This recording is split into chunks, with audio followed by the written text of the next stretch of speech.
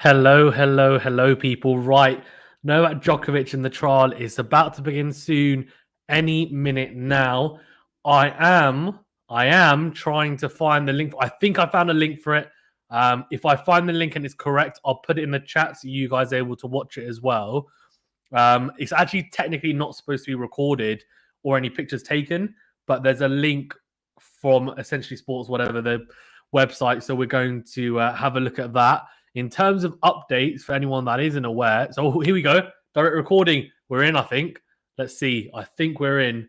Thank you for everyone who's joined. John Wick saying this isn't about Djokovic or even tennis. It's about freedom, the right to decide what you put into your body yourself and not other people. John Wick also says if he is deported, it's freedom that is being deported from Australia, not just Djokovic. I was thinking, well, you're watching it? Yep, I think I'm about to get the recording. And if so, I'll put it in the chat so you guys are able to access it as well, because why not? In terms of other updates, there's a lot going on. So for a bit of background for those who aren't aware, obviously we know Novak Djokovic got his visa cancelled because his medical exemption was seen as unfit, where he said that he'd got COVID in December. So that's why he got the medical exemption from Tennis Australia anyway. But then the Australian government have said no when he's come to the country. He's been in a detention centre, in a hotel. But apparently, now this is really weird as we load into the room, hopefully, so we're going to get access to the recording. And then if so, I'll put the link in there. Australia's Home Affairs Department could still cancel Novak Djokovic's visa. What? Even if he wins his highly anticipated court case in Melbourne on Monday. How?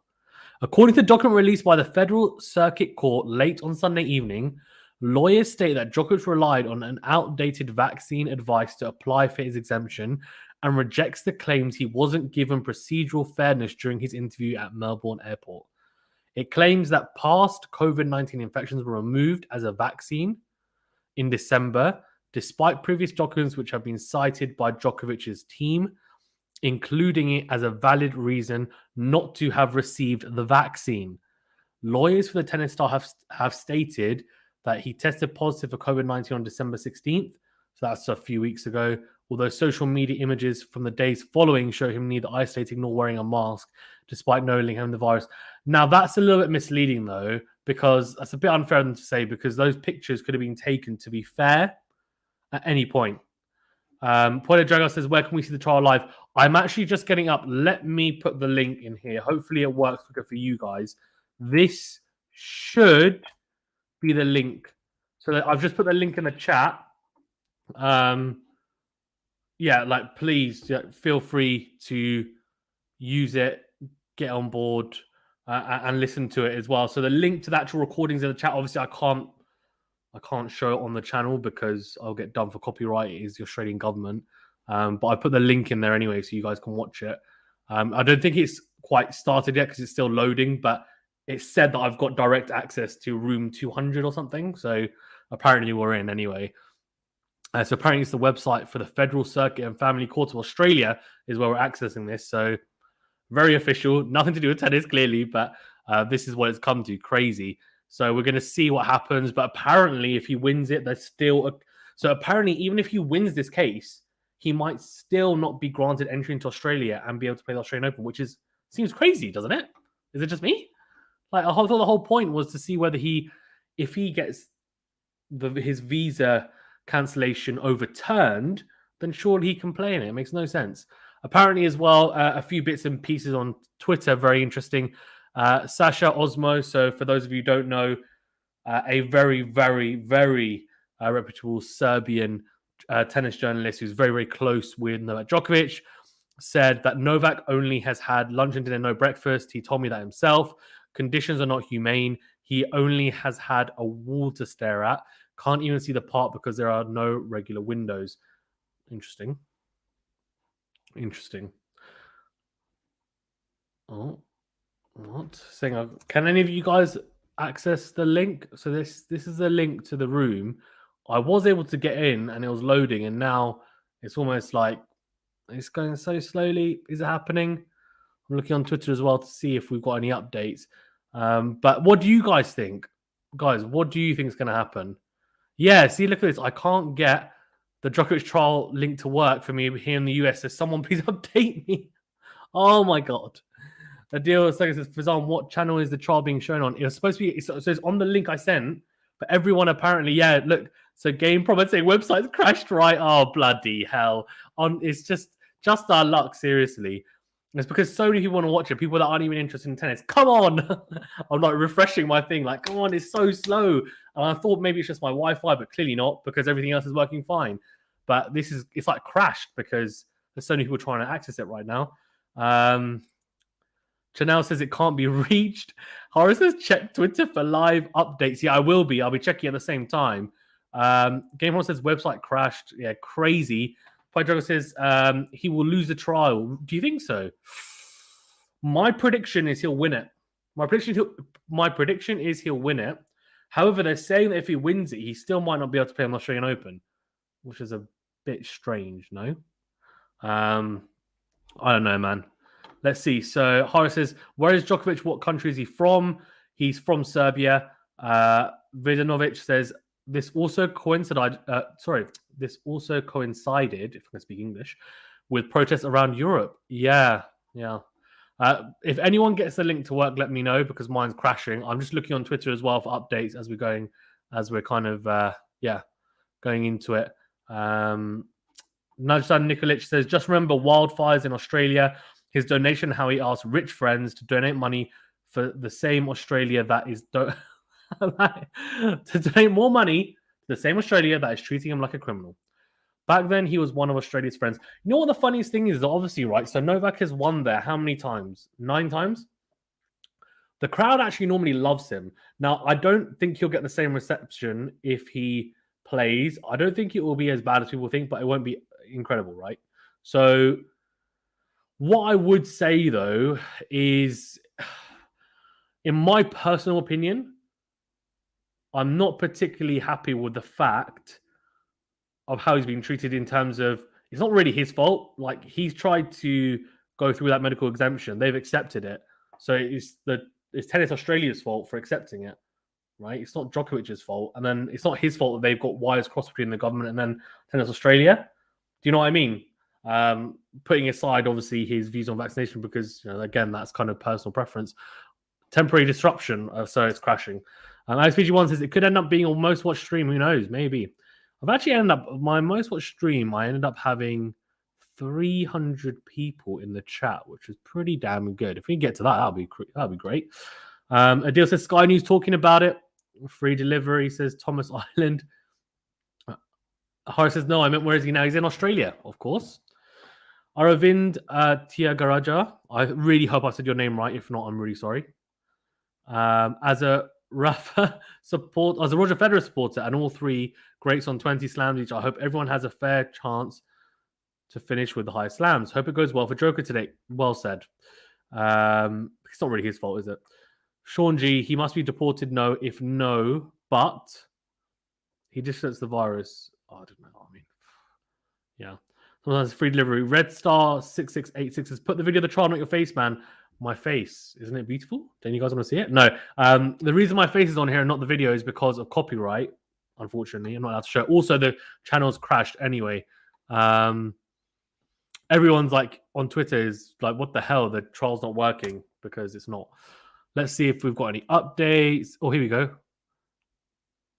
15 seconds. I'm trying to get through it in a different avenue. So let's see. If I do, I'll put the link in here. I have put the link. Let me put the link again in the chat. It's crashing. There's no point. But yeah. Everything's crashing. Bloody hell. Isaac says, Tennis Australia got nothing to do with the border. Border don't care about tennis. That's the problem, right? Though that's the problem, isn't it? Like, the problem is there's a disparity between what Tennis Australia thinks okay. Like, so Tennis Australia, like, yeah, perfectly fine. Medical exemption. He had COVID in December. Yeah, great. Here we go. And then the government, though, are saying, no. I don't think so. You're not allowed in. And then they're like, oh, whoops. Also, guys, we've got over 140 people in the chat. Thank you very much for tuning in. Please remember to smash the like button. It's a big thumbs up button. Doesn't cost you anything. And do subscribe to the channel as well if you don't mind. And if you want to get more videos like this. Click the notification bell as well to get alerted to all the new videos. I put the link to the trial in the chat. It is crashing though, so I don't know how much use that is to you guys at the moment. Temporary disruption, apparently, according to the site. On Twitter, we're just seeing what's going on. Please spare me. I'm more interested in watching paint dry, says someone on Twitter, apparently. We've got everyone talking about how the server is crashing for the live stream of the Novak Djokovic hearing. So apparently no one knows what's going on. So we need an insider in the courtroom. Does anyone know anyone inside the courtroom? Najdan Nikolic says, that's the point. They told him that there is a way to do it, and now he's a prisoner. I don't know if they told him. Obviously, the regulations were there, right? So he said, okay, well, I'm going to try and do this. Now, if Tennis Australia had turned around and said no, they're not. That's well within their right, of course, right? It is. But they didn't. They said it's okay. Now, that's the issue because they're not on the same wavelength as the government. Now, you can't do that. Like, it's just not. It's not right, is it? CR7 Rock 77 says, can you possibly post a link of the trial in the chat? I have. However, it's crashing, so I don't know how much that's going to help. Thomas Island says, free Djokovic. He's not going to ace it in a corrupt state. His backhanders are not working down under. I do not get that. Polo Joker says, Corona is not a virus anymore. Oh, I don't know, man. They use it as a weapon against... We've got some interesting comments here. Let's go through them. Maya Jurovic, I hope I've said your name correctly. He says, when is it starting? It's actually, well, it should be starting now, but the links are just crashed completely because everyone's trying to get through it. Oh, here we go. So the spokesperson of the Serbian Chamber of Commerce wrongly said that Djokovic's visa was approved by 2 independent Australian panels made of medical experts. Oh, that's interesting. Very interesting. What? Very, very interesting. Trying to see what's going on here. No one's able to watch the stream. Apparently. It's supposed to start now, but yeah. Moat Bridge says, are they fixing the link? I hope so, because otherwise I'm going to be watching myself talking to you guys. Put a joke says, I'm vaccinated, but I also don't care if someone else is not. I mean, it should be your decision. Of course, your decision. Najdan Nikolic says, but Tennis Association was in contact with the government, which makes it even worse. Moat Bridge says, I'm unvaxxed. Up to you, mate. You know, your personal decision. If he is denied Australian Open, the accumulated energy will unleash at the French Open. That is a very kinetic way of thinking, Pramod. Maya says the link isn't working. I know. Maya says it's a virus of the vaccinated now. Okay, interesting comments. Mark says he is not a prisoner. He can leave at any time if he wants to. Yeah, he's not a prisoner. Agreed. So yeah, look, he's not a prisoner, is he? I mean, let's be honest. Let's see. How many of you think he's going to win it?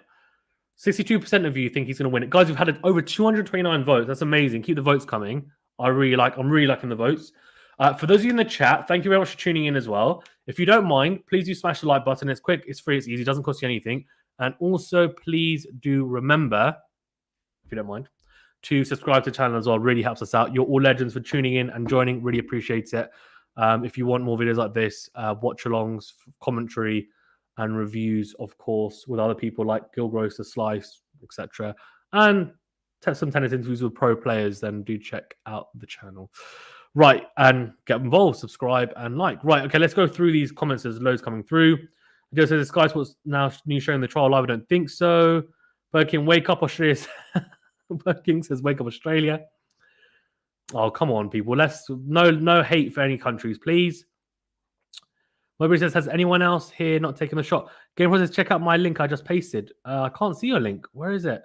Where is it? Game. Where is he? Game Pro Mad, please can you put the link in the chat again? Because I want to check that out. Because I cannot see it. And I want to get involved. Mark Hansen says, update from the court. The hearing hasn't started yet and are aware of the tech issues and are onto it. Thank you, Mark. Mark, you're inside the courtroom, aren't you? You're inside the courtroom. We've got an insider.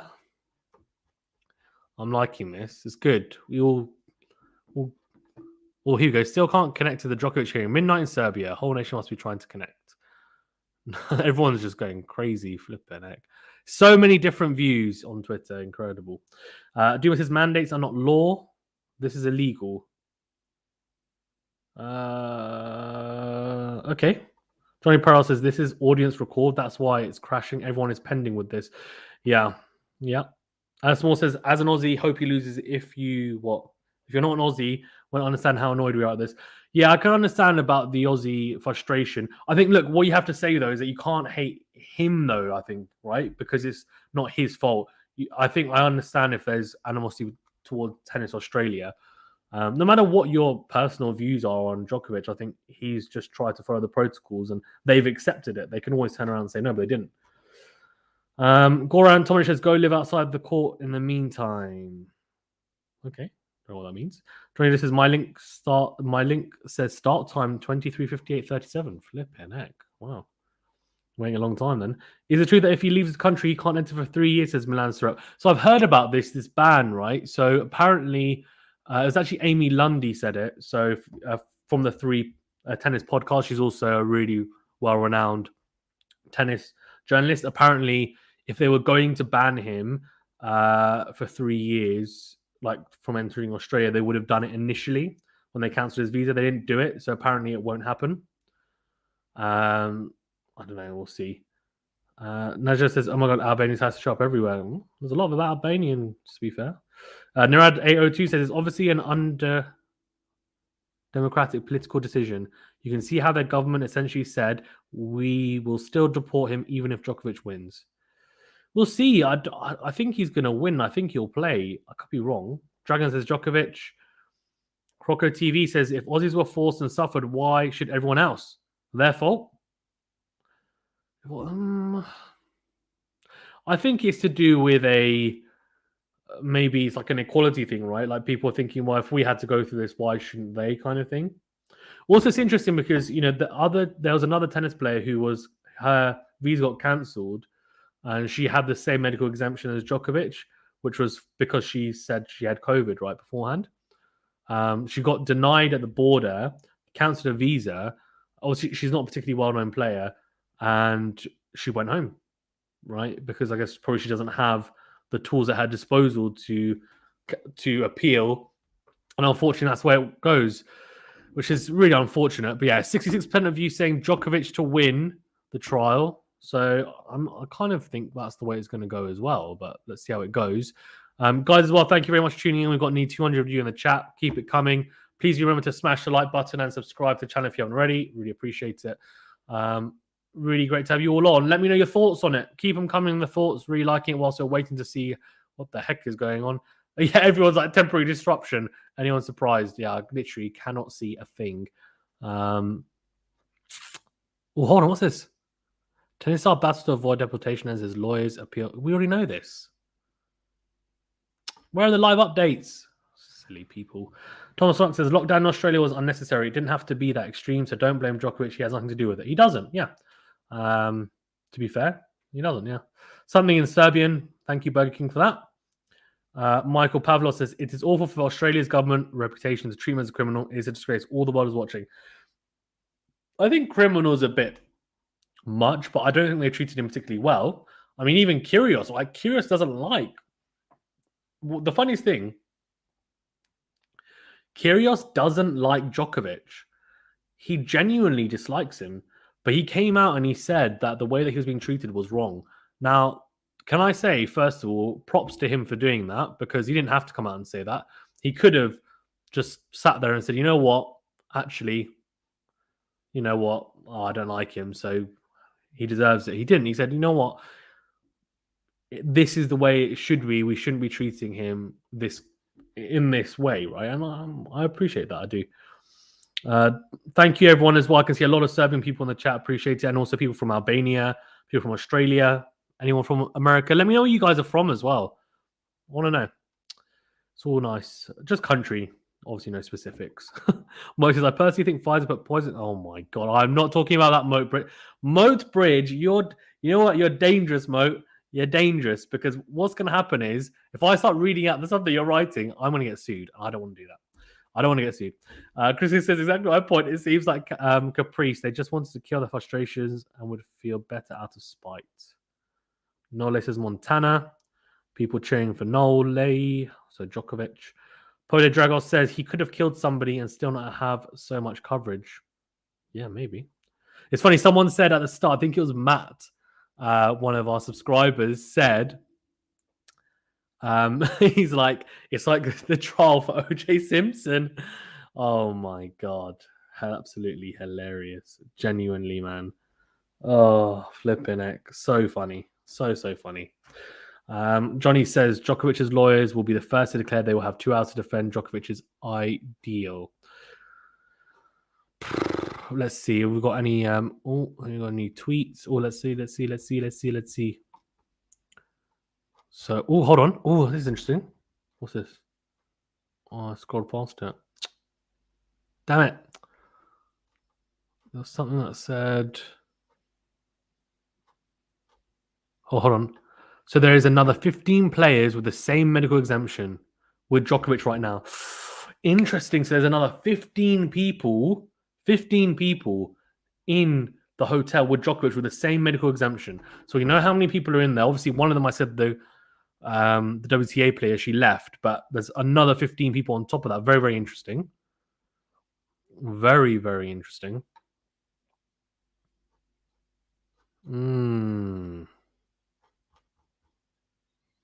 Okay. We were kind of getting some information out here in dribs and drabs. Very interesting though. 15 other people. Wonder who they are.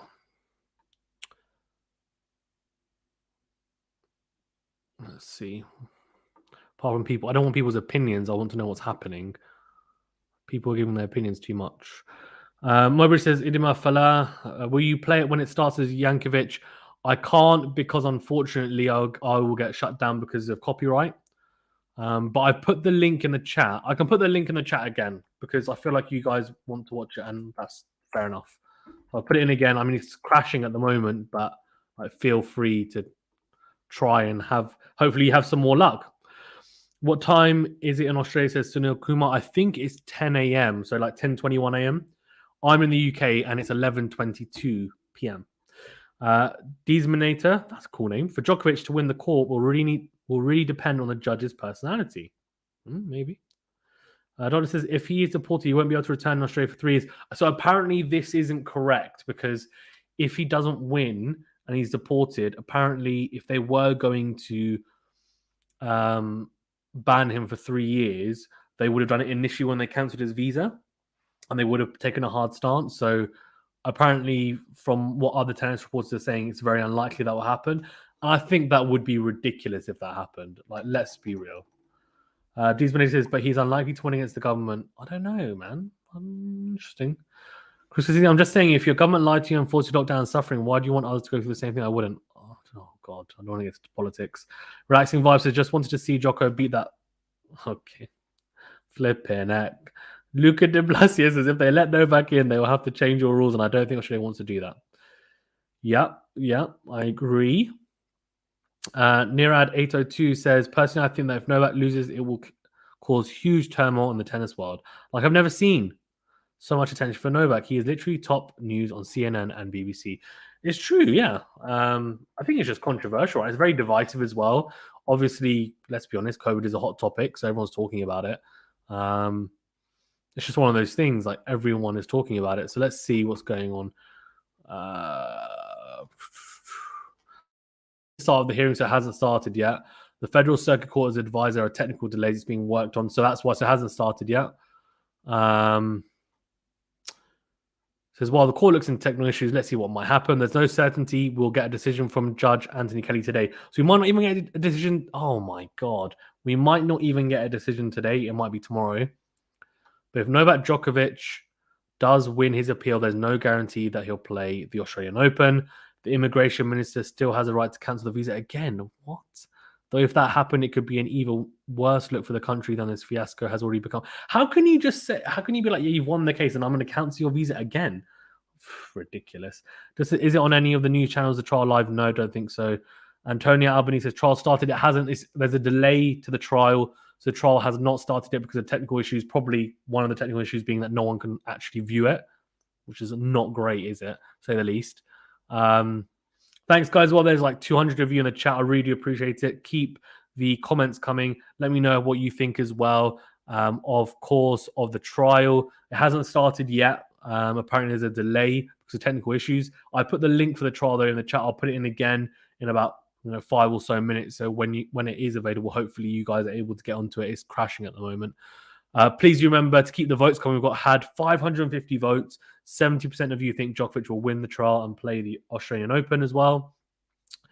And yeah, 200 of you on the chat. So if you can keep the likes coming, that would really help, if you don't mind. Of course, helps the algorithm, all that stuff, you know what I'm talking about. And do subscribe to the channel as well if you don't. It really, really does help. I do appreciate it. Thanks for tuning in. You're all legends. Great to have some new faces on, as always. Ojlan saying Nole, so very, very happy cheering him on. Thomas Knox says, how someone who is tested regularly can be a danger for anyone. It's interesting, isn't it? Well, I'm not a doctor. I probably shouldn't answer these questions, should I? The medical type questions. Vidanovic says, Kyrgios said that media blew their relations out of proportion like 30 times. Yeah, that's what I'm saying. Like, Kyrgios doesn't get on with Novak Djokovic, but he's honest, to be fair, in the way he speaks. And that's why I actually don't mind him at all. I think he's a little bit misunderstood. And what he said, I thought, was quite mature, to be fair. Dizminator says, Kyrgios defends Djokovic and Nadal blamed him on the whole ATP tour in lockdown, except Berrettini, who supported Novak.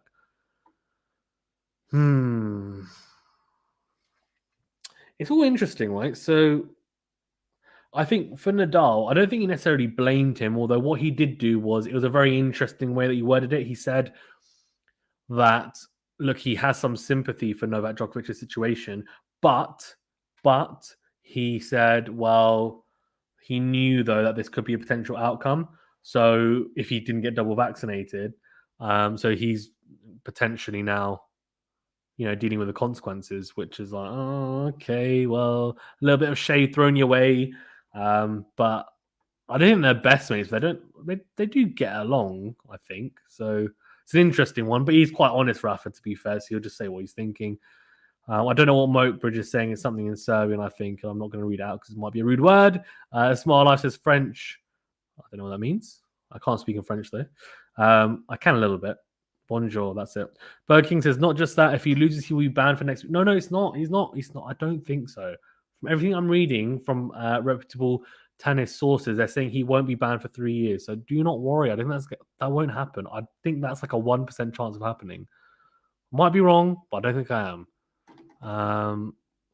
There's live reporting going on. There's 70. Apparently, the BBC has like 18,000 people viewing the page, and they've only written like 5 lines. Hilarious. Lorianne says, "Oh, from the USA here, and let's go Novak. Nice. Great to have people on from all different territories like it. Oh, here you go, Milos. Oh, nice. Says he's from Serbia. It's midnight. Awake until the end. Nice one. Joshua Phillips says, nobody should disclose their medical stuff. It's tyranny, and the passes are the end game. You know what's interesting, though? I don't think he wasn't required, was he, to expose his medical records publicly. I don't think he was. I think they offered the information, if I'm not mistaken, which is interesting. Like, Djokovic didn't even need to say, to be fair, that he'd got an exemption. He could have just kept it quiet, and then we might not have even found out about it, to be fair. Could have just flown over there, might have had issues, and then they could have just covered it up and just said, oh, something's happened, but then be very vague about it, go through the whole trial without you knowing. To be fair, probably just wanted to keep his fans informed, I guess, because a lot of people were unsure whether he was going to play it or not. But in the end, it looks like, well, his intention is to anyway. Thomas Knox says, Austria here. Wow. Are you the first Austrian person on the channel? You might be. No, actually, I think we've had someone before, but nice to have you on. JD says Greece supports Nole. So from Greece, nice. Serbian in the US. Okay. CC Band says from Serbia as well. I like it. It's interesting, actually. Let me know can you guys let me know your thoughts on this? So Crisco TV says, by the way, what is your thought on him getting infected on December 16th, but he was out with the kids taking photos on December 17th? So the thing is that he may have been infected on December 16th, but is that necessarily the date that he found out he was infected? Does that make sense? Like, could you? But then I guess you can't just say, well, okay, a week, a couple of days later, I'm infected, but I started being infected from 2 days ago. Unless you do, I guess, a very in-depth like testing, which you might have. He's a tennis player, professional one, the best in the world. So also the pictures as well. Was he pictured? Was it a live picture? Was it pictures that were just released on Instagram and then they were pictures taken previously?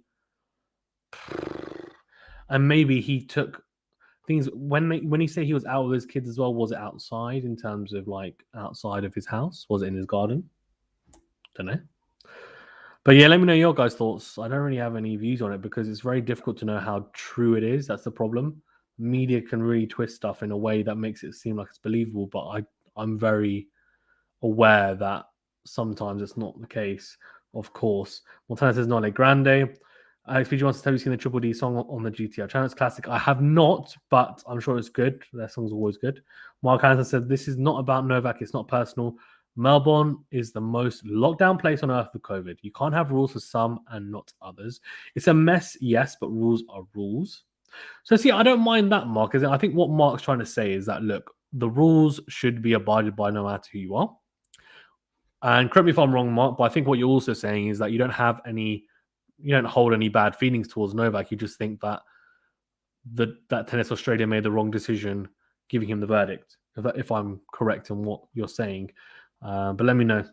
Ryan says, it doesn't matter if he was out and about because the virus is everywhere, herd immunity. Relaxing Vibe says, what about Rafa being positive on December 20th? How come he doesn't do a 14-day quarantine? I don't think it's 14 days anymore. That's why. They've cut it down. So, for example, here in the UK, I think, and I could be mistaken, it's 7 days. I think it's 7-day quarantine. So the 14-day quarantine doesn't apply anymore. Unless in Australia it does, but here in the UK it doesn't anyway. Milioka says, we love you, Noel. Greetings from Malta. From Malta? Nice. Very good. I think you're definitely the first person from Malta, Milioka, so thank you for tuning in. And hopefully I'm not butchering your names. And if I am, I really do apologize. Please do correct me because I don't want to be butchering people's names. D20 says, Critical TV, if you posted it on the 17th, doesn't mean it was taken the same date. Journalists are incompetent. Yeah, that's the thing. That's why I was asking. Yeah, Pudo Drago says, I got vaccinated for free, and he doesn't get vaccinated for 4.4 millions. Don't get that. Michael Pablo says, Novak Djokovic is a world ambassador, not just a number one tennis player. This should never happen. It's just terrible. Says Canada here. Nice. Thank you for tuning in from Canada. Would love to see Djokovic play. Yeah, I think, look, and I think this goes without saying that if you're a tennis fan, unless you so badly dislike him and you're like rooting for, I don't know, Nadal. Look, I'm a Nadal supporter, but I really want Djokovic to play because you want the best players there.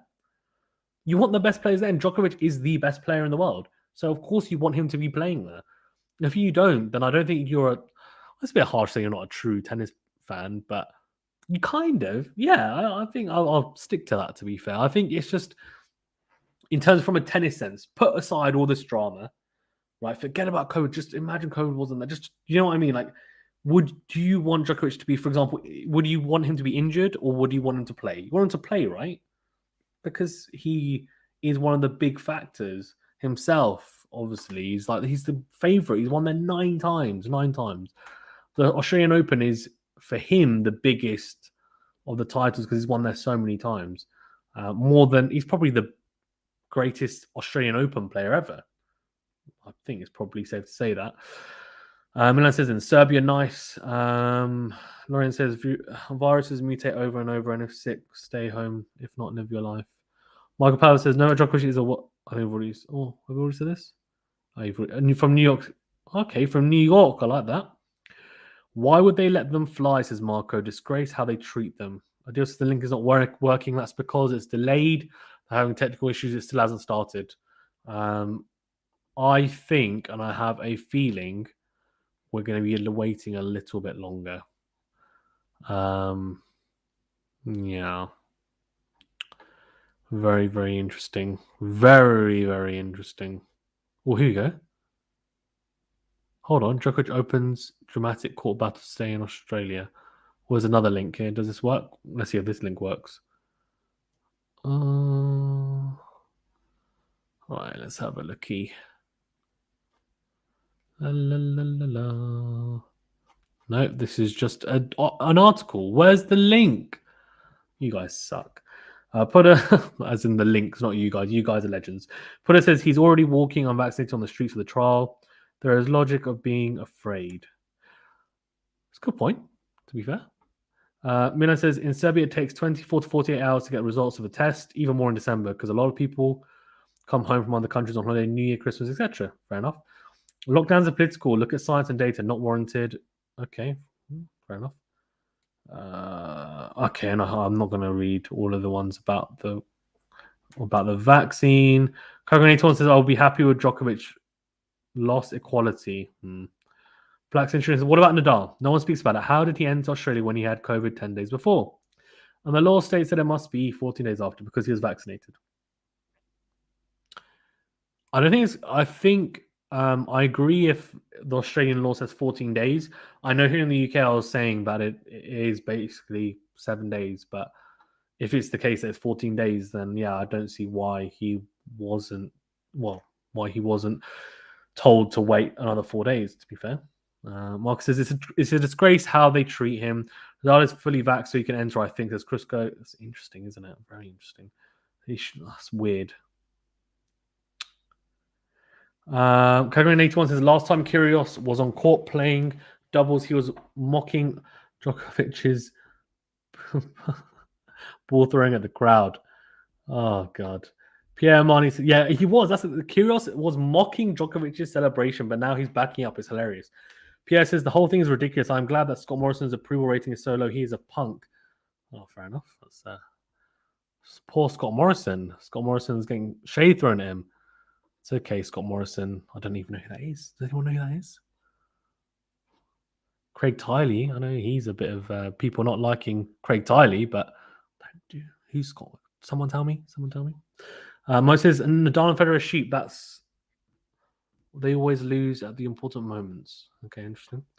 Chris Castillo says, quality shot. Are you annoyed your moustache is not connected to your beard on the right side? Little banter. On my right side, is it? Hold on. So he means hit. You know what? You got a good point, actually. It's not, is it? It's not quite. Yeah. I'm not quite a real man yet because it doesn't. You're right, actually. Yeah. This, yeah. Enough of my bid. Lucas says a lot of people that are rejected or held in Australia for state restrictions. Why is it a problem now that Djokovic is in the same situation? SPG1 says no vaccine, no tennis. I am vaccinated. Says I am Branko, but this is what they are doing to him is outrageous. Marco says support from Switzerland. Free Nole. I can't pronounce your name because it's not in English, but he says, for me, it's absolutely unacceptable how Australia discriminates unvaccinated people. This policy means I cannot go to Australia as I have 80% chance my legs has to be amputated, according to my... What? Interesting. Yankovic says, when is it starting? So there's a delay. Let's see. Is there any update on when it's starting? Because there was a delay because of technical issues. Thank you guys as well for tuning in. Great to have you all on. Great discussion. Keep it coming. I think we have like over 200 people in the chat. If you don't mind smashing the like button, it really does help us by hitting the thumbs up. And do subscribe to the channel as well for more content like this. We do live watch-alongs for matches. We do collaborations with people like Gil Gross and The Slice. We do reviews. We do previews. We do draws. All sorts. So, yeah, get involved. And we are trying to do more and more interviews. We've done our first interview with WTA player Jamie Loeb. Do check it out. And trying to get more people on. But tennis players are not easy to get on for interviews. I'm just checking now. There's no updates at the moment.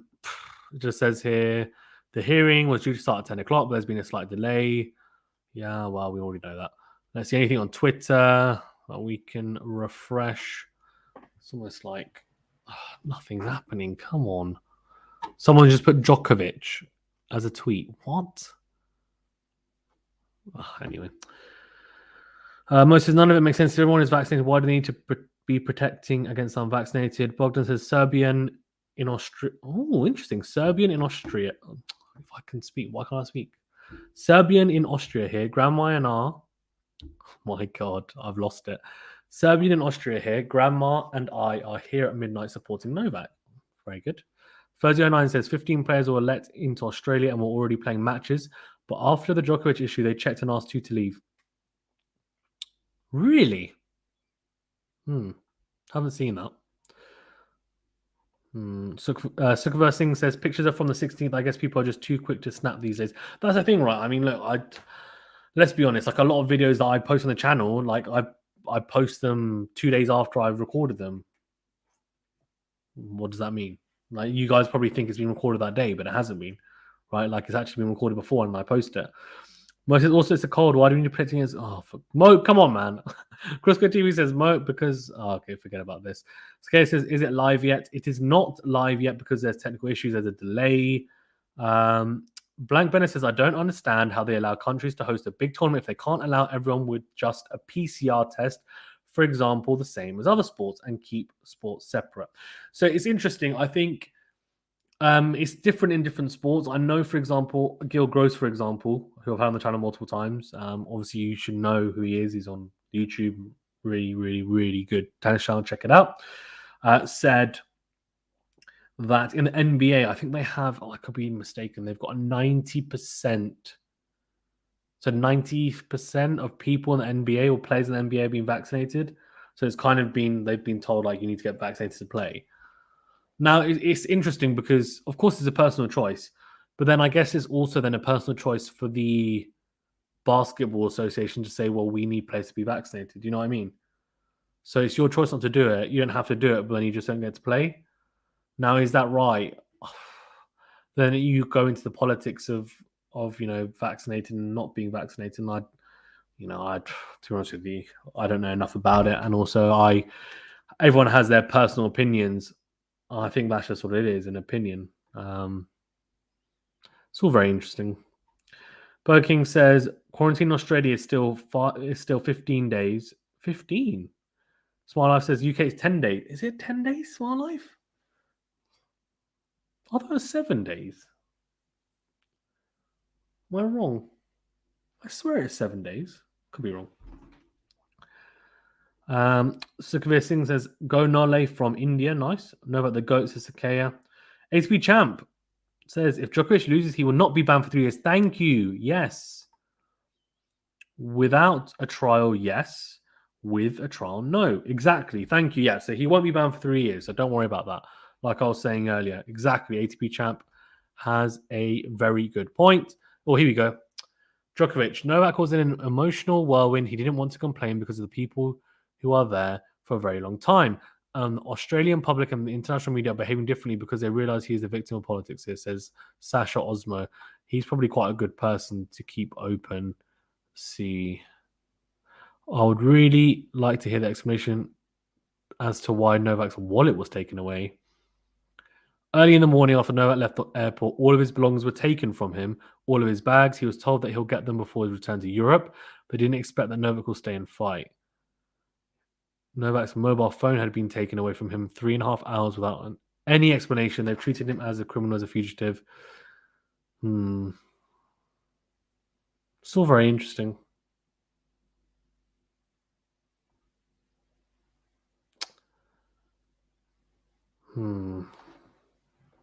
Live from Nick Angel says, exactly. These says, guys, who do you think will win the Australian Open without Novak? I would make Zverev my favorite, and then Medvedev, and then Nadal. That's a good point. That's a very, very good point. You guys let me know. Who do you think, actually, in the comments? What do you think? If Djokovic doesn't play, I mean, Djokovic is the favorite. So I think if he's playing, I think most of you will say Djokovic because he is the favorite. Despite Medvedev winning the US Open, I think being a fresh year, being the Australian Open, he's on there 9 times. There's no pressure of the Grand Slam. Like, he'll be the favorite, no doubt. If he doesn't play, who is your favorite to win it? I guess if he is playing, he's your second favorite then, if you think he's going to play as well. Paramount says they are fixing the live stream first before they start the hearing. Oh, God, they're going to be here forever. The IT guys are not doing very well, are they? The tech guys at the hearing. Come on, guys. It's ridiculous. I'm going to be in bed still streaming. Mark says Tennis Australia approved him for playing, not a visa to come to Australia. Visa approvals are automated process here, and at border, you need to show proof to back it up. Rule for Australia citizens only.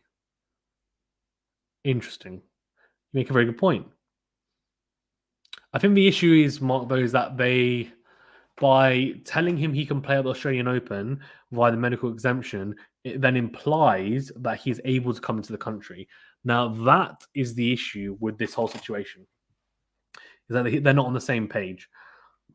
Or they wanted to completely distance themselves from blame for not letting him in the country by saying, well, we'll allow him, right? We'll give him permission, and we know that when he gets to the border, they're going to stop him, but it's not our fault. Let them deal with it. Hopefully that's not the case, but if it is, it's poor. Vincent Spencer says, it's the border force tennis expect him. He's been infected. I love Novak Djokovic, 9 times champion. The other teams players are bitching the top media thing. Okay. Milky XV2 says, if Djokovic doesn't play, I will personally come to Australia. Oh, come on. Come on, guys. Keep it clean. Polo Drago says, Bucharest, Romania here. Nice. Maybe it's just a publicity stand agreed upon by Novak and the Australia government, or just a media attention. You know what? I wouldn't be surprised if they just kind of are like, yeah, media, and then, yeah, it's fine, just play. But who knows? Someone said here, the Novak Djokovic fiasco highlights the lack of coordination between the federal and state governments and other sectors in the health system. This affects millions of This affects millions of Australians with chronic and complex conditions every day. It just doesn't make the headlines. So clearly, this is something that's, well, they're saying it's endemic in the Australian system, unfortunately, where like governments are not matching up, which is just really poor. Well, here you go. The hearing begins. Oh, what? The court has confirmed the hearing is now underway, but due to the technical difficulties at the court, that sucks. It's still not possible to hear what's going on. The court is working to rectify the situation, a representative said. Oh, come on. So it's just started now, but there's no available stream at the moment. Well, there is a stream. I put it in the chat. I'll put it in the stream again. But we're not able to listen to it because they're still trying to sort out. The IT guys basically are rubbish. Oh, hold on. Am I in? Oh, I might be in. Come on. Push through. Come on. Djokovic's lawyers will start first. According to their weekend court submissions, they will argue that a tennis player was treated unfairly and without proper process at the airport.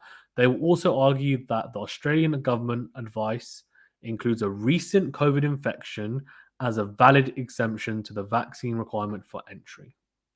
I'm hoping that I'm in. It's a blank screen. Nothing's coming up, but at least it's not saying I've timed out. Mark says, update. The hearing has started. Yep, as I've said. Simone Palmieri says the deadline to present a COVID test was the 10th of December, and Djokovic presented it on the 16th. Tennis Australia made a bad decision. Our laws are very clear. Interesting. SPG1 says, are they running late, or is it a streaming issue, and has it already started? They are running late, and it was a streaming issue. They've just started, and the stream is still not working. The tech guys are rubbish. They need to get some better tech guys. Sakir says, have you seen Andy Murray's latest tweet? I have not. Let's have a look at it. Why not? Andy Murray. Love Andy Murray. Well, hold on. What's this? Please record the awkward moment when you tell them you spent most of your career campaigning to have people from Eastern Europe deported.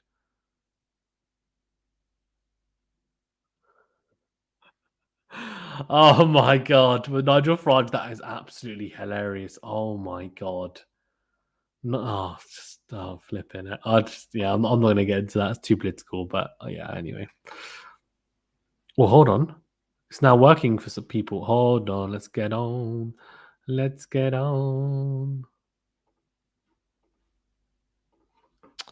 Why is it not working for me? Is it working for anyone else? I'm going to put the link in the stream again. Guys, hopefully it's going to work for you guys so you can access it. I'm putting it in the stream again. Go for it, guys. Get involved. Let me know if you can access it. This is ridiculous. Simone says, every person who enters the country without a valid visa has a 3 years ban. No, that's not the case. No, it would be a lunatic to fly across the world just to try his luck with the border force. This is clearly a political thing after such a negative reaction from the Australian public. Sokol says, Australia... Oh my God, bloody hell. Whoa, guys, keep it clean. Fireball says, greetings from Portugal. Nice. Thanks for joining. Vincent Spencer says they play tennis with no crowded players with a test in another tournament. Russian and Serbia Orthodox brothers. Fair enough. Novak Reds. Oh my God. What am I reading? Guys, keep it clean. Serbian is Austria, lol. That was a beautiful story back in 1914. Actually, it was Austrian and Serbia. Woo! I1 says, trim the connected part of the moustache so that it looks even. God, that's so much effort. No, I can't be bothered. Amsterdam says, Djokovic made public post about going to Australia not being jabbed. He did know Australia's approach to Cove. To me, all of this looks like stage. Things don't add up. He will not play. At the beginning, I was for letting him play. Interesting. Fireball says in Portugal, it's 7 days for quarantine. Guys, is anyone's stream working? I'm just going to go down and see. Bloody hell. Can't see anything. Can anyone access the stream? Please let me know if you can. CC Ban says Nadal entered Australia after crossing COVID-19, but he did not dare because 14 days had not passed. No one asked that question. I'm going to go on Twitter and try and get updates here because this is ridiculous. So Ben Rothenberg is going to be keeping us updated by the looks of it. Let's see. So he's got audio. Oh, hold on. Interesting. Oh my God. You're going to have to drag yourself back to the last century. I hate acronyms. There will be no oinks. What? Nothing of that nature. Folks, we've got a crotchety judge. Oh my God. What the heck? Crisco says, well, for me, it's I don't trust it's a good. Oh, okay. NBA shun non-vaccinated players, says Gary. Said, now, when I look how many things don't add up, I'm not sure. Antoine Badal de Peretti says, the law is harsh, but it's the law. Yeah, true. Vizatinka says, I don't believe it. I know that Nole is the winner. Djokovic wins and doesn't play. Australian Open support for Novak from Croatia, says Goran. Interesting. Burking says, I think surely if he wins, he'll play it. Just sounds a bit crazy that he'd win it and then wouldn't play. Guys, we've had over 1,000 votes, which is great. 76% of you think he'll win it. 51 likes. Keep the likes coming, please, if you don't mind. Smash the thumbs up button, the like button. Really does help us out with the algorithm. And do subscribe to the channel as well for more videos like this. And we do a lot of tennis watch-alongs. We'll be doing a lot for Australian Open. So do get involved. We do it for every Grand Slam, a lot of Masters tournaments, sometimes for stuff like the ATP Cup as well. But yeah, especially Grand Slams, we're full on, flat out. So do get involved on that.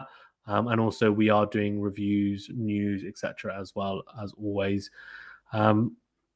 Daily when I can, and if not every other day. We all know that the whole world suffered in 19... Okay. Lou Vinali says, where's the court stream? I'll put it in the link. I've put the link, in the description. Not description, in the chat. But I am going to try and figure out what the heck is going on because no one's giving me updates on Twitter and they all suck. Come on, Ben Rothenberg.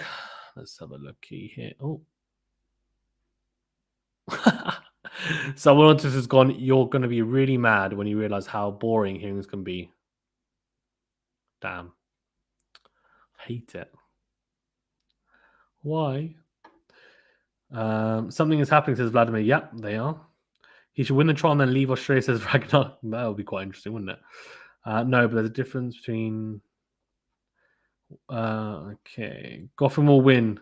Goffin, oh my God. Olivier Ceresi. If Goffin wins, that would be hilarious. If he wins the Australian Open, it would be great. Novak would win, no doubt about it. If he doesn't play, whoever wins will not be the winner as Novak didn't play. Okay. Bruh, how he boarded the plane, says Ilya Island. Nole is already the winner. Australian people didn't want Novak to come without a jab. I'll take Medvedev, Sasha, then Tsitsipas, depending if Tsitsipas plays his ball. Spimpson. Okay.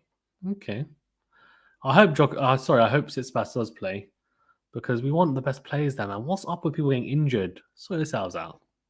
Sounds a bit harsh, doesn't it? Shouldn't say that, but just can you just stay fit for once? No? No one wants to stay fit. Where is this? Why is the stream not working? Okay, here we go. I'm going to be of limited use here in terms of telling you what sorts of case law is being cited by the judge.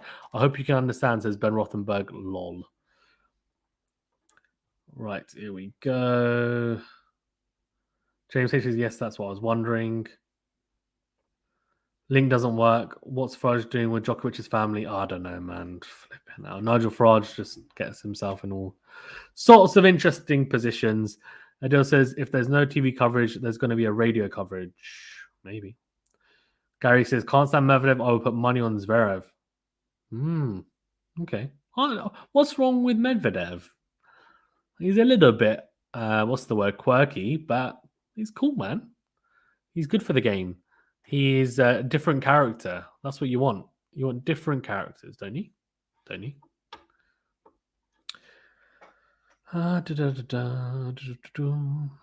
Trevizio says, as if there is any actual danger with this one man playing tennis law. It's such a joke. What are we scared of? Interesting.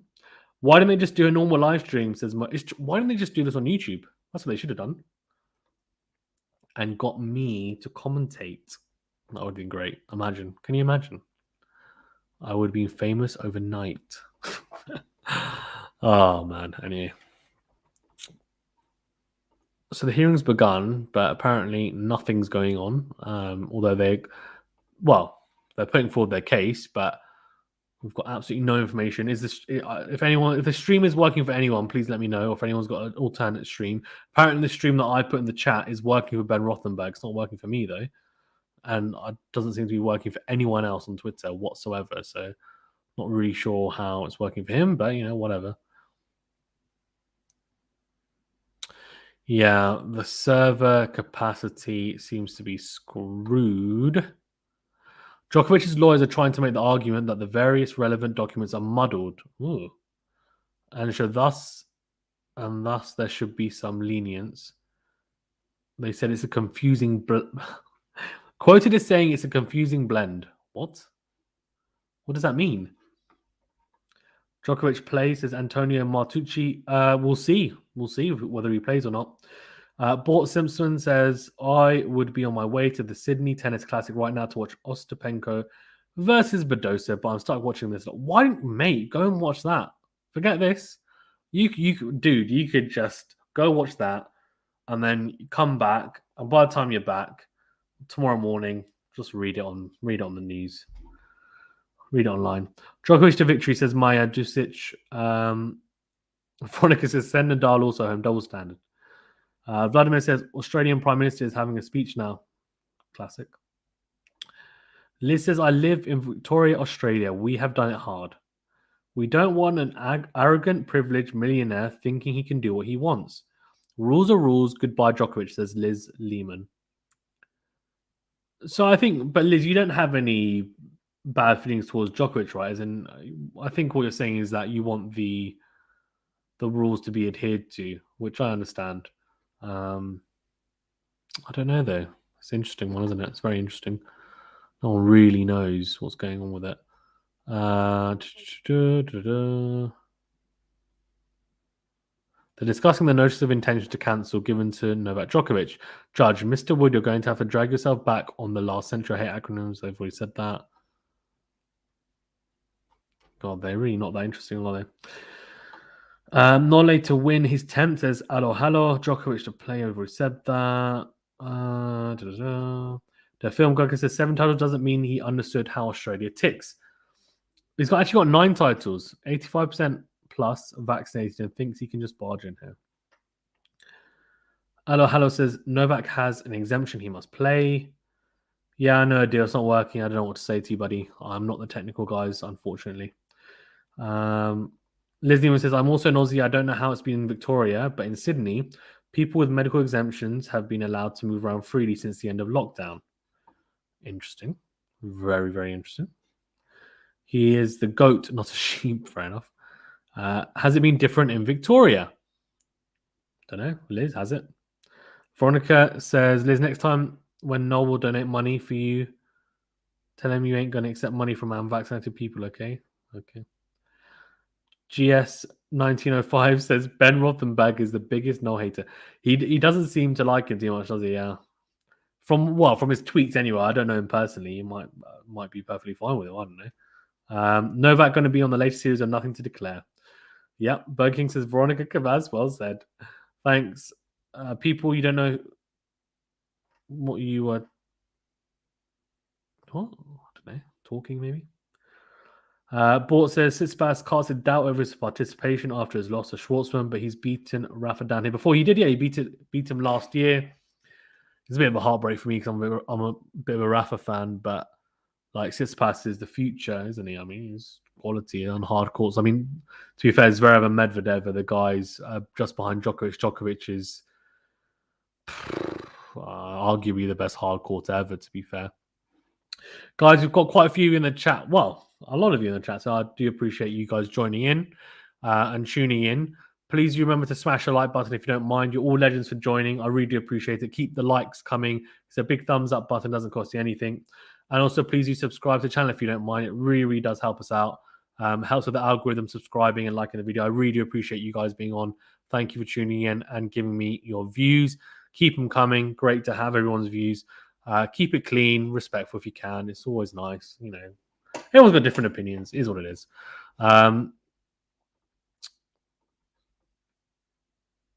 You can be famous only in your house. Okay, thank you for that.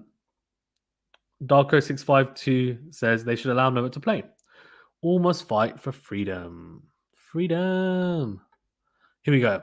Got some updates. The judge is not swayed by Djokovic's team argument that professional implications for your client are an important consideration. Interesting. The judge says, but similar implications could arise for anybody. What? Okay. Optics. The Djokovic side is 3 older white lawyers in a fancy high-rise conference room. The government side is represented by 2 much younger lawyers, 1 man and 1 woman. All 5 lawyers are wearing black robes and fancy white collar ribbons. Very interesting. That doesn't really mean anything, does it? To be fair, what they look like, but very interesting. So it looks like they're playing a bit of hardball. Fancy white ribbons, hilarious. So yeah, so interesting. So far, I mean, from the limited information we've got, apparently they seem to be taking a hard stance initially. Anyway, the lawyers on the Australia government side, as Djokovic's lawyers make their case. Is the recording working for anyone? Let me know, because it's not working for me and it's really, really frustrating. Really, really frustrating. Stop working, says Polo Dragos. Yeah. This isn't good for tennis, says Nicoletta. He is number 1, but I will support everybody in his place. Amsen says, interesting approach to donation. So does it mean if someone donates, he or she can do whatever they like? Port says, good advice, lol. Djokovic to Antonio, man. Okay, what's going on with you, Antonio?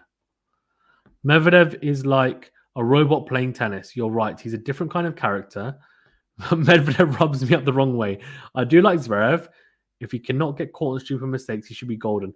Yeah, I mean, Zverev seems to be the guy who has the best base out of the rest. Like, you know, we're excluding the big 3. He seems to have the most sound base, like really good backhand, good forehand, really good serve. Second serve, yeah, needs a bit of work, but, you know, in the back end, it was really good. To be fair, it was okay. He improved it. It wasn't as erratic. Didn't make as many double faults. Pretty good transition game as well. Good at the net. Just seems to have a bit of everything. Decent drop shot. His slice is not bad on the backhand side. Like, obviously, there's still things to improve, but in terms of his fundamentals, basics, like, I feel like he's got the best, like, structure to build upon. Vladimir says, is there a link for the live stream? Yes, there is. I put it in the chat. I'll put it in again. It's not working for me. If it's working for you guys, then, like, you know, fantastic because it's not working for me.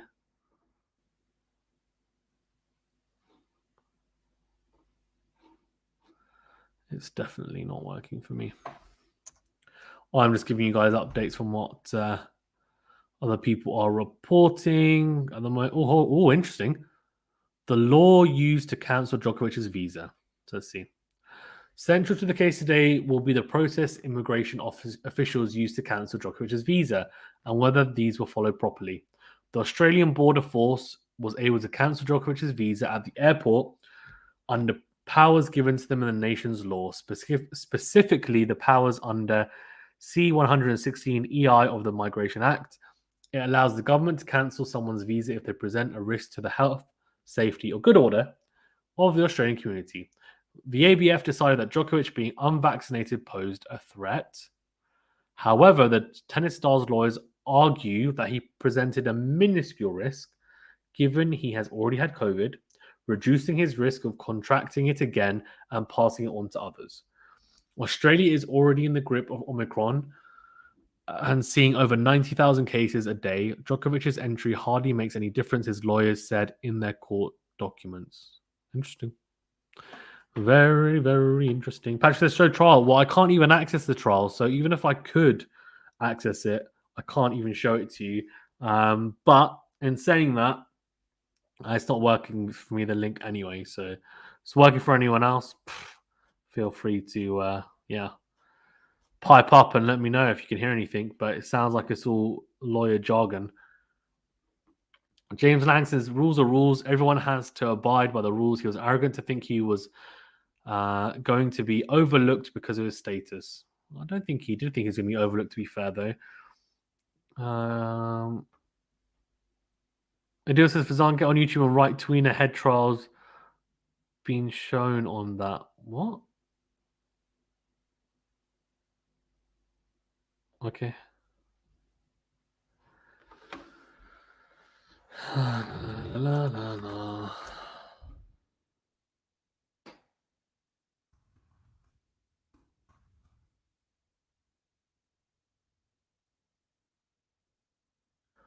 Right. Let's see what's going on, eh?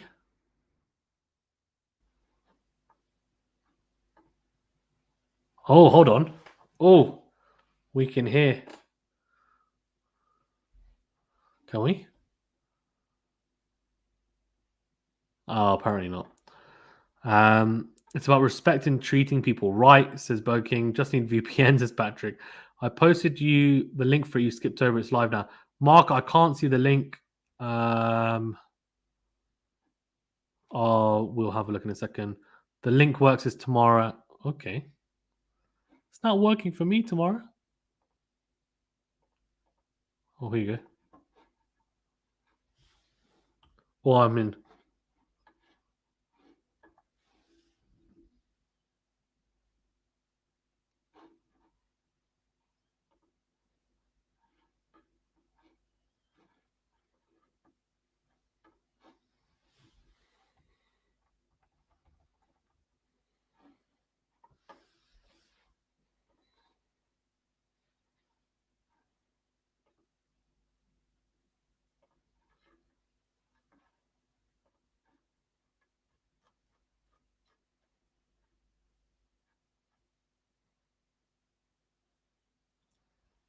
Oh, very interesting.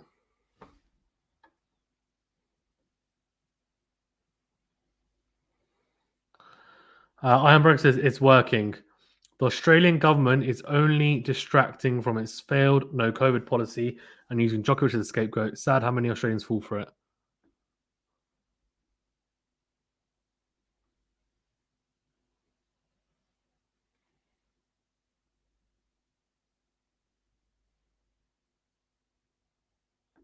Oh, it's just all legal jargon. Like, I just need someone to just summarize this for me, man.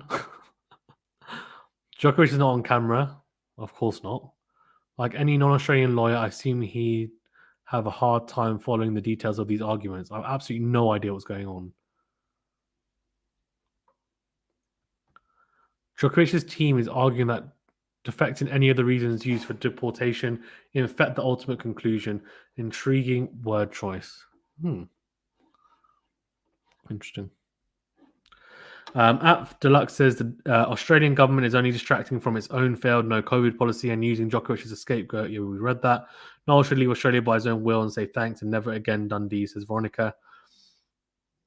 Amsterdam says, Burger King, can you tell me how? Oh, fair enough. La, la, la. Facts in a Minute says, can Novak do his Zverev and beat the allegations? Very good. Iftikhar Hussain says, to be honest, I don't care about this drama much, but Djokovic has a lot of controversy surrounding him. And this is why is it being held? He has an exemption and had met the requirements to participate in the Australian Open. He must be allowed to play. So he's allowed to play, but it's just whether he's allowed in the country. So, unless he can play it via Zoom, which I don't think he can. Dragan Novakovic has free Novak. There is a link. I think Sake has put it in the chat. Thank you, Sake. He's a mod. So, thank you for that. Ilchi Dimitrovsky says Novak. Diana says, where's the link? Blah, blah. He's free to leave. Hara says, what's happening? It's all just jargon, man. It's rubbish. I can barely hear it anyway.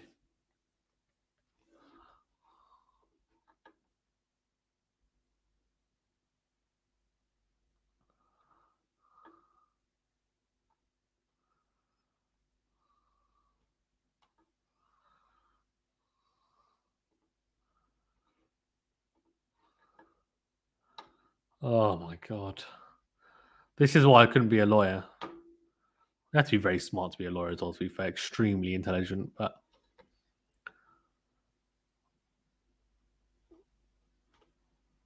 it's too much, man. Okay. Trying to follow it. We'll see. Okay. Iftikhar says Djokovic might be the greatest ever, even better than Federer and Nadal, but as a person, he is shady. I don't know. Djokovic will go on to win it, says Horace. Amson says he will not play. It's all clear. He made the deal with someone for publicity, reverse psychology. Really? Makes no sense. Sandra says it is all big BST. Or BS, I think she means. Birking says, Amson just read some of the comments in chat. Maybe you'll find the answer there. La la la la. Hey, the link's working for you on the 4th attempt. Oh, man. What's going on? My link's still not working. I'm watching it through like another channel, someone who's watching it.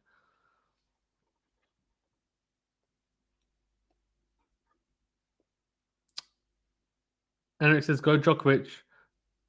Down with all the insane COVID globalists. Nice. Stefan Kuzma says link. I got it.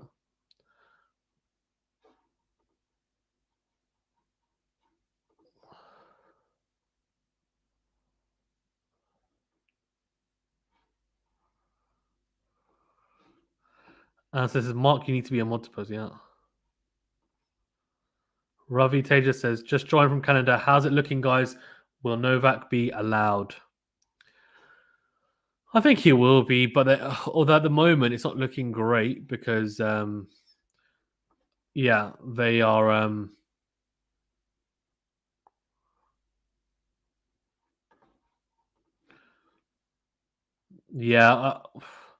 But although to be fair, they're taking a pretty hard stance, the Australian government lawyers so far. They look like they're doing it. What are they doing it on? They're doing it on Play Quick Channel, yeah. But oh, hold on, I'm in. Unavailable. Oh, what? It's fine. Medical dictator soon will need a green pass. Mobile night. Okay. Let's see. Blank Benner says people who said rules are rules. Imagine country X hosting a tournament and said only people with X hosting a tournament and said only people with X vaccine can enter the country. That makes no sense and can change history of sports unfairly. Ian Reed says the sooner he's kicked out of Australia, the better. Here it is again, says Tamara Gojovic. Thank you, Tamara. Radomir says Vincevic, Nole is fighting a battle for all three people today. Politics has nothing to do with sports.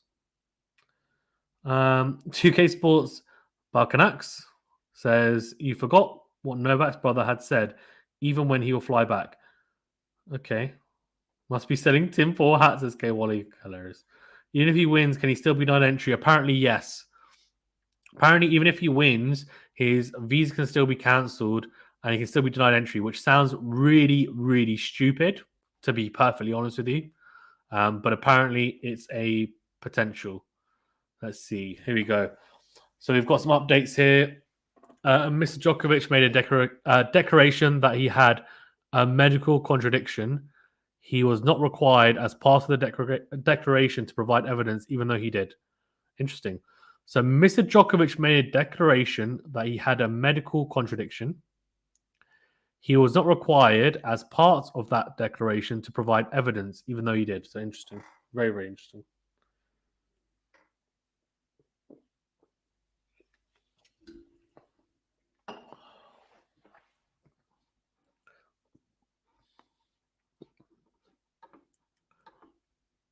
Oh, interesting. So they're basically trying to say that there's a regulation put forward. They followed all the regulations, and that if they wanted extra, then they should have said, okay, we need to do X, and then we would have done it.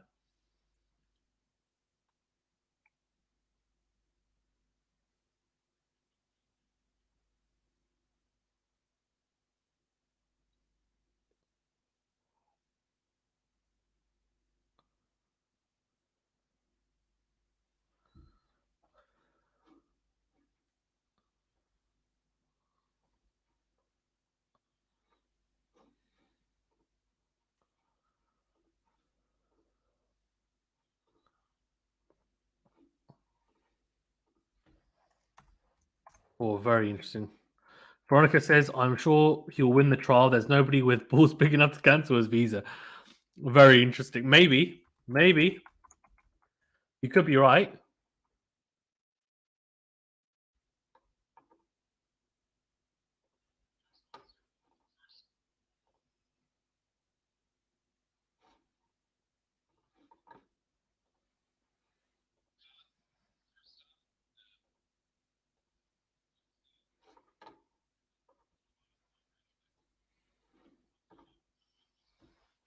Well, very interesting.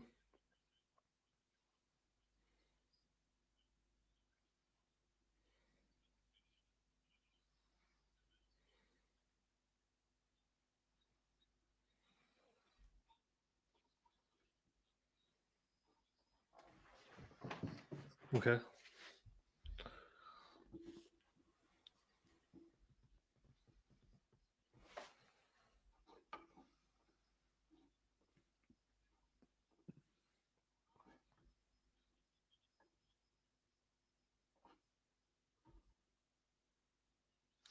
Says Quality Shot, how do your friends and family feel about the whole Djokovic dilemma?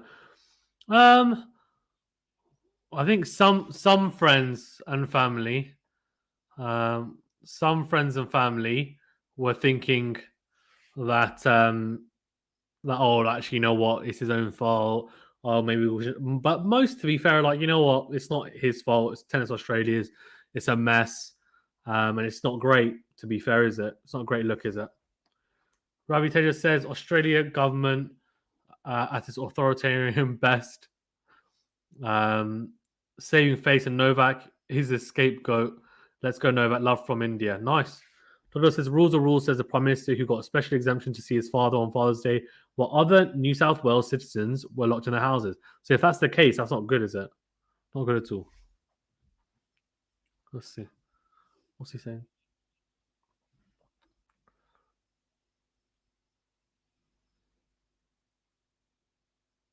Technical issues. Oh, there's echo. The judge is echoing everywhere.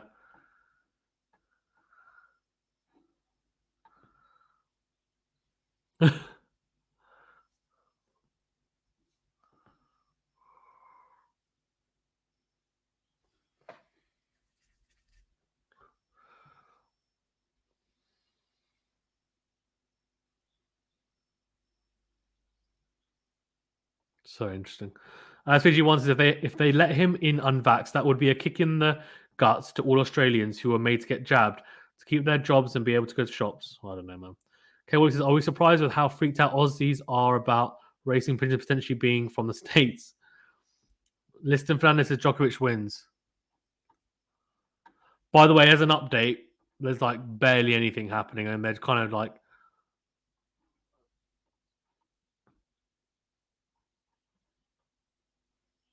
yeah, we could be here a while. The Djokovic team and the judge are always discussing possibilities of getting an extension for the argument times beyond 1:45 p.m. here, which is about 2.5 hours away. Oh my god. Flipping heck. What subsection?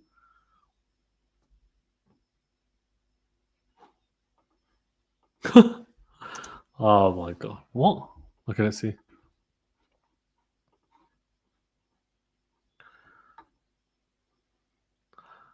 Absolutely no idea what this means.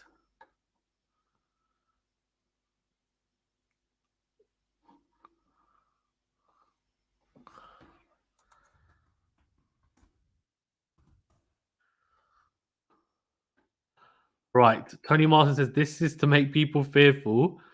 If they do they do this to someone rich and famous, imagine what they can do to normal people. It has nothing to do with healthcare.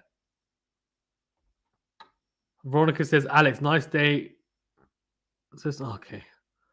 12:20 a.m. UK. Bloody hell, man.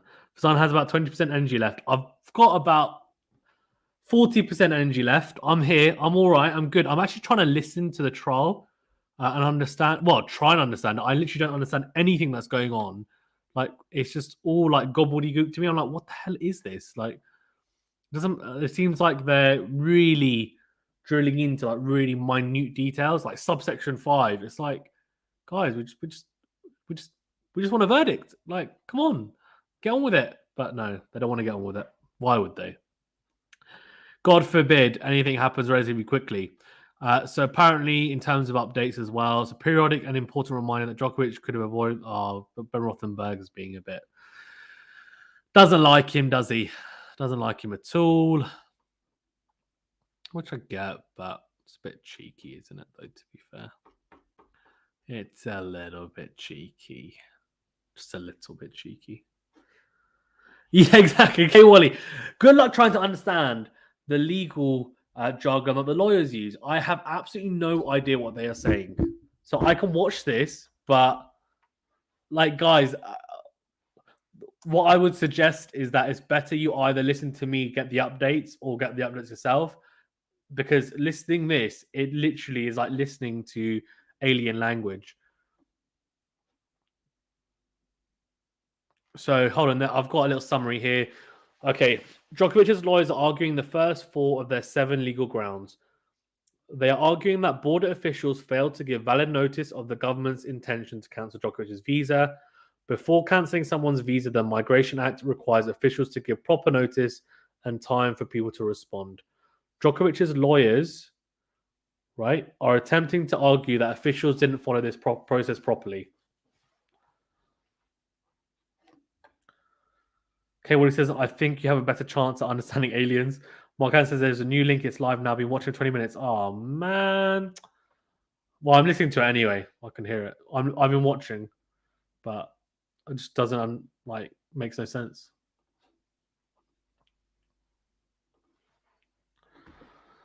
Crazy, man. Oh, okay, so crystal clear, apparently.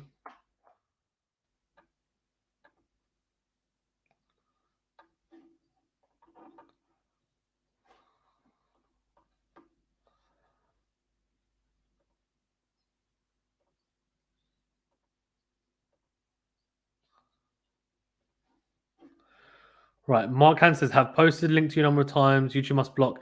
Yeah, you need to be a moderator. That's why, Mark. It's fine. I've got the link anyway, so it's all good. Thank you, though. I appreciate it, Mark. Mate, what's up with subsection 7? What? What are you guys on about, eh?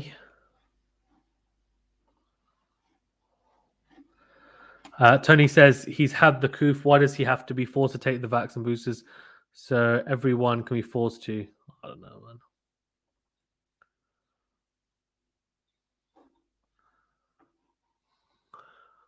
Let's try and understand what you're saying.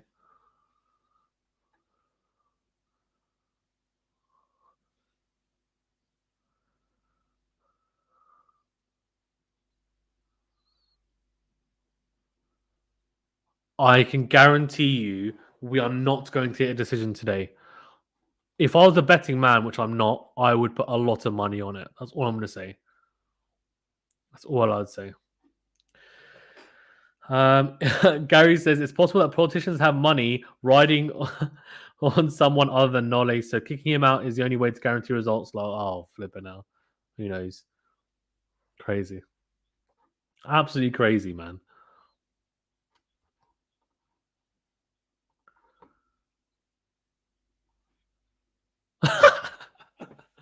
What?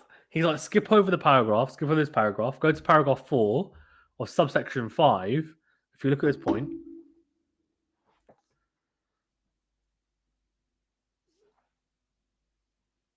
Commonwealth and state jurisdictions, apparently.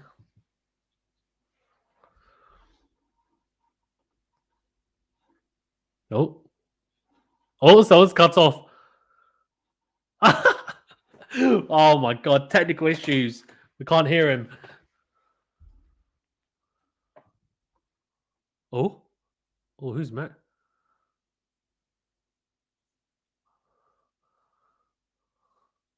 They've temporarily adjourned the meeting, which, by the way, I think barely anything has happened. Oh my god. Enemy says even if Djokovic wins, he won't play. I think he will. I think he will if he wins. Look, I mean, so this is ridiculous. Judge Kelly says Djokovic's lawyers won't have to ask for an extension until at least 1:45 p.m. So that's about 3 hours of submissions. Bloody hell! What? What? What? What? Right. So far, what I've got from this is that they're putting forward 4 of their 7, wherever it is, legal pillars, and in terms of trying to understand what's going on, they're putting forward some cases. Seems like they're talking specifically about the visa and the fact that his visa was cancelled. Trying to understand why it was cancelled, whether the government were correct in doing that, and especially about the fact that he, got on the plane in the first place as well. Like, what? Anyway. Right, Tony Martinez says, "Have you noticed the judge is in a studio, not a courtroom? When he stood up, you could see the green screen." Yeah, he is. It's hilarious, absolutely hilarious. Guys, well, thank you. While we have this court adjourned break, go and get some snacks. But yeah, please do remember to smash the like button if you don't mind. Really does help us out. Thank you to everyone who has tuned in. Let me know your thoughts. If you understand any of the legal jargon, if anyone is a lawyer in the chat, feel free to summarize it for us. That would be great. Thank you. But also, please do remember to subscribe to the channel as well. Really does help us out. I do appreciate everyone for tuning in. You're all legends for doing so. It is, it's actually it's 12:30 a.m. here in the UK. So I am I'm spending my time trying to understand what the heck is going on in the courtroom. Oh, we're back.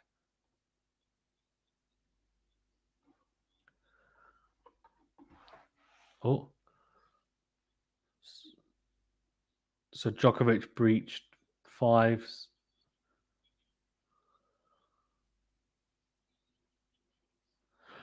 Okay, so the lawyers are saying that there is no facts that Djokovic broke the bio bubble at any point. Like, basically, so those pictures, for example, they're saying that he never ever broke the bio bubble at any stage.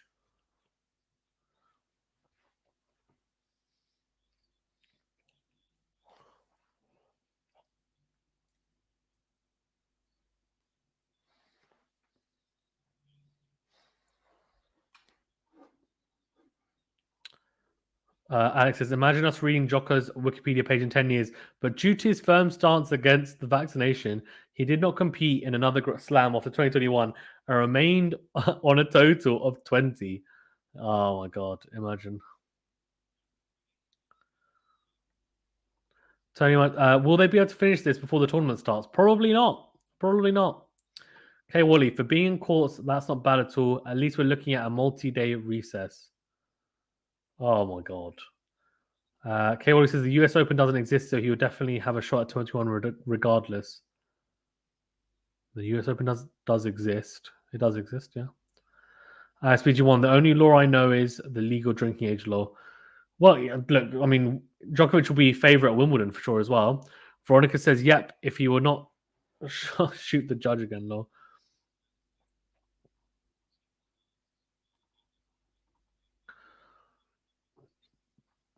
Oh, interesting.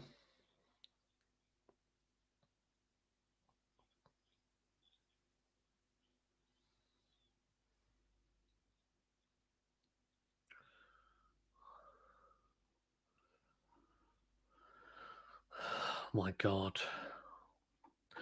Blanche Brain says, which players do you like their style of play more? So that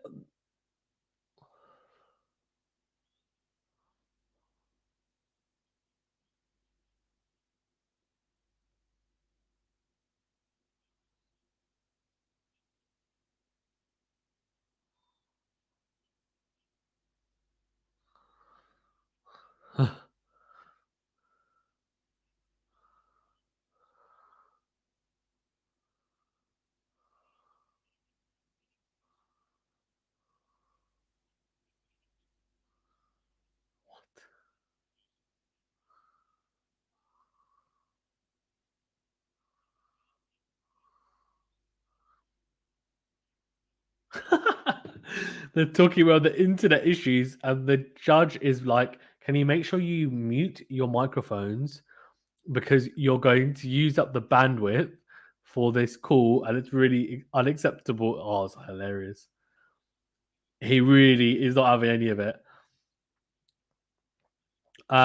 What I would say is, right, in terms of which players do I like their style the most, I like Kyrgios' style. It's just like really like bang teams. Nadal, he is, to be fair, my favorite player, but in terms of style, I mean, look, it's really I like a lot of styles. To be fair, I like really attacking styles because just I find them really exciting to watch. But you have to appreciate, for example, someone like Djokovic sliding around everywhere, adapting the way that he has. Very interesting. I actually don't mind. A lot of people say Zverev is really boring to watch. I actually don't mind watching him. I think it's quite interesting to watch. I don't know. Loads of people. I just love watching tennis, man. Tennis nut, and I love trying to watch how people, the different styles, how they differ, what their strengths are, what their weaknesses are. I actually try and pick up things as well, of course, from players. Try out myself, see does it work. It's the whole point, right? Alex P. Johnson is Novak smiling. I don't think so, to be fair, but it could be. 77% of you think that Djokovic will win the trial, by the way. Aaron says, do you think he will win?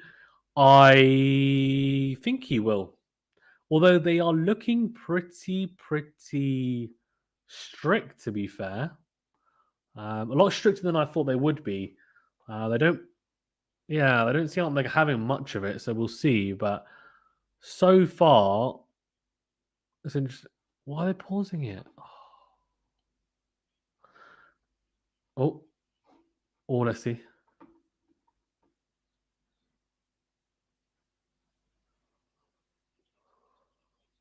Oh, we got a stats of the medical exemption. Here we go.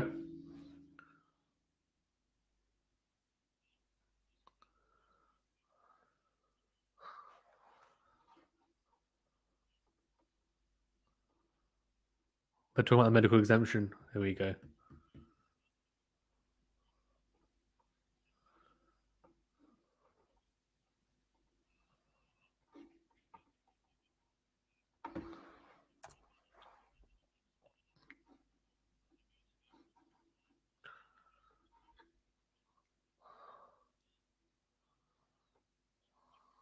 Here we go.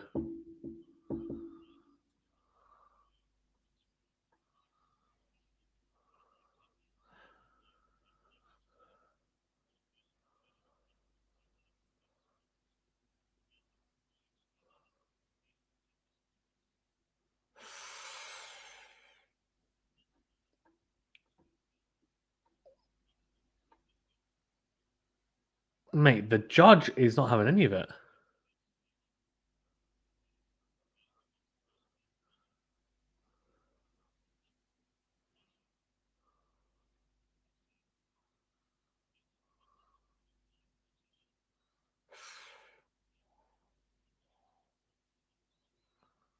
This is very interesting.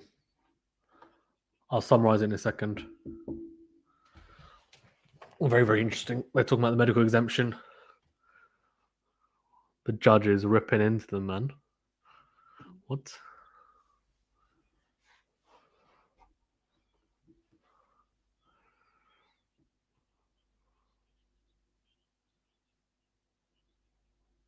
Right. Okay. Let's see when he finishes.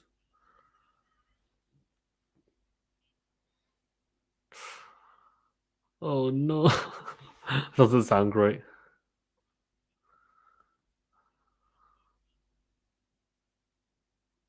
Oh.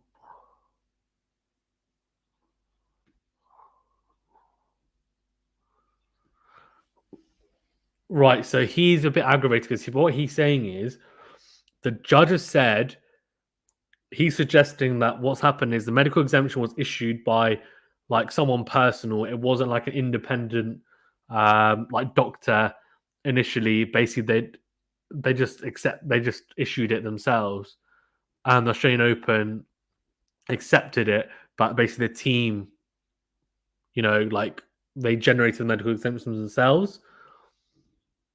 Then what they did is when it came to Australia, the Victorian panel they put together independent physicians, medical experts to check the medical exemption. Obviously, they said, "Well, no, it's not acceptable." Malika says Edema Lol. Yeah, well, doesn't sound great.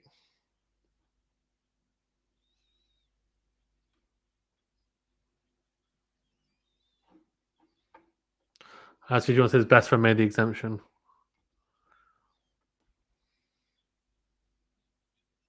So there's some summaries here. Not only was Djokovic doing his best to provide material to the officer, Djokovic lawyers says, or the relevant health documents, he also did so before he boarded the aircraft. Judge makes a very pro-Djokovic comment, a relatively significant fact, particularly in the context of a cancellation of a visa. Once a person has arrived, professor and an eminently qualified physician have produced and provided to the applicant a medical exemption. What more could this man have done? The judge asks of Djokovic arriving at the airport with an exemption in hand.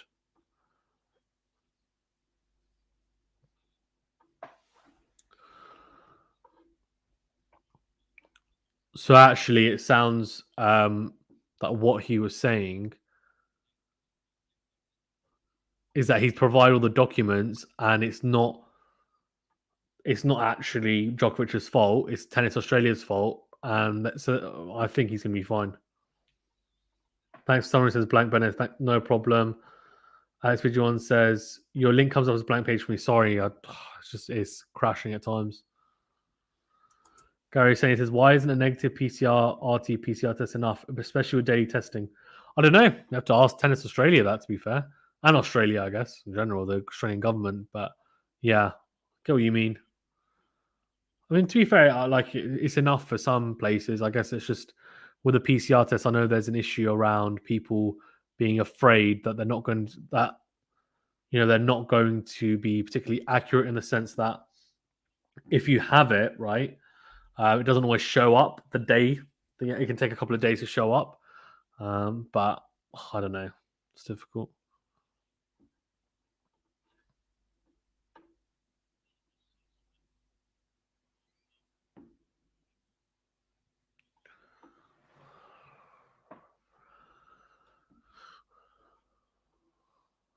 Talking about federal bodies.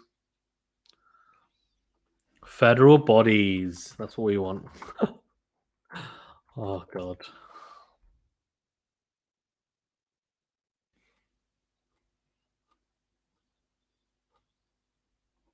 Hilarious.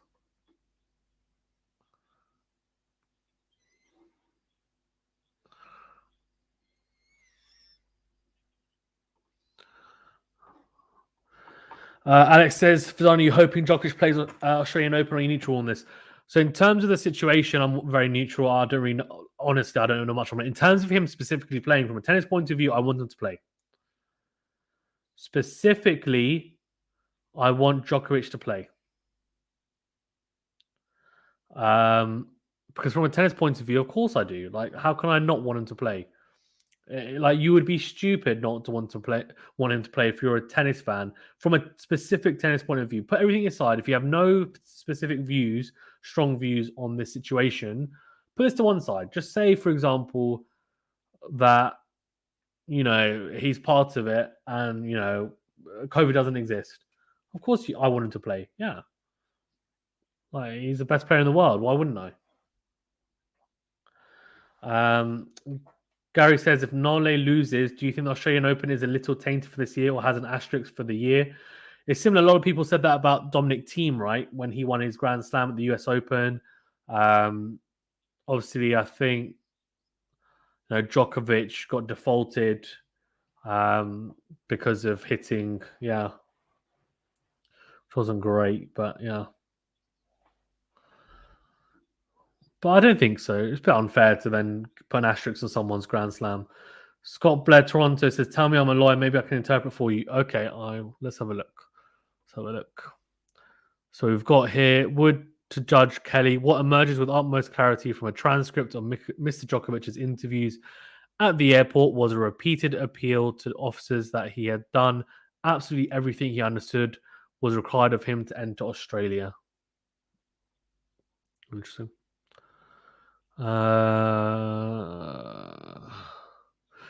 Judge is sympathetic to Djokovic's medical exemption. Judge, what else could he have done?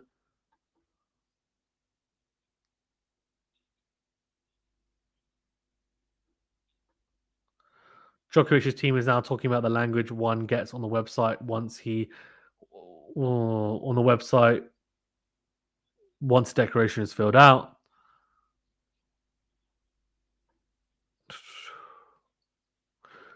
Yeah, so the judge was pretty harsh, but he started showing a bit of sympathy for the medical exemption with him getting on the plane, showing the proper medical documents, I guess, and then also saying, what more could he have done in terms of, So that's understandable. I can see why he'd say that, to be fair. Guys, well, thank you very much for tuning in. I do appreciate it. It's great to have 1,679 votes. Great.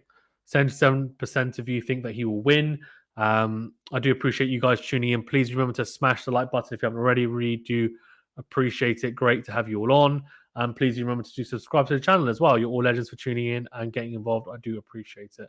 And click the notification bell as well to get less all new videos.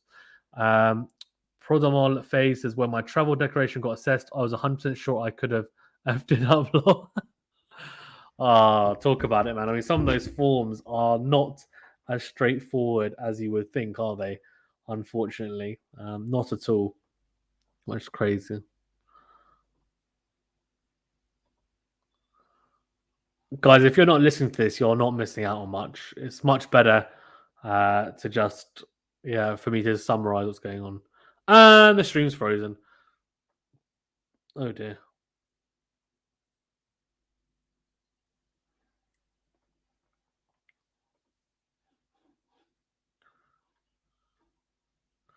Oh, we're back.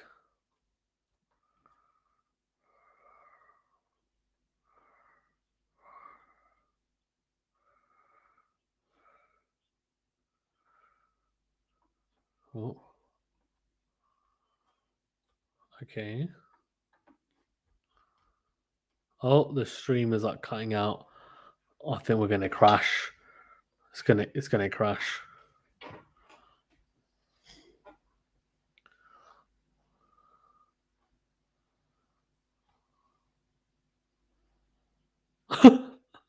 What? What are they talking about?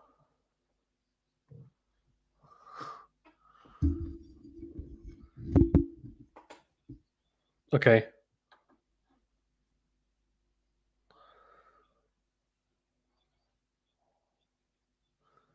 So it's saying the document from Home Affairs and also The documents of Tennis Australia coming back. They're not sure why there is now an issue with the visa cancellation.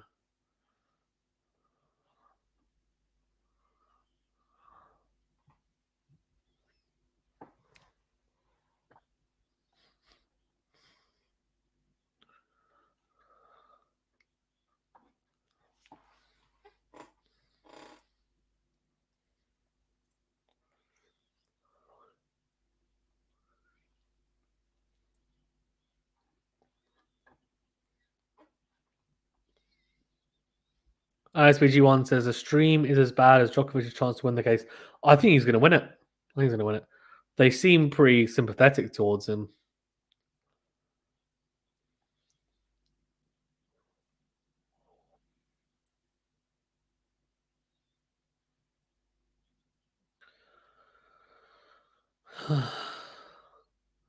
No, I deal. The results will not come quickly.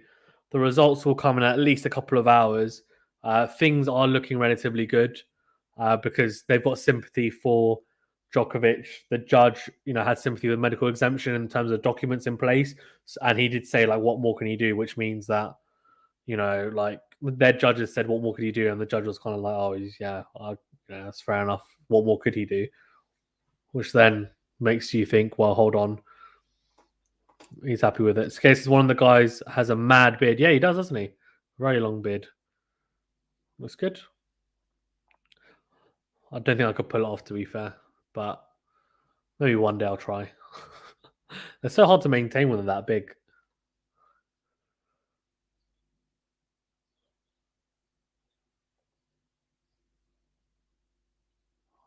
Okay.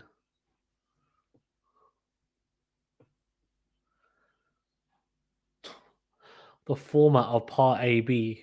Okay.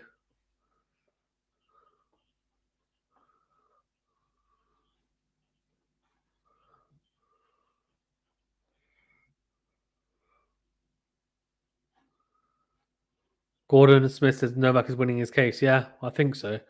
At the moment, I think he's definitely in front. He's a setup. he's won the first set.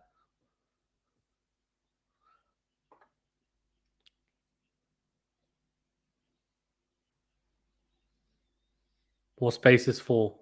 Explain. So apparently they cancel the visa on basis four, which I don't know what that is. So can they tell us what it is?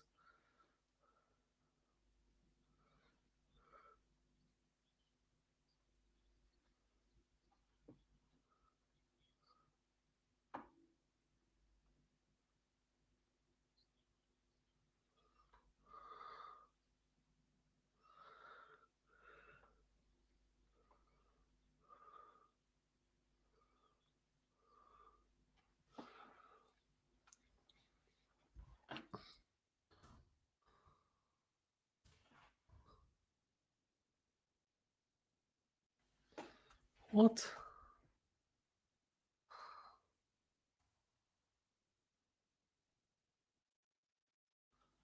Okay.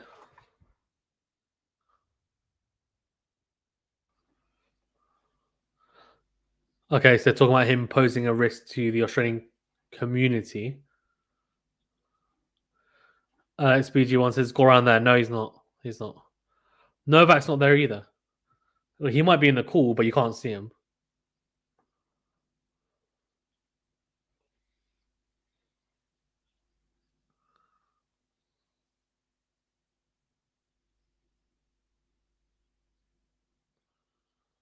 This case says broadcast is ended on mine.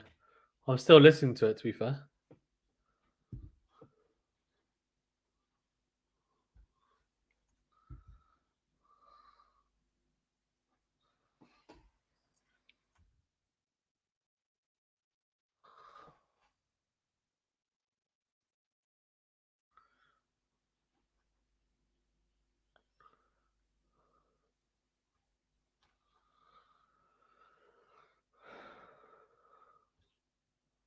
It keeps on cutting out. How are you supposed to listen to this?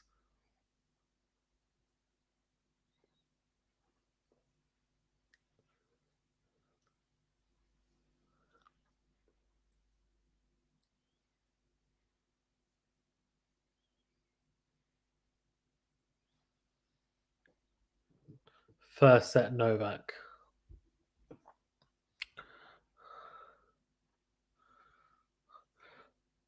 Wood has again mentioned Djokovic provided evidence of his medical contradiction for a COVID-19 vaccination before boarding the plane in Dubai and after arriving at Tullamarine. So, yeah. What was uploaded was a medical exemption document that had come from the Chief Medical Officer of Tennis Australia. Judge Kelly says the status attaching to the medical exemption is a matter that has really preoccupied him. Judge Kelly here, a professor and an eminently qualified physician, have produced and provided to the applicant a medical exemption. But yeah, first set for sure. Canal Quarter de Forca says, yeah, tennis. Trial of the year and all these technical issues. Yeah, I know, right? Bloody hell. This wouldn't happen with OJ Simpson's trial, would it? Oh, connection's gone. Oh dear.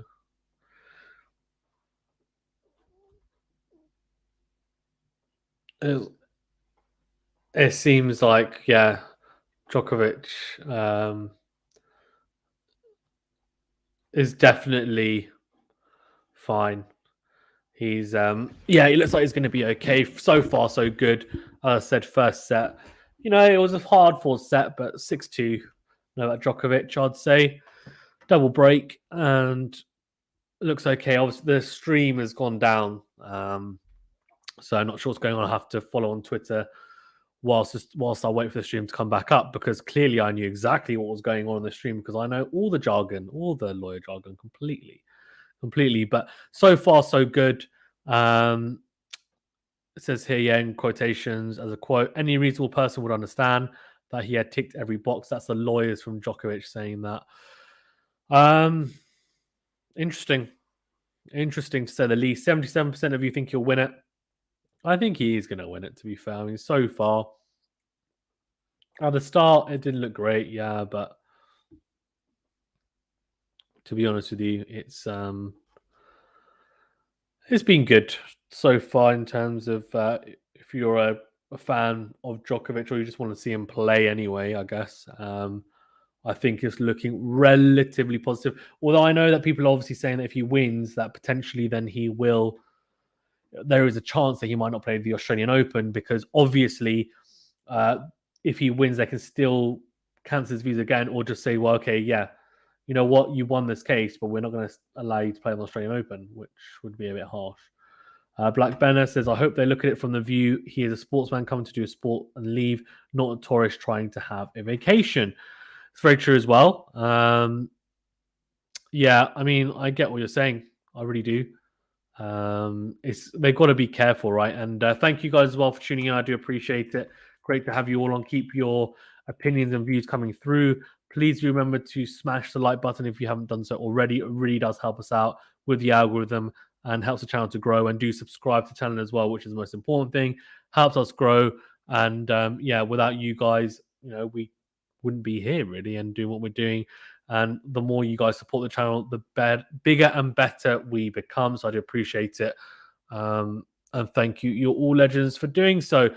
So far, as I said, I think Djokovic is definitely in a decent position. Deal says, who's Oliver Brown? I have absolutely no idea who is Oliver Brown.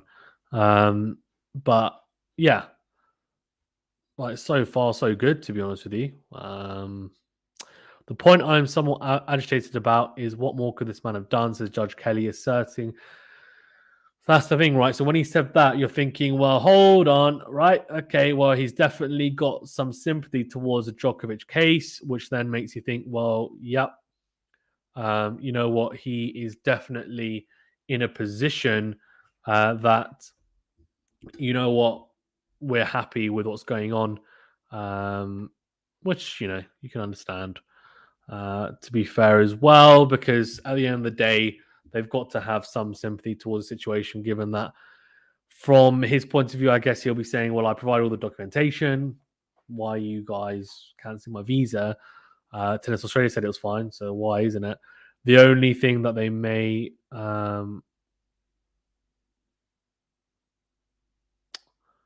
yeah.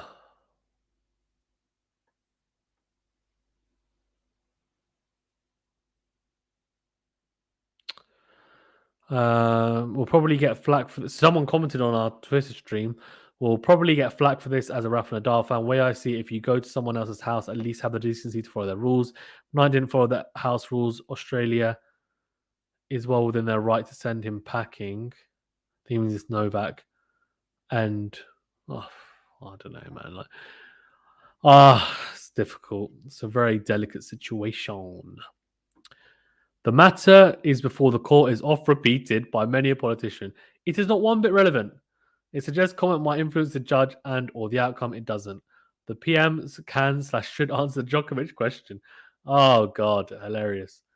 Absolutely hilarious. Yeah, I mean, so far it's been definitely first set to Djokovic.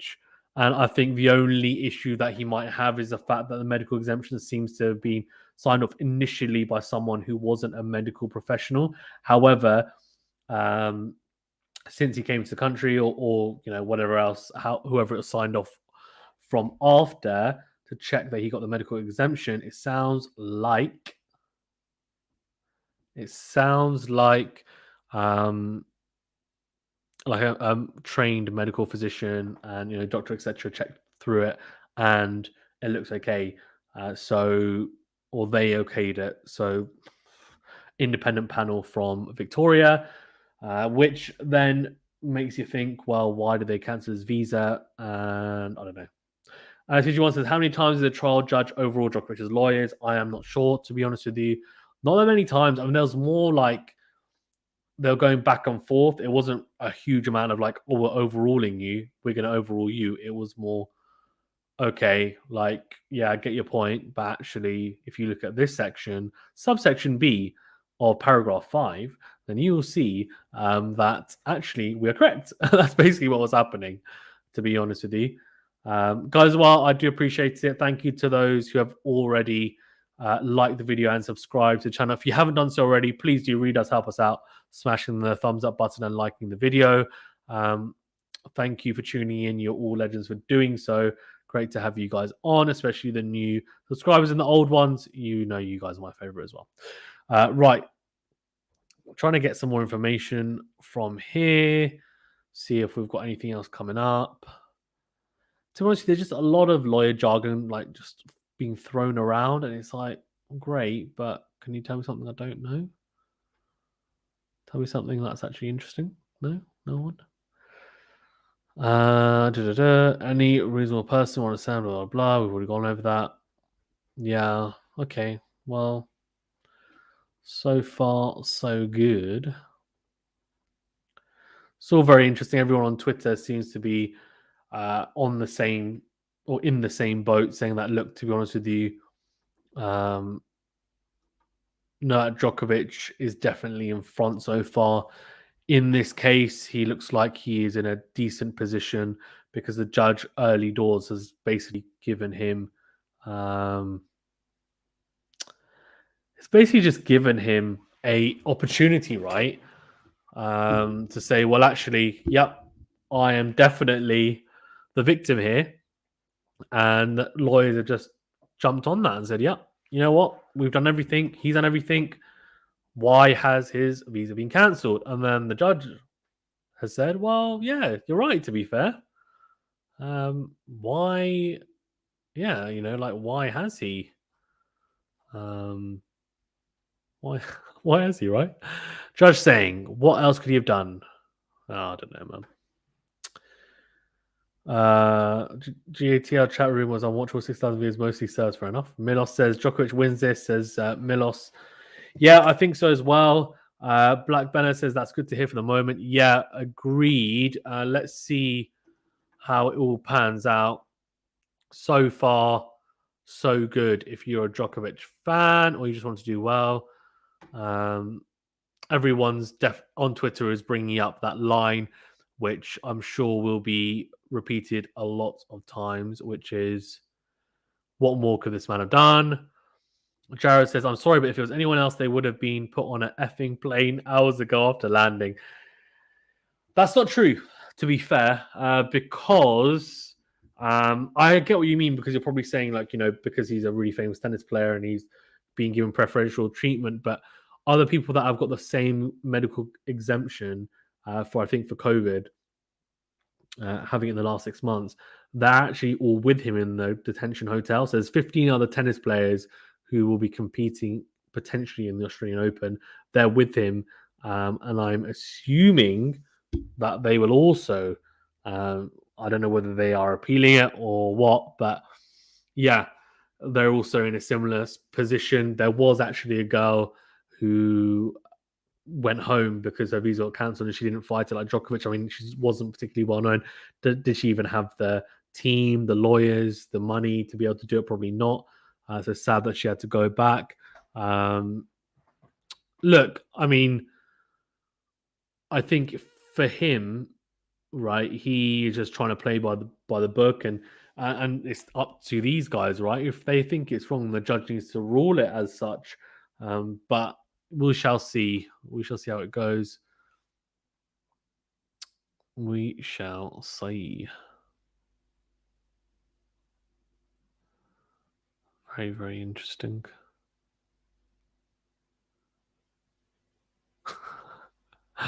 Oh, it's so funny. Love it. Right. Oh. La la la. Everyone's saying, oh, the agitated part. Come on, guys. Come on. We need a bit more information. Here we go. Djokovic's lawyers have alleged that the border security staff's shift ending may have had an impact on the decision on the star's status being rushed. So I think maybe that they cancelled the visa in a negligent fashion. They rushed the process, didn't check the documents correctly. I'm assuming that's what they're suggesting and implying, and therefore it got cancelled without actually, correct information, which would not be ideal, to be fair. Black Bennett says, for me, this is not only about Djokovic being a Djokovic fan or not, even if I am one, but I'm all in for the sport to be fair for all. I just want to see the best tennis players playing. That's all I care about, to be honest with you. And this is just an interesting part of it that, you look into it. But yeah.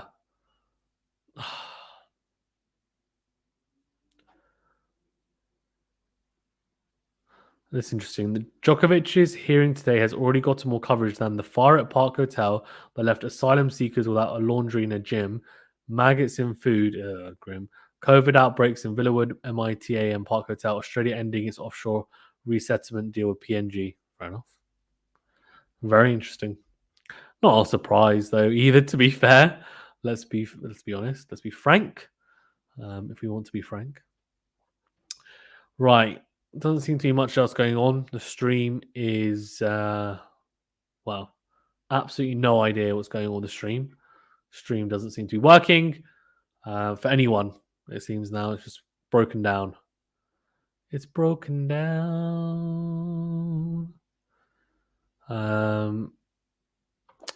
Yeah, it's all very, very interesting, to be honest with you, because I'm not exactly sure what's going on in terms of how long is this going to take. They're saying that potentially the verdict will come out tomorrow. Like, really? Can you not just get it done today? I really hope they sort it out today. Because if they don't, it's like, why have we just been listening for so long? But they're so slow with moving on to different topics. It's like, okay, if you look at section 5 or paragraph 5, section B, okay, go over that. Then it's like, okay, yep, okay. But then actually, if you look back at paragraph section 5, section B, then actually what you'll see is that, I'm just like, really? Are you guys sure? Like, you sure you want to keep on doing that? Like, you're just not gonna get on with it? Nope. Adil says Djokovic made a constant appeal to border officers that he's done everything possible on his part to present all documents to meet regulations before and upon landing. Yep. Well said. Yeah, that was part of it. And something in Serbian, which I do not know, so I cannot say it. Apologies. It's all very interesting, to be fair. It really is very, very interesting. I do appreciate everyone as well who has tuned in. Great to have you all on. Please do remember, if you haven't done so already, to smash the like button. It's a big thumbs up button. Really does help us out. And do subscribe to the channel as well for more videos like this. We do live watch-alongs for tennis. We'll be doing a lot covering the Australian Open commentary, and also reviews, previews, and of course collabs with other channels like Gilgross and the Slice. And we're trying to get some other channels on as well, and potentially tennis players, pro tennis players, on as well for interviews, because that would be cool. And I've already had one on, and I need more. Simone Palmieri says, even if Djokovic wins, our government will appeal back. It is possible under the current laws to appeal again for both parts. I'm a lawyer, so I know that for sure. Simone, you need to tell us exactly what's going on if anything's been misunderstood. Mr. Lawyer, we've got a lawyer in the house. Yeah, so from my understanding, even if he wins, they could appeal back. I'm assuming, though, if he wins, most likely, right? I'm assuming if he wins, they're not going. The Australian government won't appeal. They'll just get on with it. What I would say is that if he loses it, right, and they still don't let him play the Australian Open, that will be the most shocking thing of all.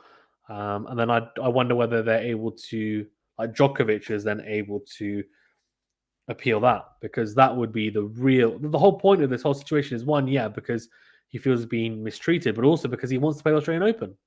So that's the end game, right? Simone says, but actually the Australian government lawyer arguments were very poor. Yeah, they didn't seem particularly great from the small bits that I heard. The judge seems to definitely be so far siding with Djokovic, that's for sure, and his team, which is not a huge surprise given the evidence that's been presented so far. I think they need to be a lot stronger with their evidence or lines of not query. Yeah. Anyway. Or their cases, I guess, to be honest with you. Right, here we go. The live stream has gone out again. There's a lot of people saying it seems like it's going in Djokovic's favor. It does seem that way at times, but it's way too soon to tell. To compare it to tennis, it's basically like Djokovic has said the ball is heading over the net, but the government lawyers haven't had a chance to hit it yet. That comes once they start their oral submissions. Indeed. Judge definitely is entertaining Djokovic's appeal, showing sympathy with his argument that he was doing his best to give the border officers what they wanted at the airport. This is still the Djokovic team side to present. We will see how he reacts to the government side. Yeah, the government side haven't presented their whole findings yet, right? So they'll come up next. Iron Brank says it looks like Djokovic is going to play. Well, to be fair, so it's a good point. Just his lawyers have made their cases first, right? But the Australian government will make their own after. Jared says, by the way, anyone with half a brain would think having a sporting event in a pandemic is brain dead, money grabbing. Yeah, I think the issue is, right, is that because it's going on for so long. But I guess maybe in Australia, I get what you're saying. Although saying that, right, they've got the Ashes going on, for example, with the cricket in Australia as well. I think that the issue with Australia is that different states have different rules. But in Melbourne, they're hit quite bad, aren't they? If I'm not mistaken, is that right? I think Sydney's not as bad, but I could be wrong. Well, because if you want to watch live stream, you need to be fully vaccinated. Well, I am, but I can't live stream it apparently. So I can't. I'm not able to view it, unfortunately. But yeah, it's gone out again, which is just classic, absolutely classic. To be honest with you, no surprise there whatsoever, and it's just carnage. Let's see, what are you guys saying in terms of the percentage? So still 77% of you saying that Djokovic will win it, which I think is a fair amount, don't you? Yeah. I think that's pretty fair. 77%. Some people might say that's a bit on the heavy side. I don't think so. I think he's got a pretty good chance. I mean, we'll see, as I said, when the government lawyers come forward as well. But in saying that, I think it's going to be pretty... I think he'll be okay. I think he'll win it. The biggest thing for me, I don't really care if he wins it. I care if he plays the Australian Open. That's what I care about. Because if he wins it, doesn't play it, then it's like, well, this is a bit of a waste of time. Like, well, you won it great, but you still can't play in the event that you want to become 10-time champion and potentially win your 21st slam. And I'm not even a Novak Djokovic supporter, but I want to see the best tennis players there, and he is the best player on the planet at the moment. So You want to see the best playing the best. And, it's a shame, for example, that Dominic Thiem's not playing. It's a shame that Roger Federer is not playing, even though he, arguably is maybe not even a top 10 player anymore. But yeah, all I want to see is the best.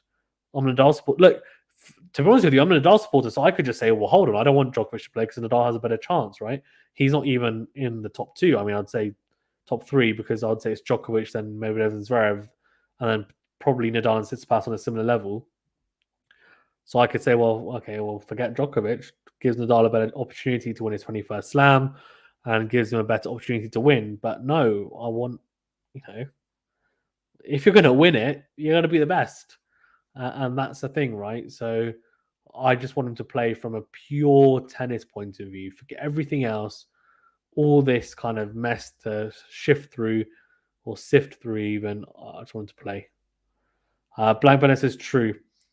Simone says our rules are very strict and we got a lot of administrative quibbles. Aside the fact that Djokovic is a great player, he must follow our guidelines. Yeah, I mean, look, this is the thing, right? So I think if the guidelines are put in place correctly, and he's obviously been told that, look, you need to follow X, Y, and Z, then look, I'm fine. If he isn't allowed to play because that's the letter of the law, understandable. I think the issue is that because the Australian Open said it was fine. So what, in my opinion, right, what should have happened then is if in the end he isn't going to be able to play and they're going to reject it or whatever else, the Australian government and Tennis Australia, they did not communicate correctly. Tennis Australia clearly think it's fine for him to play. They then should not have allowed the medical exemption, and they should be on the same page as the Australian government so that actually there was solidarity there. The issue has arisen because, well, they're like, well, hold on, we've just been given an exemption to play, and Tennis Australia are perfectly fine, right? Tennis Australia are basically perfectly fine, with you playing. So why the heck are you guys at border control not fine with me playing in it? And he's probably thinking, why is there the disparity? That's the problem. Even apparently, and Simone, you might be able to tell me this better, but apparently, according to someone on Twitter anyway, who lives in Australia, they're saying that this is an issue that's going on quite a lot between bad communication between the federal and state governments on quite a few political matters, which is pretty disappointing to hear, really, honestly, because it's not great. He says we are not crucifying anyone, just the immigration rules are this way. XPG1 says Kyrgios plays Fognini in Sydney in 7 hours. Yeah, I can't believe it, man. What?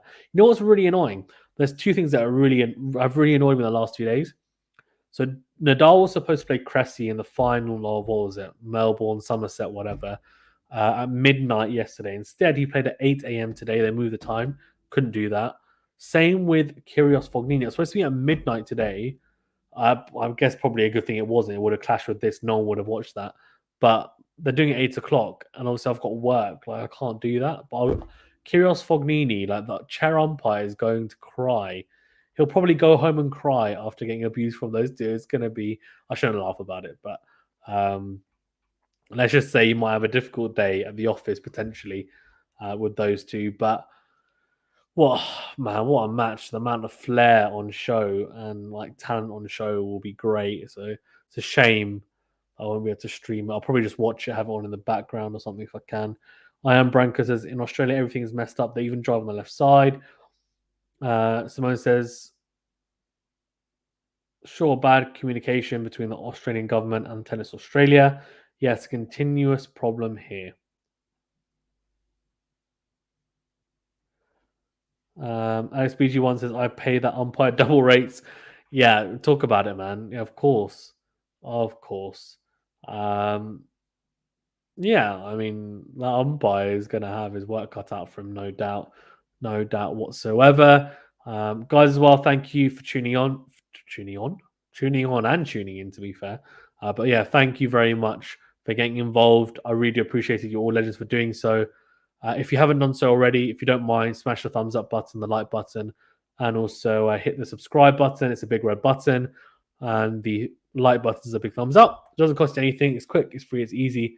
And it helps us grow and helps the algorithm. I do appreciate it. Thank you for tuning in. You are all legends. Nearly 2,000 votes. 77% of you still saying Djokovic will win. So, yeah, we'll see. Let's see the stream back up. No, of course not. Why would it be? Don't be stupid, Fazan. Don't be stupid. Right, let's see any other updates. Okay, over to an expert. Professor Patrick Kaiser, the Dean of Law at the Thomas More Law School at ACU, says, my guess after reading the submissions is that the court will decide that Djokovic was not denied procedural fairness. Oh, and that Djokovic can be deported. What? Whoa, hold on. So, from what all of us are saying, and like tennis reporters, etc., we're saying that Djokovic is set up. But this professor is saying, from what has happened so far, he says, my guess after reading the submissions is that the court will decide that Djokovic was not denied procedural fairness. So they're saying that he wasn't denied a fair procedure and fair go of it first time round. And they're saying that Djokovic can be deported. So this is from an expert of law. Wow. Not how I was reading it, to be fair. Very, very interesting. Very interesting. That is crazy. That is absolutely crazy. What? Blamino says, I see the US Open Medvedev is a start of the young players' time to control the Grand Slams. What do you think? Yeah, I mean, I don't see why not. I mean, I would assume that two of the Grand Slams will be won by at least two of the Grand Slams will be won by guys outside the top three, or the big three even. That's my prediction anyway. I mean, whether that happens or not, I don't know. But yeah, like I would assume that's the case. I mean, hopefully that does happen as well, because like it's surely about time these guys step up, right? They can't just keep on being happy with making quarters and semis. Medvedev's broken that barrier.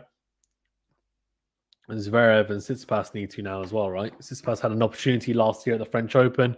2 sets to love up against Djokovic, blew it. Djokovic played really well to come back as well, of course. But yeah, very interesting. Interesting that apparently that expert of law has said that despite what all of us seem to think and everyone else is saying, reporters, etc., this expert of law from the US is saying that he thinks Djokovic was given a fair go of it initially, and that his visa cancellation was okay, and that he thinks in terms of the submissions that he's seen, he thinks that Djokovic will be deported on the grounds that the lawyers from the Australian government will put forward, which will be interesting, to say the least. Very, very interesting. Yeah, so I'll read it here. It says, in fact, should we get the tweet up?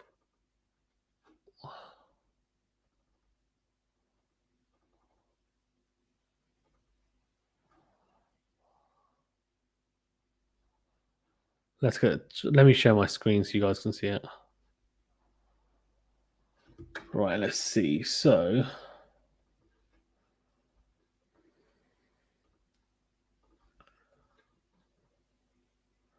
right, so here we go. So it says here, Karen Sweeney from Twitter says, but over to an expert for a second.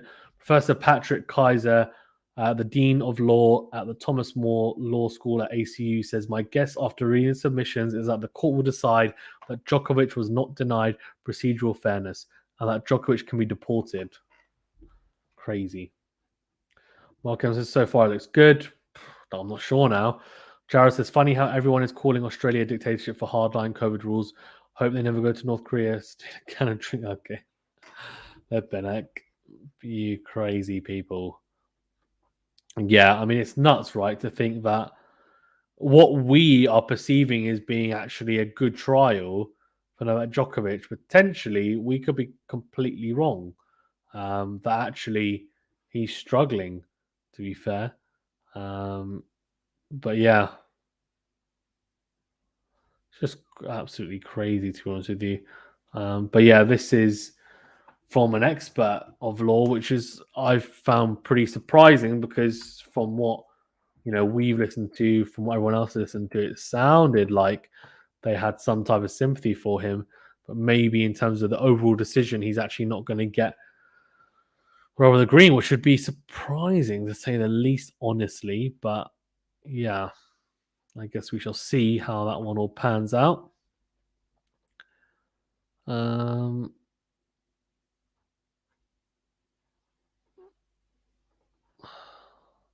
terms of the background, by the way, for those of you who don't know, Djokovic is appealing Australia's decision to cancel his visa after he was denied entry to the country. Tennis Australia sparked controversy last week after saying that the Australian Open champion had been granted a medical exemption to play at the tournament, but Prime Minister Scott Morrison later said he had been advised that such an exemption was not in place. Djokovic's lawyers say he received a positive COVID-19 test in December, which they argue makes him eligible for an exemption to Australia's vaccination rules.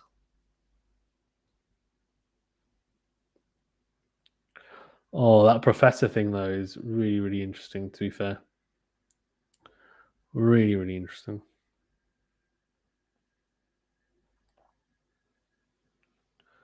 Let's get that there for you guys to see better. There you go. Very, very interesting.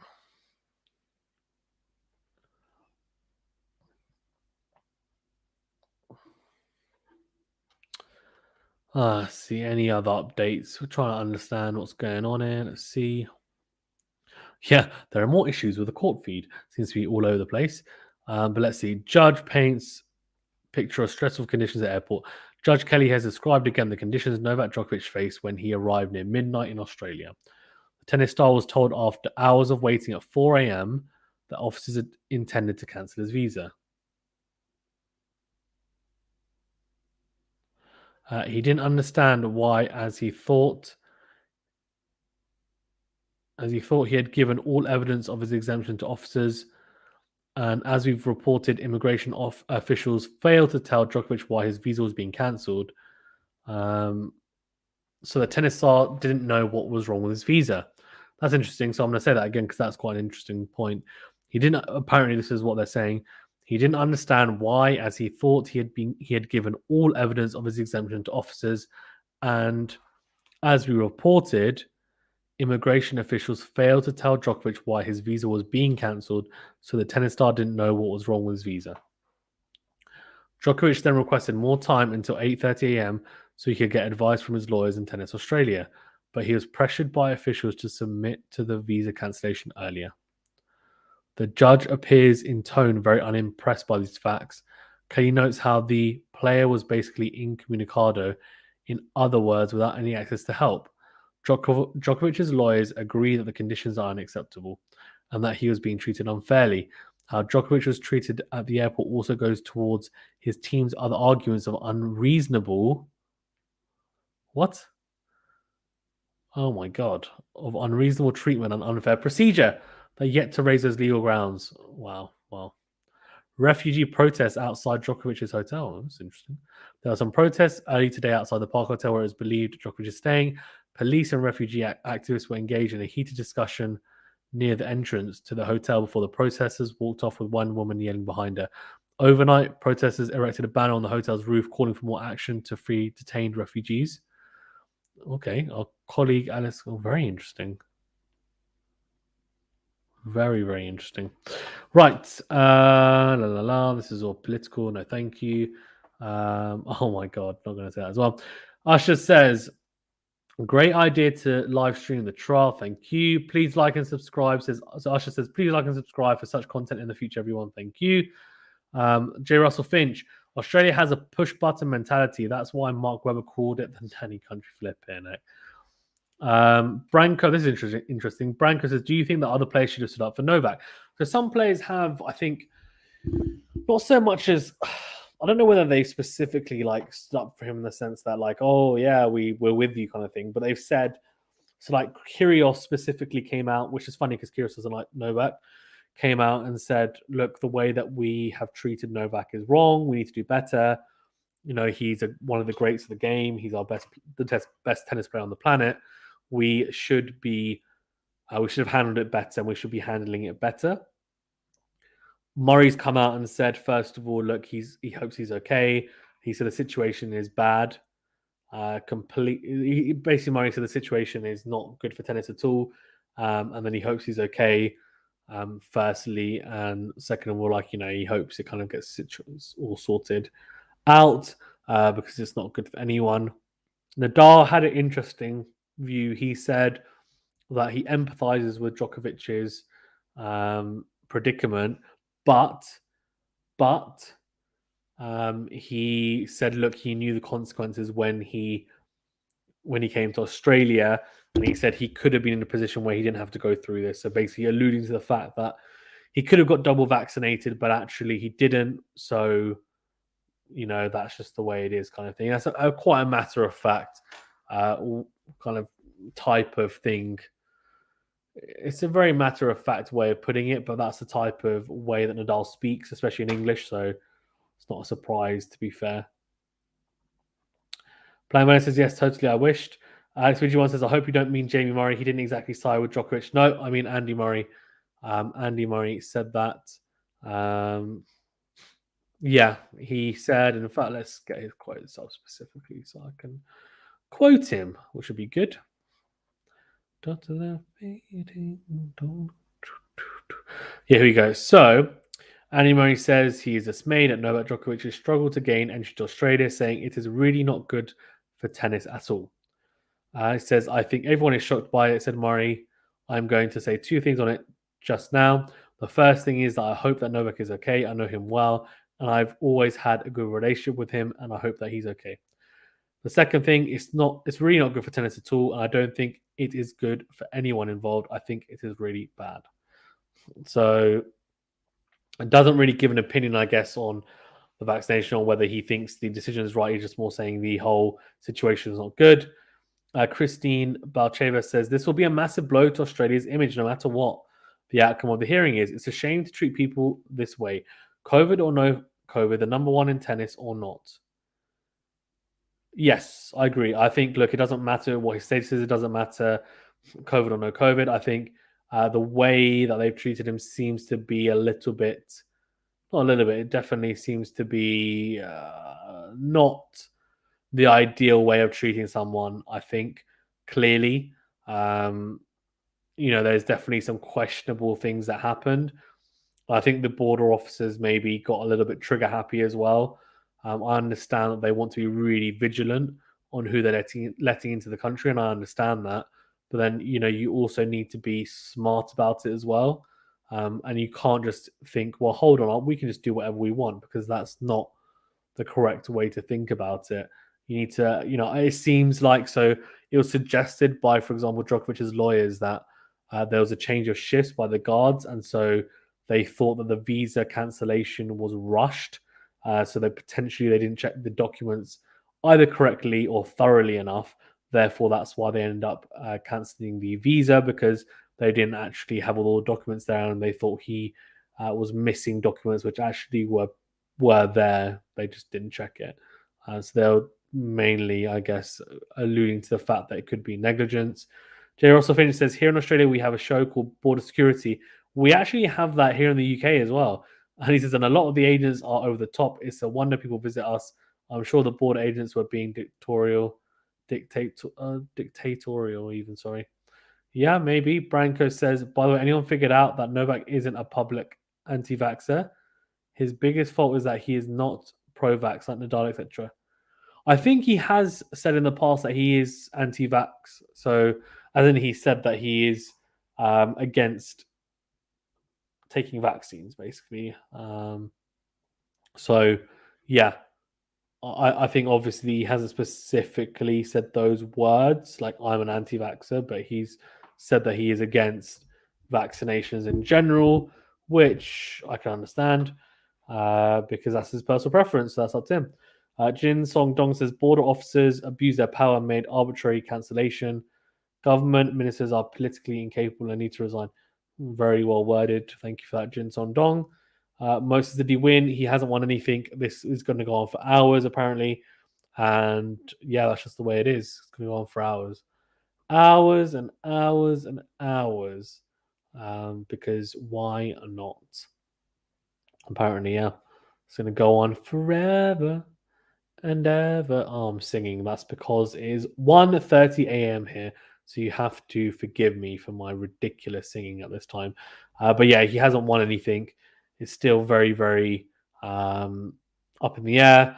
Obviously, it's crashed the site, so we haven't been able to get what we needed in terms of audio currently, but we're getting some bits of information, important information on Twitter to keep us updated.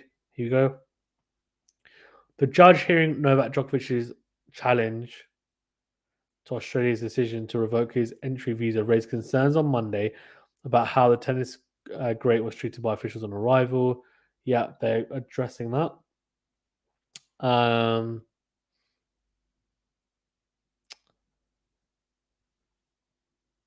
Oh, hello. Whoa. Did he just say that? Let me see. If the judge has said what I've just seen, that is not great at all for now. Let's see.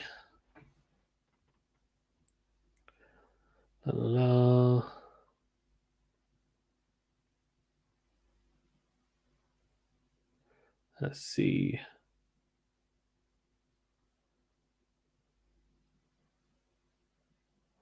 So Djokovic's lawyers have alleged that the border security staff's shift ending may have had an impact on the decision on the star status being rushed.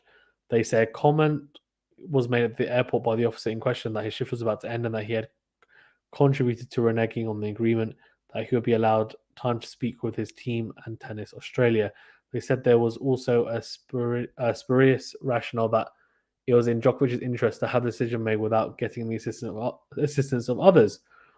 The court heard that a reading of the transcript of interview suggested that Border Force delegates told Djokovic, look, getting in touch with the lawyers really isn't going to help with any of this, so let's just get it done. Djokovic asked to postpone the interview until 8:30 a.m. if possible to speak with his lawyers and Tennis Australia, but the delegates said no, that's not on. What more could he have done? Blah, blah. We've already seen this.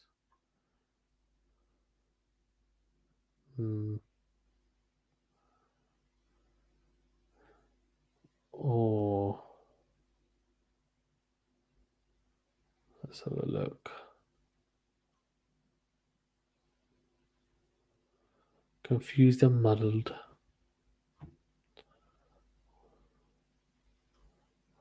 Yeah, interesting. So has there been any findings? Not really, to be fair. Trey Russell finishes, the Emperor has no clothes, the vaccines don't work, and we all know it. Alex One says, okay. Adam Cool, where's the live stream for God's sake? The live stream for God's sake is down, it's crashed. And says the link working it is not moat. It's gone. It's gone forever, the link. It's gone. It's gone. It's gone. It's gone forever. Right. Mo says pathetic Australia government even get stream work and they should use Twitch. Yeah, man, they should use Twitch or flipping or YouTube, man. Use something at least. God. Crazy. Absolutely crazy.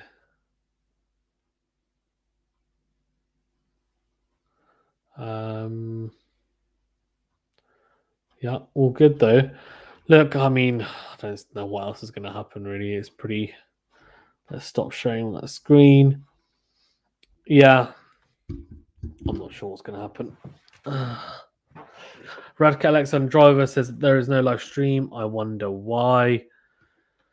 Well, there was for a bit, and then it just stopped really.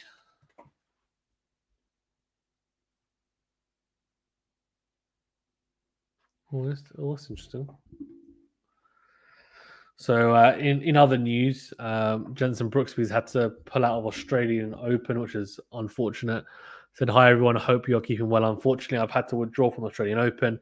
I was scheduled to fly out tomorrow, but my coach and I tested positive for COVID this morning. It isn't easy to miss a slam. There are many out there who have suffered worse, so I can't complain. I look forward to making my Aussie Open debut next year. Stay safe.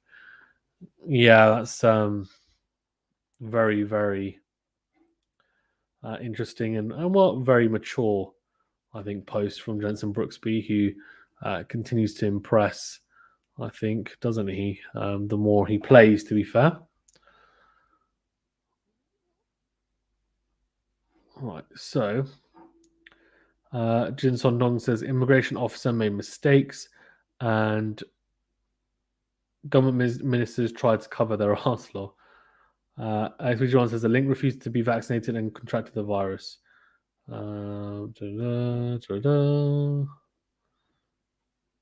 Saeed says, hi, bro. Hello, Saeed. How you doing, buddy? How you doing? Djokovic. I thought Djokovic was actually set up, but apparently, according to some experts, that apparently, they think that Djokovic is going to get deported, which is interesting, and he'll lose it. Let's see here. Djokovic, who has been held in immigration detention hotel since his visa was revoked, argues that a recent COVID-19 infection qualified him for a medical exemption from Australia's requirement for visitors to be double vaccinated. Judge Anthony Keddy said it appeared Djokovic had received the required medical exemption before coming to Australia and presented evidence of that on his arrival at Melbourne Airport on Wednesday. We already know that. More information, please. Saeed says, I've got Rafa winning the Australian Open. Ooh. As a Rafa fan, I love that to happen, but I don't think so. I think I'd put Zverev, Medvedev, obviously Djokovic if he's playing, he'll be the biggest favourite, and then third would be Tsitsipas if he's fit, that is, and then Nadal. So he says, do you think Djokovic will win the case personally? I thought he was going to, but the more I hear kind of experts talk about it, the more it sounds like he might not. Most of lol Alex. Lol Alex indeed. Oh man. It's 1:36 here.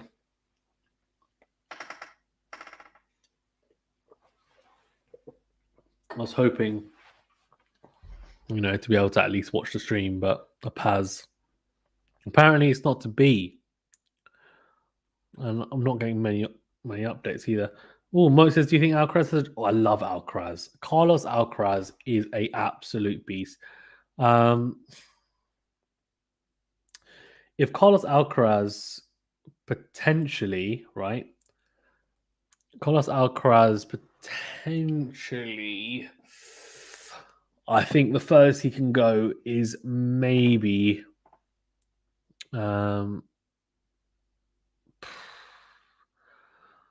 maybe quarterfinals he can make.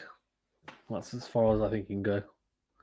Mickey just says Scott Morrison is all over this. He wants to distract attention from his poor performance with rapid antigen tests. Who knows? Nancy Johnson's last bit for Fazan. Alex, I don't drink, mate. But no, don't worry. It's just like Diet Pop or whatever, Diet Coke, whatever you want to say it. My first fizzy drink in months, actually. I thought I'd treat myself. But I've got my water bottle, trusty water bottle here as well.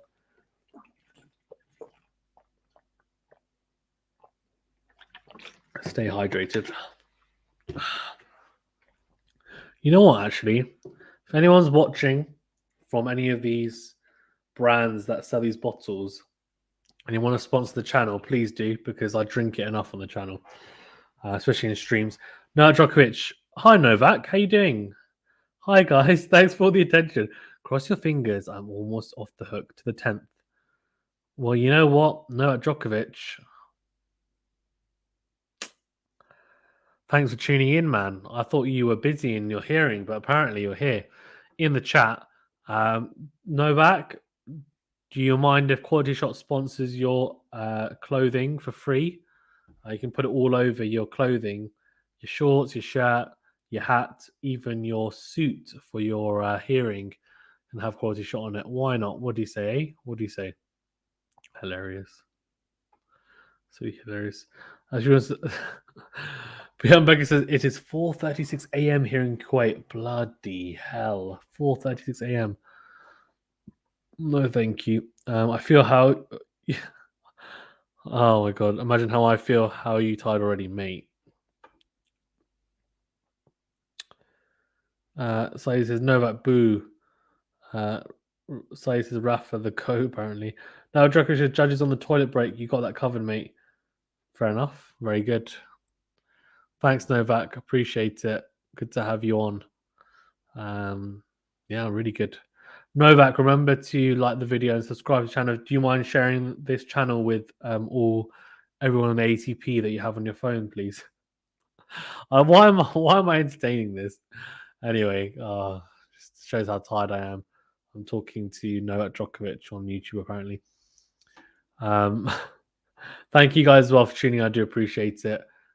Great to have you all on. Please do remember to smash the like button if you don't mind and subscribe to the channel as well. Really does help us out with the growth of the channel. Great to have you guys getting involved. And unfortunately, the stream is just a nightmare, but hopefully it comes back soon, or at least we get some more like notable updates, hopefully. So this is Rafa will win the Australian Open with or without Novak. I hope so, maybe I don't think so. Sutton Tata says it's 2:40 a.m. here in Serbia. Wow, yeah, 1 hour ahead. 1:40 a.m. here. Yep, so it is. We're both in the UK, and it is 1:40 a.m. here in the UK. Let's see if we can get some more. Here you go. What? Okay. Ben Rothenberg says, but in all seriousness, the court should have anticipated the strains caused by huge demand to watch this and move to a more stable streaming site like YouTube or Twitch. True. This is a special occasion with a massively outsized attention, like it or not. Yeah, dumb. Absolutely dumb.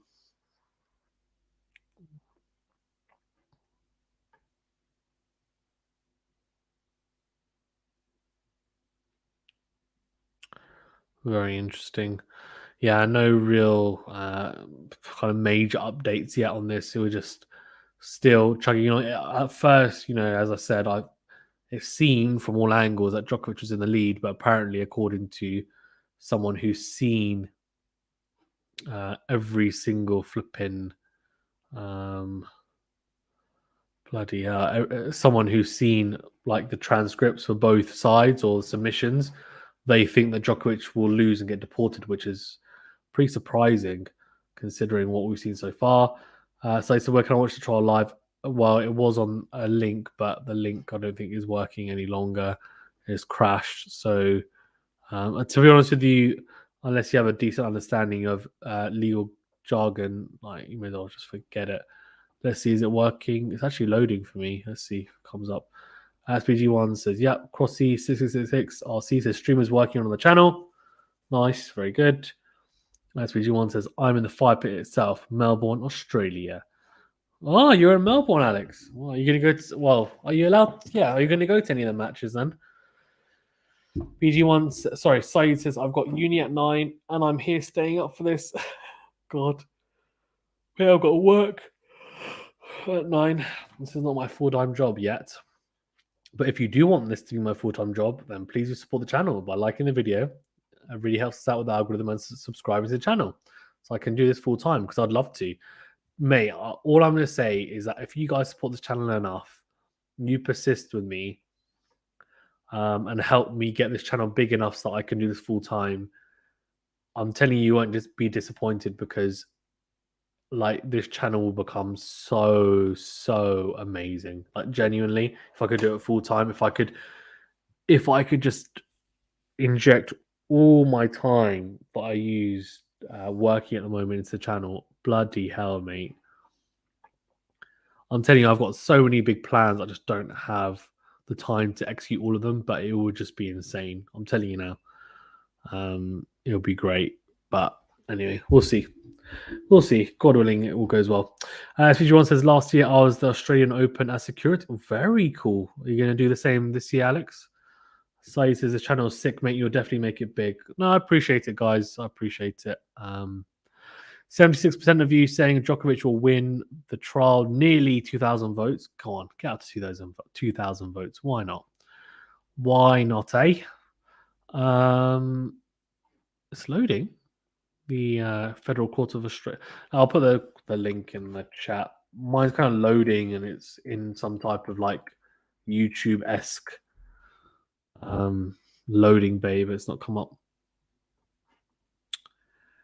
Branko says Djokovic's lawyers are done. It's on a break now. Thank you, Branko. Adios is back underway. Trial is back on. I cannot see anything, but apparently it's back on. Oh, here we go. Yeah, it is back on. Let's get it on.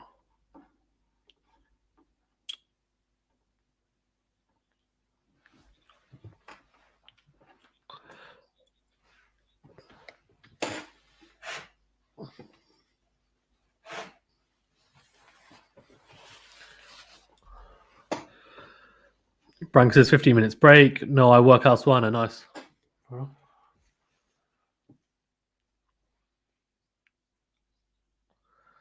Oh, they're talking about his COVID-19 infection.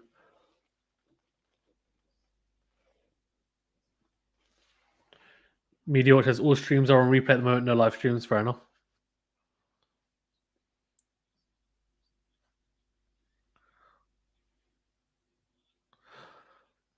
So they are making the case that Djokovic obviously got COVID in December, and that given that he should have built up a reasonable amount of natural immunity,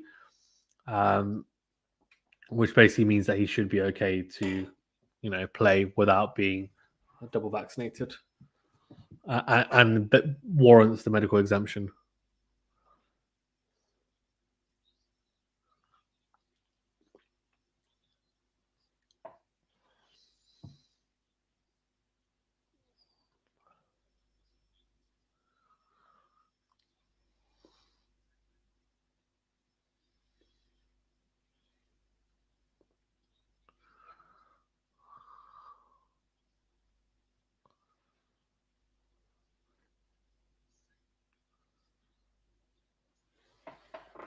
Media Watch, what's your opinion so far? Is it this swaying more towards Novak? Initially, I thought it was. However, like I've said basically on the channel and I've read on Twitter, so there's a expert who's a dean of law at like a university in America who apparently has seen all the submissions like from both sides and thinks that actually Novak will lose and he'll get deported. So I don't know, but like from what I've seen so far, it seemed like it was 1-0, like as in Novak took the first set, but I don't know. We'll see. Maybe he won't win the match though. Branko says, "Good night, people. It was nice to hang out here. Keep it up. Thank you, Branko. Appreciate it, guys, as well. Thank you, everyone, for tuning in. Please remember to smash the like button, big thumbs up button. If you have already done so, thank you. I do appreciate it. If you haven't, then please do. Same with subscribing. Please do subscribe if you haven't already, and if you have done so, I really appreciate it. Thanks for supporting as always." SPG1 says, I was just behind Ivanisevic one time who was watching one of the Serbian players, but the sun was right in his face on the outside court, so he cursed in Croatian and left. Just one story for you. Fair enough. Nice. Very good.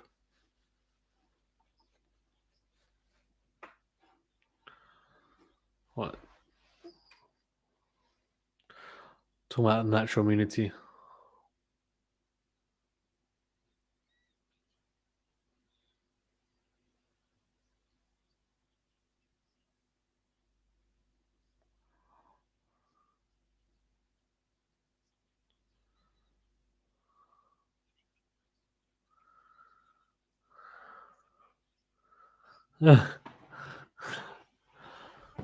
God, Djokovic's lawyer is talking about it, and the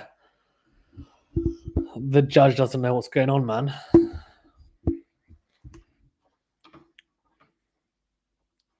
Crazy.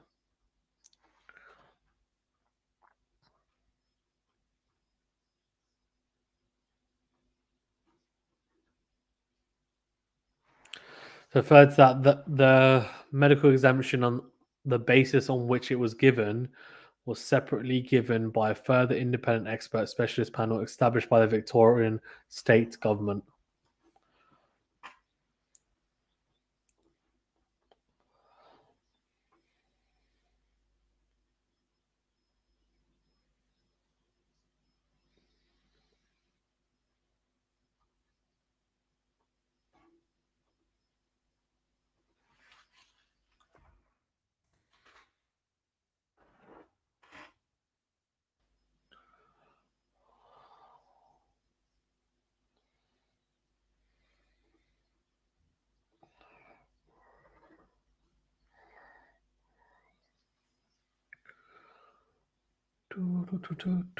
Right, so talking about the medical immunity and the fact that he should get natural immunity because he had COVID twice, and then yeah, the time difference.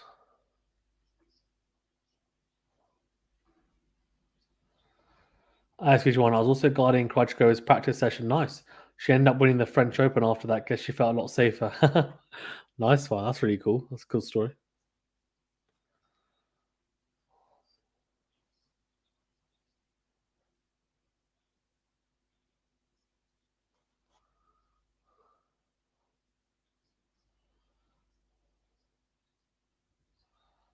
Okay.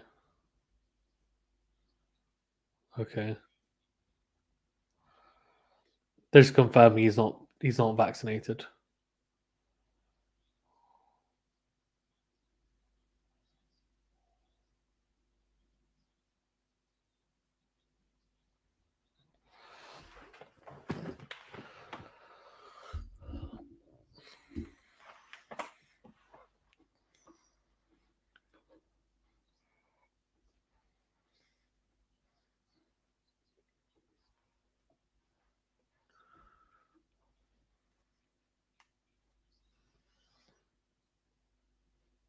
Sorry, if I'm being a bit quiet, I'm trying to understand what the heck is going on with the legal jargon.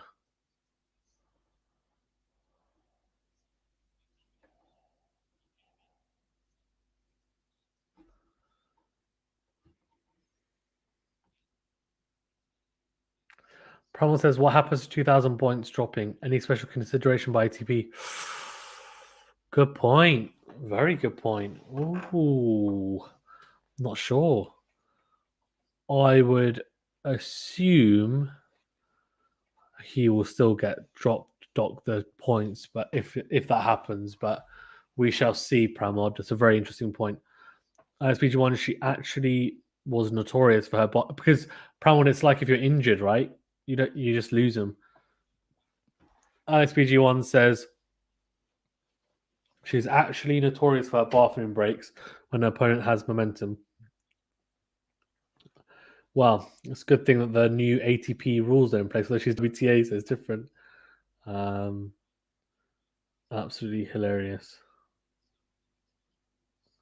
Absolutely hilarious.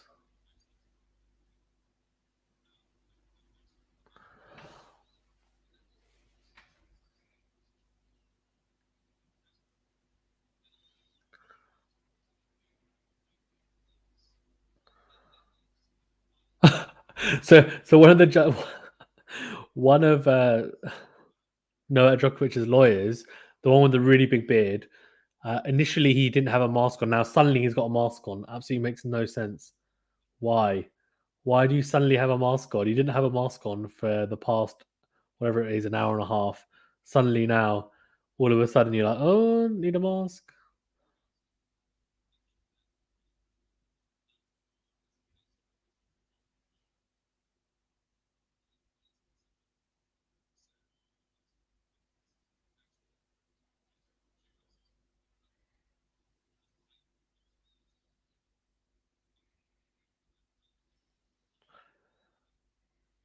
Here we go. Clinical recommendation. Here we go.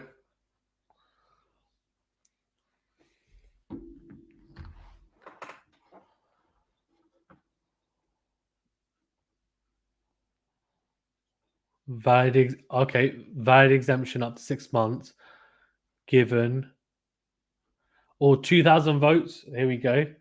76% of you think Djokovic will win the trial. Very good, very good.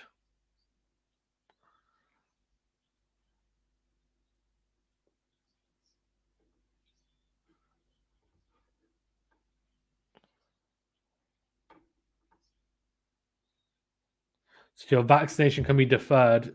They're saying 6 months after you have been infected by COVID.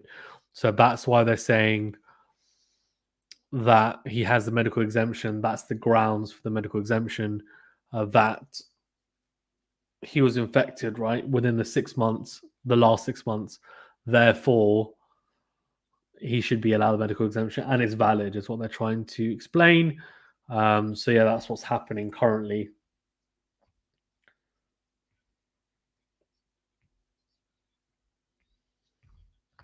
Very interesting. The two physicians with special medical experience said that they should they should give him the medical exemption in line with the guidelines. That's what the Djokovic's lawyers are saying.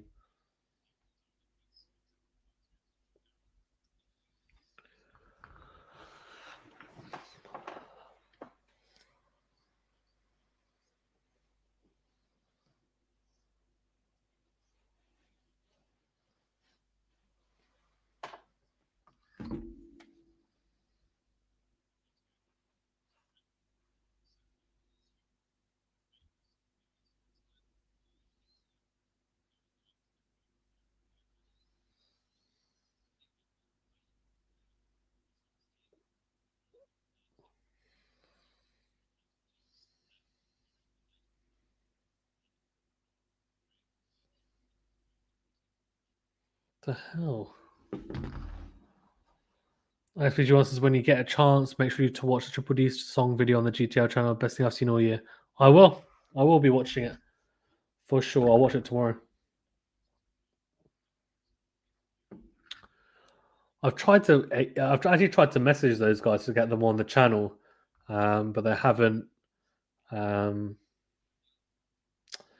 Yeah, they haven't responded. So I was hoping that I would be able to get those guys on because I've had Gil Gross and the Slice on, but yeah, I unfortunately have not been able to have them on yet. So maybe one day can get them on channel. They're big time though now, aren't they? To be fair, especially once the Serbs hate it. Yeah, well, I haven't heard it, so I don't know. I'm assuming it's not particularly flattering then if you're saying that, but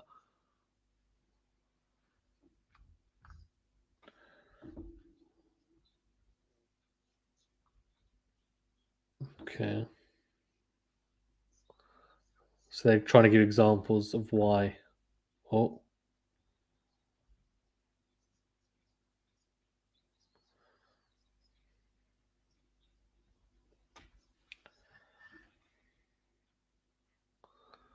this is all very interesting.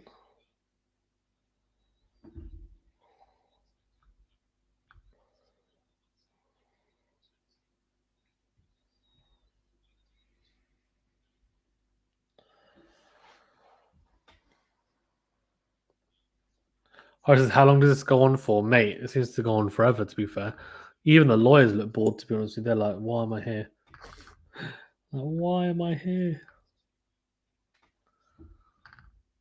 God, what do you guys think? Who do you think's going to win?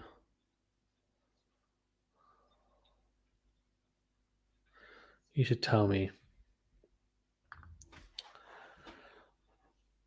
Says, when was Djokovic supposed to be playing, and is it happening over Zoom? He's supposed to play next week, so next Monday, Australian Open, right? Starting. But yeah, I don't know. But at this rate, this trial will still be going on, and you'll have to. They'll be like, can you just serve over Zoom, please, and we'll judge your serve over Zoom because that's what it's turning out to be at the moment.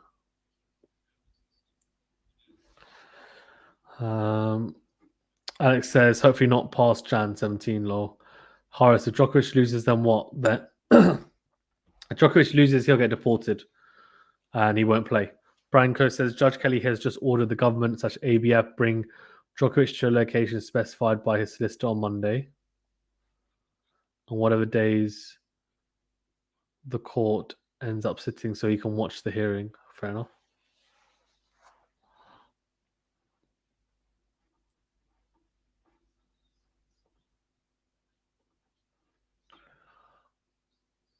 Oh my god, how much more of this can I take?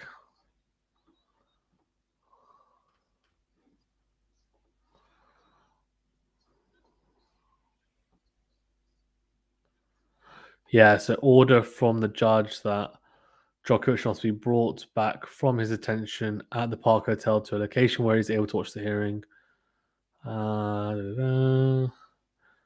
Interesting. It probably won't be his solicitor's office. Hall and Wilcox has a no vax, no entry policy. Interesting.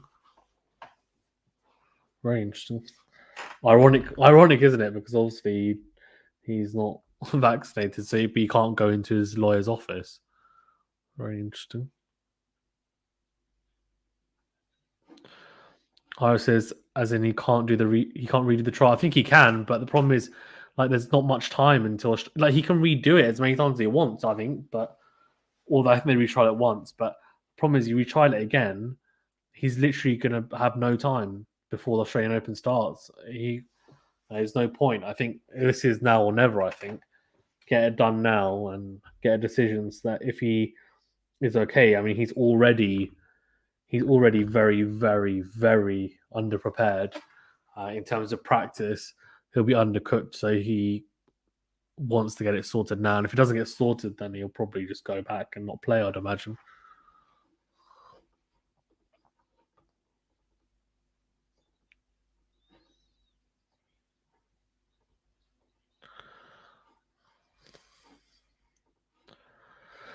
They're basically saying nothing was in Djokovic's control. And funnily enough, the guy with the big beard had the mask on. He's taken it off now. Weird.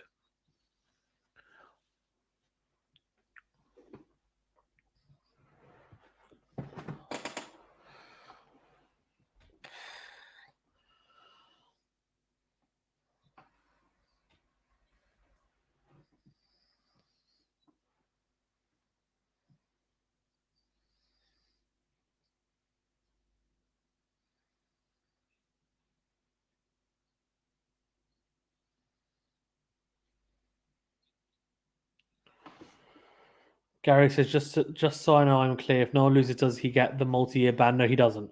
No multi-year ban. Don't worry. He will not get a multi-year ban. He'll just be deported.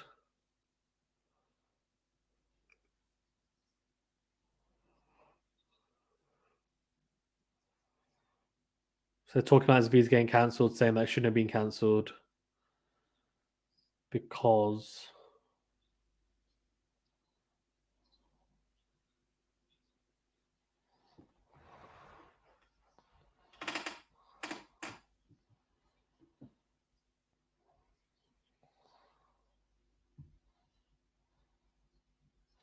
saying that even if there is some type of like some sort of background to back up the suggestion that the visa should be cancelled, they should bring it all into place. Like as in gather all the information before cancelling it, but they're basically trying to assume, or they're saying that actually all of the information wasn't correlated correctly. Right? It wasn't.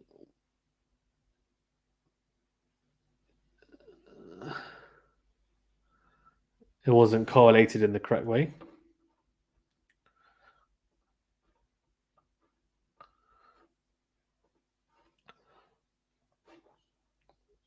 Gary says deported is such a strong word, but that's what it is. As PG wants to last Christmas, I had my photo taken with Santa Claus and both of us wearing face masks. They should have given me a discount, lol.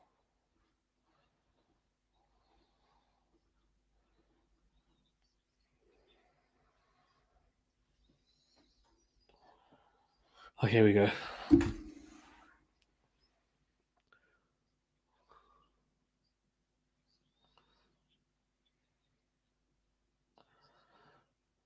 So Djokovic was telling the officials, please do not cancel my visa because I've been told from Tennis Australia and the government of Australia regulations have told me I'm in the clear. So please do not use the discretion to cancel my visa.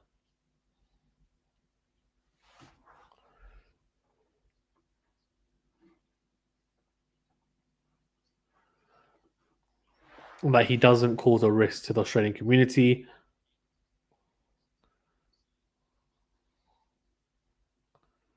The judge looks so bored.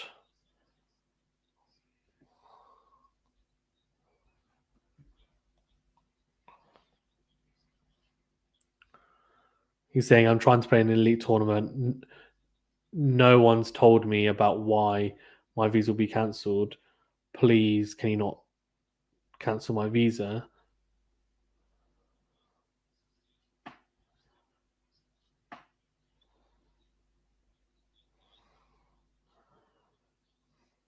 So apparently the delegate did not, I guess, yeah, they said they didn't acknowledge Djokovic's plea and his request to go through all the information available.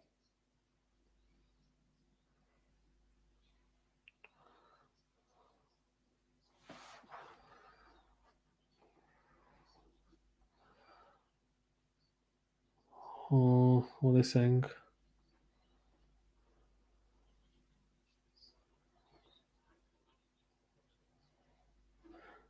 So you're unable. Okay.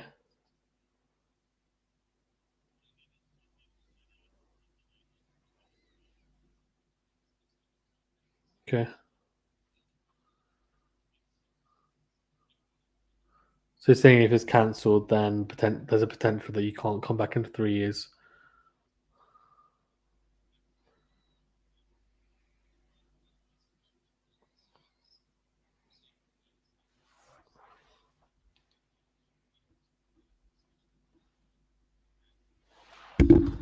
Whoa.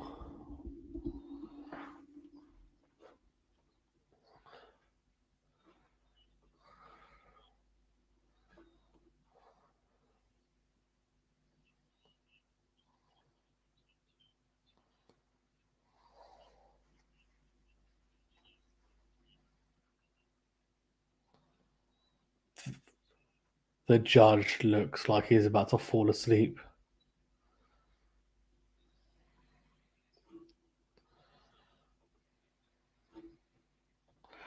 As John says, that would be a disaster for him, his most successful slam. I think they've already kind of ironed out the fact that he wouldn't be banned for 3 years anyway. I think he'll just be one. But in saying, I mean, you say that yes, most successful slam, but he's a favourite in every single slam. To be fair, isn't he? So at the moment,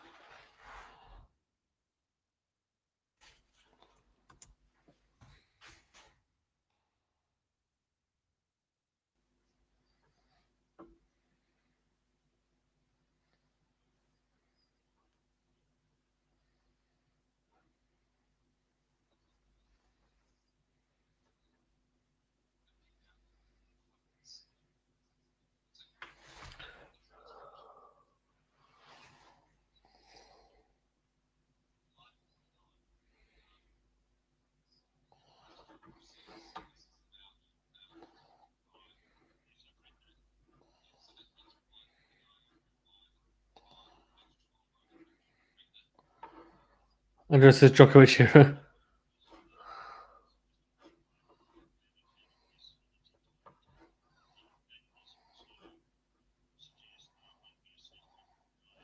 As John says, who's got more energy for Zan versus the judge?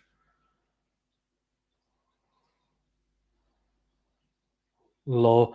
The judge is basically telling them, like, don't. Can you not read out the whole thing, right? All I need you to do is just sort out.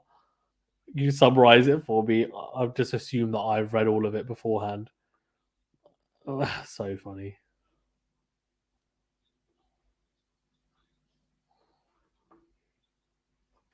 Absolutely hilarious.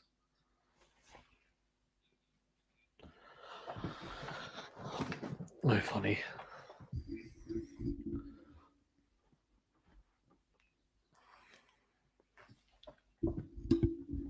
So funny.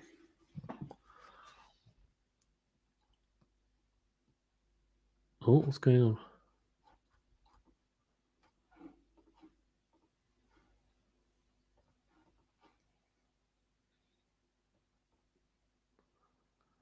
What's going on?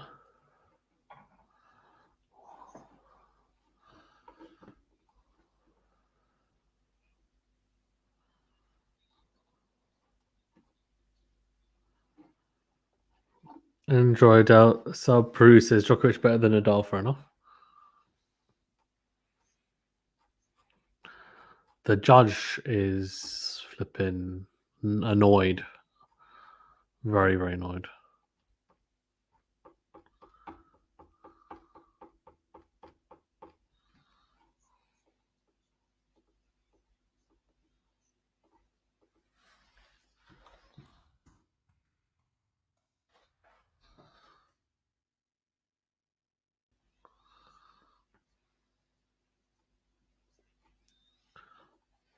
Hmm. You think I've read it? I know where we're at. I know where we're at.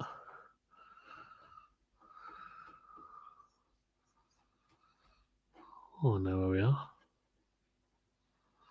I know where we are.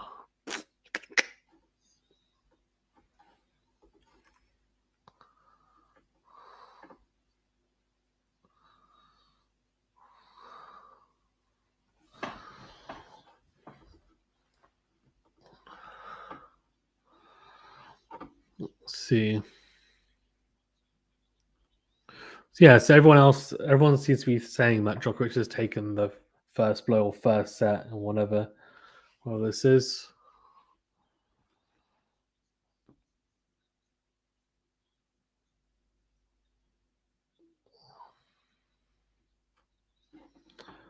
XPG1 trial judge. It's not the OJ Simpson case. Cut to the effing chase, lol. Hilarious. Paragraph 23.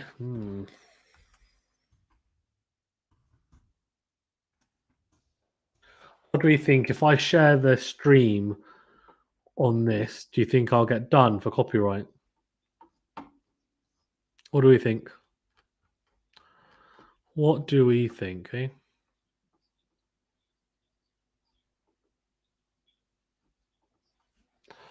What do we think? I want your guys' opinion. Do you think I'll be fine or do you think I'll get done? I'd really prefer not to get done, if possible.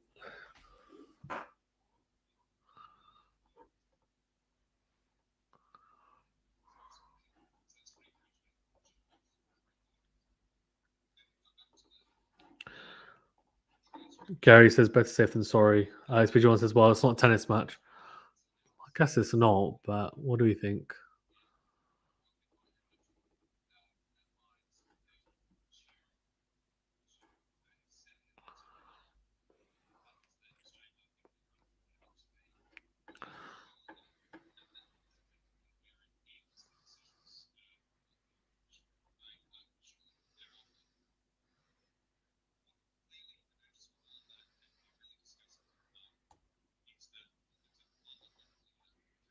Let me share the audio at least. Let's see.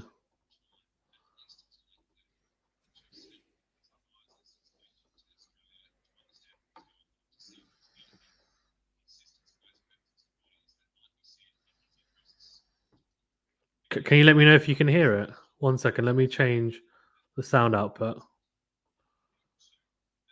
Can you guys hear it?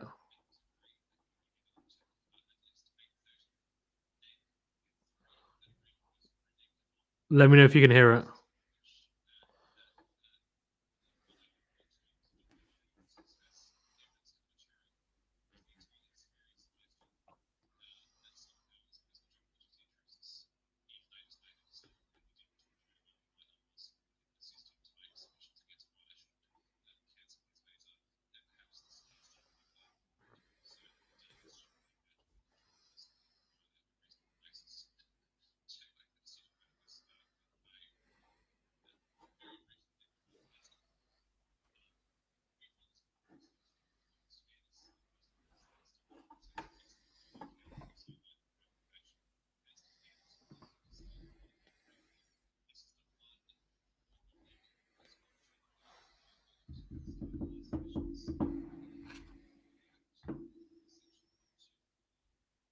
Very faint. Sorry.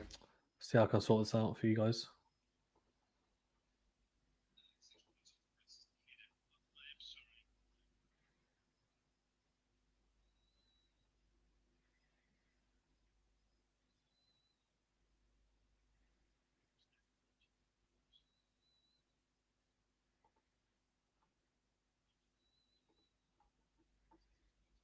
Is that better at all?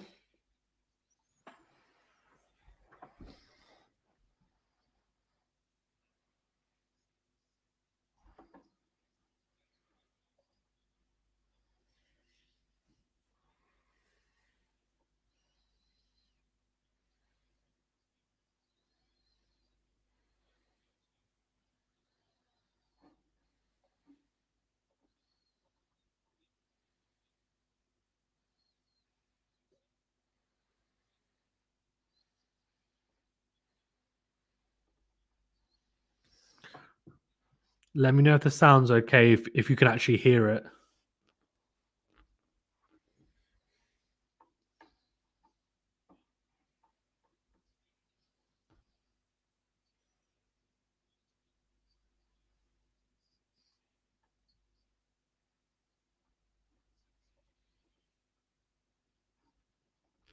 No sound. Okay.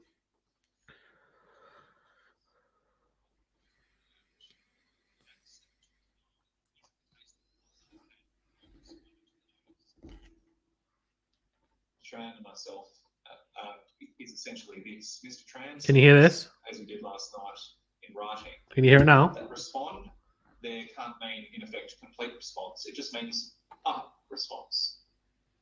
And we say that is obviously not so, and indeed, were it so, it would generate perverse consequences. Because let me know if you can hear it, because I'm trying to sort it out for you guys. Partway through saying what they want to say about why the ground doesn't exist and why the discretion shouldn't be exercised if the ground does exist. And the minister might say, I've heard enough, you have responded, in part, I'm now going to make a decision. Obviously absurd.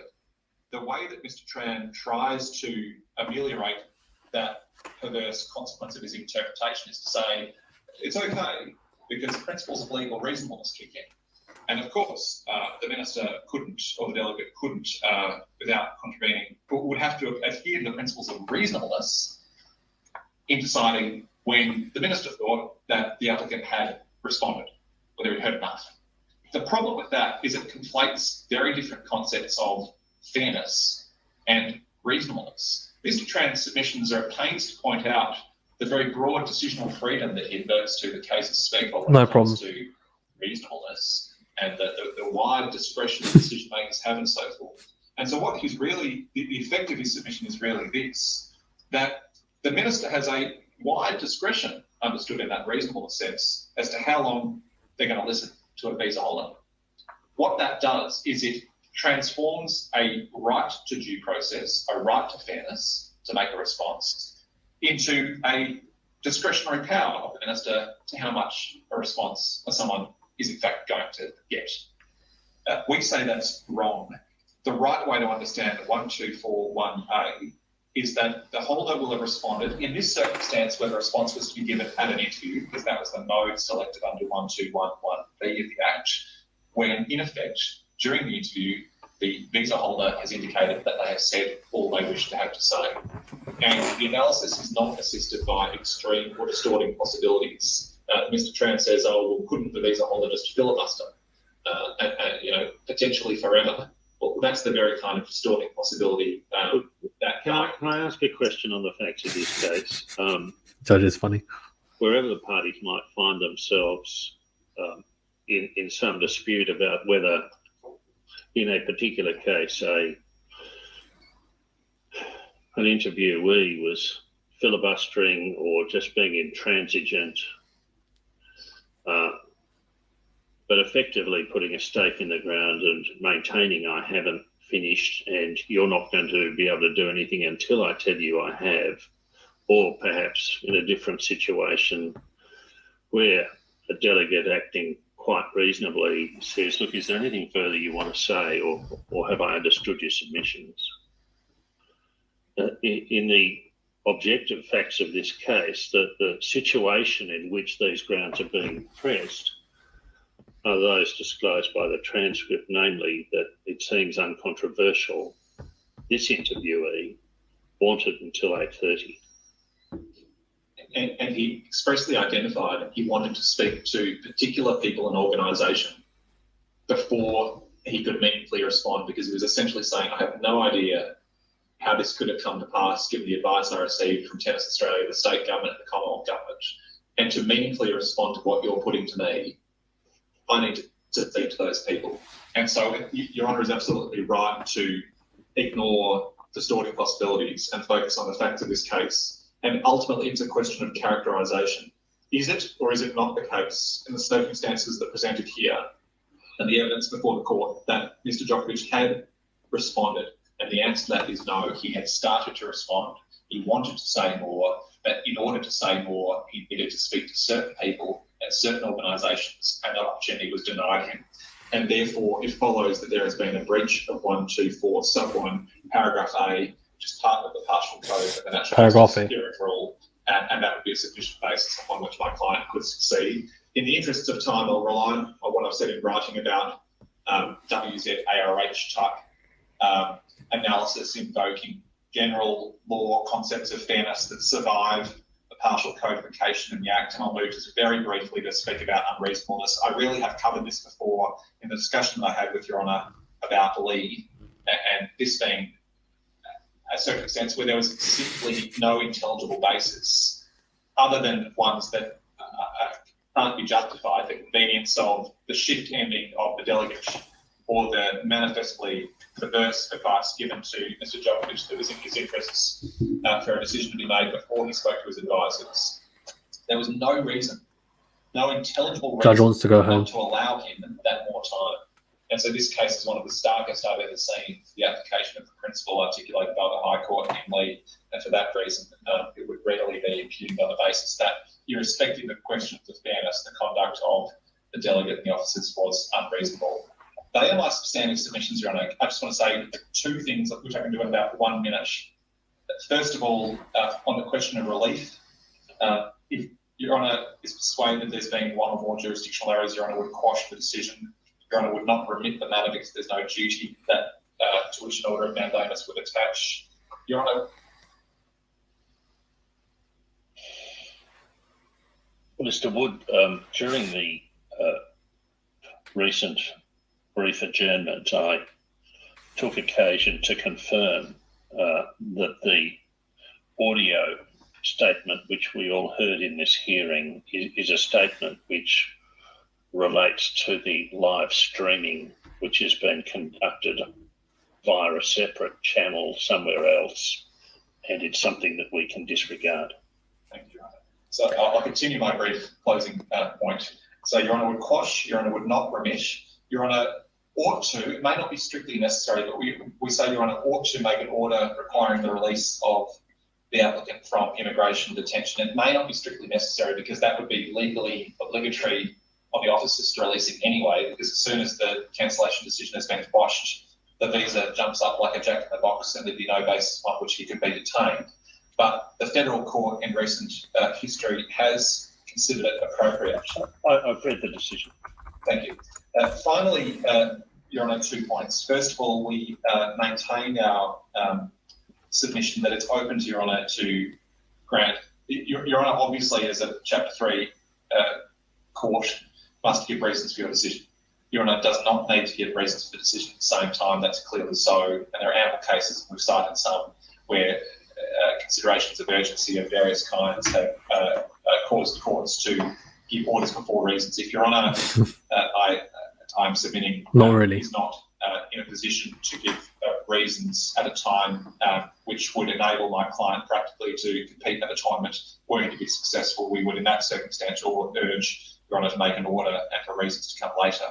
Finally, Your Honour, with respect to the interlocutory injunction, it may be to some extent overtaken by events in that last night Your Honour ordered that the Commonwealth ensure that Mr Djokovic be present with us while this hearing continues, and I think Your Honour has now indicated until judgment. To the extent necessary, I would rely on all of the submissions I've made today and all of the submissions that we've now made in writing in support of the proposition that Mr Djokovic plainly has a strong prima facie case for relief. The balance of convenience heavily weighs in favour of the grant of an interlocutory injunction. Mr Wood, can I just say this?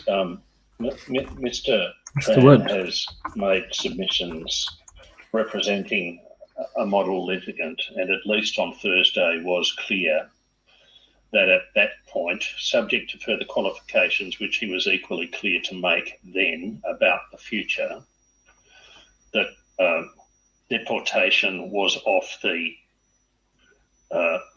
table at that point. I'm not suggesting that position of aims in an unqualified way into the future. What I am suggesting is rather this, if you bear with me. Okay, Judge. If one accepts the submission respecting the delivery of a judgment, which could be the subject of an appeal,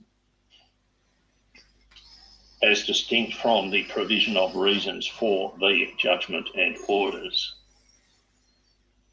then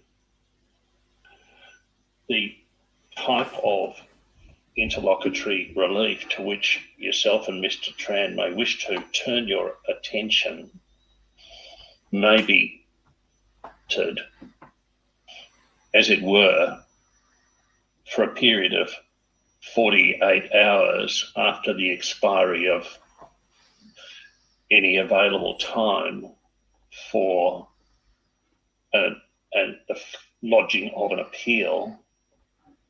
I haven't reflected fully on this, and it's one of the reasons I wanted to ask you and those assisting to exchange with Mr. Tran a draft minute which precisely mirrors what you consider to be given by way of judgment at a final hearing.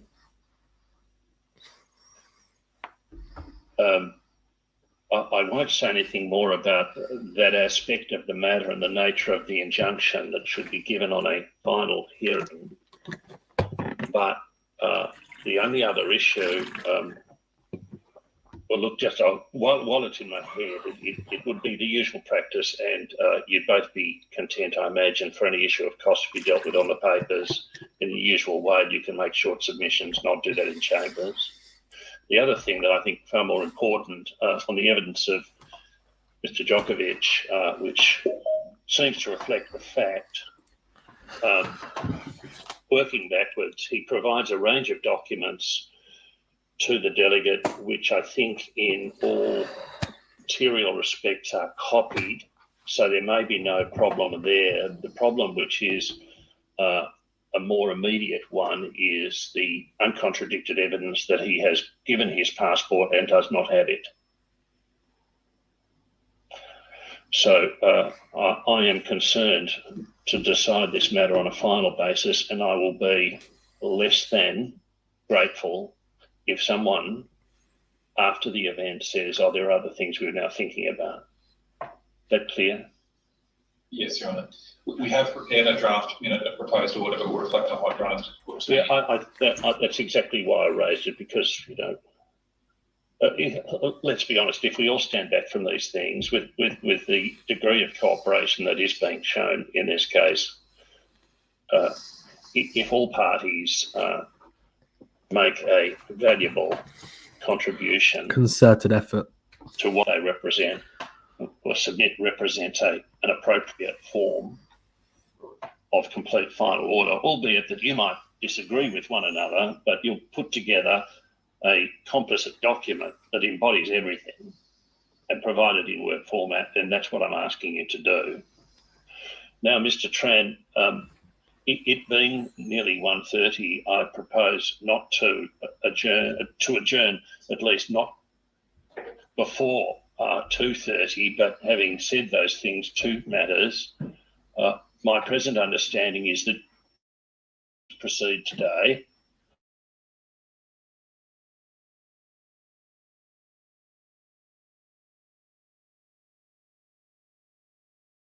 At least an hour, unless you want some further time beyond that, say 3 o'clock. The other matter, which perhaps is the court with via email to myself and counsel on the other side.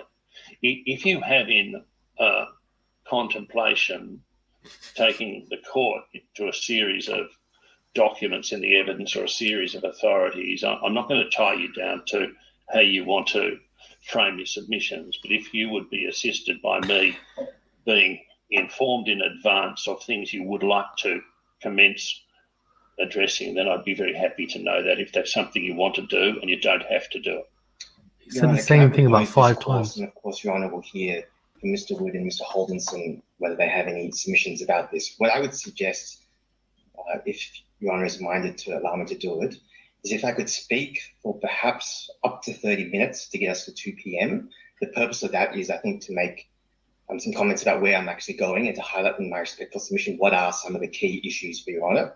On the course of that, I will attempt to make some submissions about what some things might be non-issues. I'll also highlight a few authorities. And then if you could take the adjournment at 2 o'clock, I think the utility of taking that half hour will help frame for Your That's Honour. a very helpful suggestion, and I see Mr. Holdenson and Mr. Wood assenting to that suggestion. I'm very grateful for it. Thank you. Please proceed. Thank you, Your Honour. The judge is like, I'm going to Had start enough.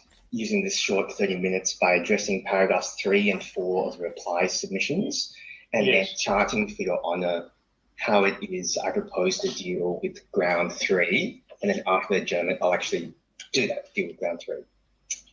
If Your Honour brings up the reply submissions from very early this morning, and Yes, goes I have both. 3, and Your Honour will read there, and this is my gloss of it, but of course Your Honour can read it. It says there, my gloss, that the applicant was pressured during that transcript that Your Honour has read. Can I be crystal clear that Your Honour can rely on that Both. submission and that evidence to find as a fact that the applicant felt pressured? Of course, I haven't sought to cross-examine the applicant. But can I make it crystal clear that what Your Honour can't do is find that any officer intended to pressure him? And Your Honour will appreciate the difference there. And Your Honour, I do. Look. I will tell you immediately. If you understand that I have a very great desire to engage with counsel in a fairly Socratic way, so that you can remind me squarely when you say Your Honour's going down the wrong path. You need to listen, and this is something you might be assisted by now. The point you make, the distinction between any positive, affirmative desire to impose pressure is just something I can't make a finding about. You needn't worry about that.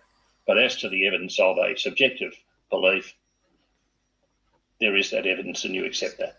yes, thank you. That's good. Thank you. I'm grateful that Your Honour has expressed Your Honour in the way that Your Honour has. So I don't need to address paragraph 3 anymore, but it was important for me to start with that, because if Mr. Wood or Your Honour indeed a different view, then that would have repercussions for the ongoing conduct of the case. So Yes, it would. It would. And I should, of course, I mean, I'll wait to hear what anything that Mr. Wood might want to say in my reply. God, slow motion. Perhaps what can I just say this without encroaching on your 30 minutes? I tried to tease out with Mr. Wood, and I think we reached common ground that whether it be unfairness or legal unreasonableness, it's a fact-intensive inquiry. And you can't take the facts and circumstances of any other decision as dictating the result in this. It is fundamentally a matter for me to decide whether, in all of the circumstances of this case, and just to bookend it as quickly as I can, in shorthand, 11:30 to 7:42, that's what I'm examining. And I would be... Don't worry, Andrew, it's all of us, not just you. On the available evidence to impugn the conduct of a decision maker for an actual intention to pressure on the basis of the evidence which is here. Now, that may not be sufficient for No you. motion. It doesn't kill the point. It just means that ingredient, perhaps the better way to think about it is, as I said, The lawyer I with the think big on beard, Thursday, he's there is literally need fallen not to asleep, it overreach looks our own like. state. On the top right. Oh, there you go. Now, whatever He's the awake. facts of His mask is back on too. were, the particular delegate was darting in and out of the room, which was being video recorded, and a fair inference, and tell me if this is not available, was that he was in a sense, going out, consulting, getting further guidance, coming back in, dealing with another issue and so forth. Whatever happened between interview number one and interviewer number two, there is evidence about how Mr. Djokovic felt. Yes, I accept That's all. all. Thank you. I accept all that. Thank you. So if I could then address paragraph 4, Your Honour, and Your Honour can read that to yourself. Essentially, it actually repeats something that Mr. Wood said orally this morning, that we did not respond to the submission that there is no law requiring a person to be vaccinated to enter Australia or to have an exemption. Your Honour, Yeah. read Yes. Now, we didn't respond to that because in our submission is not relevant to any of the grounds. None of the grounds alleges that it was not open to the delegate to have been satisfied of section 1161E in the circumstances of this case. What the grounds are in my submission, particularly with ground 1C, all the targeting material, is not illogicality or unreasonableness in the ultimate decision, but illogicality in a step of the reasoning adopted by the delegate in reaching the final decision. That doesn't mean that Not a step along the way. Indeed. That's very clear actually from paragraphs 27 to 29 of the terms of the application, which Your Honour has given leave for them to file. I just want to make that clear because it makes clear my submission that in the end, actually, whether or not there is a law requiring a person to be vaccinated to enter Australia or to have an exemption is beside the point. And to make this additionally clear, I don't say this to say that ground 1C fails at the threshold or anything like that. Of course, I'm going to have to deal with ground 1C as it's being put by Mr. Wood. But I did want to make that clear because Mr. Wood has said it orally and said it in writing, and therefore I take it the applicant considers that to be important to their case. And we say it's not important given the way that the grounds have been framed. But can I also say this, Your Honour? There is at least one provision that exists on the statute books that permits the executive, the Commonwealth executive, to control who may enter and remain in Australia. And that is, of course, section 1161EI itself, the very provision exercised here. That provision does not present a high bar. Can I just go to two cases only in this half hour, Your Honour, because then I can clear this away and not have to deal with it this afternoon at all. Thank you. That would be useful. Just hang on a second. What's the first? The first one is in the supplementary authorities that we provided this morning. I apologise to the court for the lateness of it. And what you've said means that we'll have to deal with it more efficiently in another way. Tell me the name of the case, citation, and the paragraph. Perfect. So it's Minister and ERY19, medium neutral citation 2021 FCAFC 133. Your Honour, over the adjournment, will see that's tab 8 of our additional authorities. Have they been delivered in hard copy, do you know? If they haven't, they will be in the next hour, Your Honour. And so that's that's all I know. It's even more serendipitous. Paragraph again. The paragraph references will be 81 and 82. It's serendipitous that Your Honour has given me the indulgence of this half hour. I can tell Your Honour succinctly what the propositions are there. Paragraph 81 emphasises that the word risk imputes notions of possibility. Paragraph 82 says that the word risk is sufficient to connote possibility in quite the same way as by the use of the word might. That was Justices Lee and Wheelahan of the Federal Court. Yes. The second case, thankfully, is before Your Honour. This is in Part A of the existing authorities. It's Leota and Minister, tab 12, medium neutral citation, 2020 FCA 1120. Yes, paragraph. Paragraph 15. Thank you, Your Honour. Thank you very much. And the point that I draw out of that while everyone is turning it up. Which I have. Thank you, Your Honour. The point we draw out of that is Her Honour Justice Banks-Smith emphasises that the statute was amended in about 2014 and lowered the bar even further. So one doesn't even have to be a risk, one might present a risk. Yes. And might be, clearly lowest threshold. Indeed. And again, I repeat, there is no challenge to the actual ultimate decision, just very many and several challenges to the reasoning process, which I'm going to, of course, have to come to. Sorry. Can I just step back from that again, because it may be something that I need to clarify in reply. Yes. I've already clarified with you that at the forefront this case is what we call a step along the way. Yes. Now, for others, the way in which a ground of unfairness or legal unreasonableness might be made out could occur at the simple level, one which is focused solely upon the process by which the decision is reached, that is, the steps along the way leading to the decision. The other way, as you've put it quite correctly, is that the legal unreasonableness could, or the unfairness could, flow from the fact of the decision itself. And as you're submitting it, I need to be clear,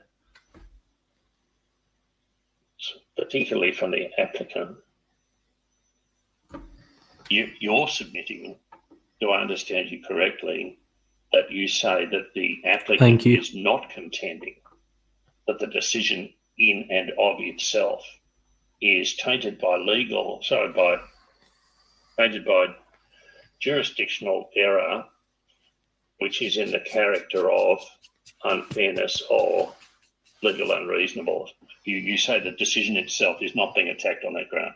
Indeed, that is correct, Your Honour. It's only a process-based challenge.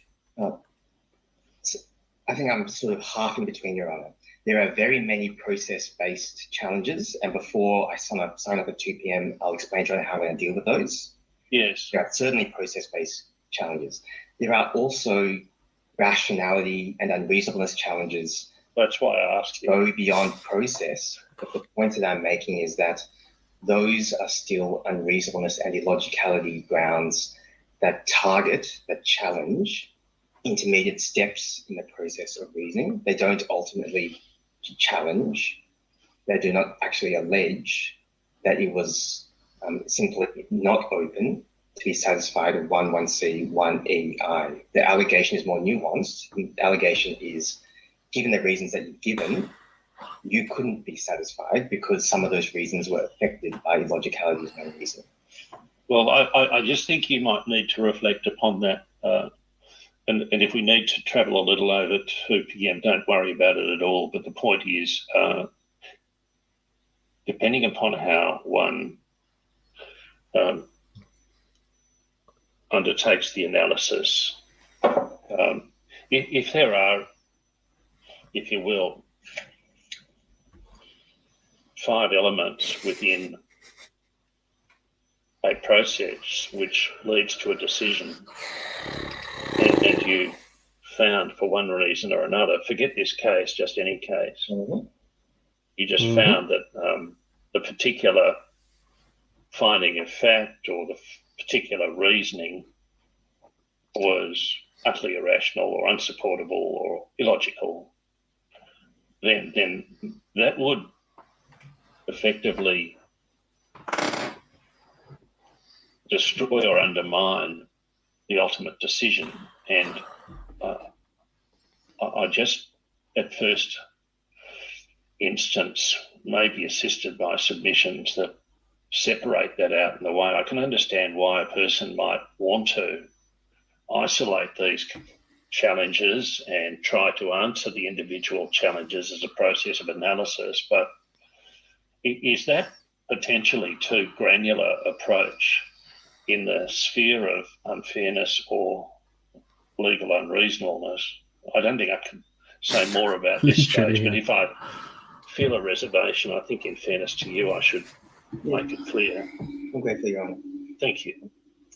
I think this is most usefully explained. I don't propose to take Your Honour to it now, but provide you on the citation. Yes. Justice Robertson's well-known judgment in SZ RKT at paragraphs 150 to 158, where His Honour draws a distinction between illogicality or irrationality in the final decision itself, or illogicality, rationality in any of the intermediate findings. And the only reason why I emphasize it here is to, and it's going to have more significance in the submissions this afternoon, is to assist Your Honour, hopefully, to impose a structure, about how to then analyse and fit in all the various submissions that Mr. Wood, on behalf of his client, has made this point. Yes. We might be able to fast track this, not now, but in the ultimate result, because I thought I've obviously got to go back and look at His Honour's reasoning, and it's a celebrated case which has been endorsed so many times that it doesn't matter. But the point I thought, when you read the totality of the reasoning, His Honour was very careful to make some observations about the utility or appropriateness of quarantining the analysis Icebreaker in an overly time. rigid way. And that's a very general way of putting it, but I mentioned that for what it's worth. I'm grateful, Your Honour. I'm grateful too. But so that's the additional thing I wanted to say in response to paragraph 4. Can I foreshadow how it is proposed to at least commence after the adjournment? And I will be addressing directly with ground 3, because collection of ground 3A and 3B. Very good. Because Your Honour will appreciate that those grounds aren't about whether or not it was correct in any lay or legal sense for the delegate to have applied section 1161EI to cancel the visa. Those grounds really do strike the process by which the delegate applied that provision. And of course, a decision maker has to comply with legal process.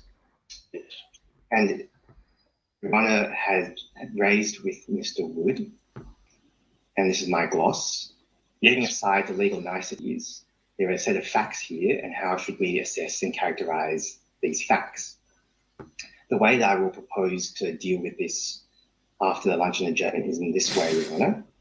I will first explain that section 124 was complied with, in the sense that a response was given, and therefore section 124 did not impose a bar on the decision being made. Second, I'll then say that there was no denial of procedural fairness for 2 reasons. The first reason is that in my submission, one does not go to the general common law principles of procedural fairness, because the decision to make the interview commence earlier is a matter that's dealt with by the statutory code. So if there has been compliance with, for example, section 124 and all the other provisions around it, then that is a matter that is dealt with by the exhaustive statement of natural justice in that subdivision. And so one does not go to general common law procedural fairness. Yeah, can I replay that so I try and persuade you I've understood it?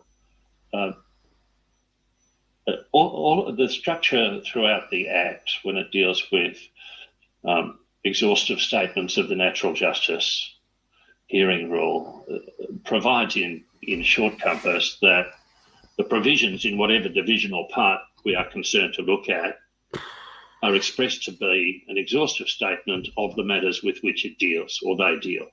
Yes. And you're saying to me, properly understood in the circumstances of this case, the relevant provisions were engaged, so you don't step outside into common law procedural fairness. Correct. That's going to be my primary submission there. That's exactly what I would something say. A little bit more about even applying general common law procedural fairness as a secondary. Yes, of course. Yes. But then after that, I'm going to deal with legal unreasonableness. And I wanted to alert Your Honour that this is how I'm going to approach it, because in dealing first with 124 and then second with the statutory code of procedural fairness, I appreciate that it's going to look like I am hiding behind legal principles, when really it's the facts that Your Honour wants to get to grips with. I wanted to assure Your Honour that I will get to the facts when I get to legal unreasonableness.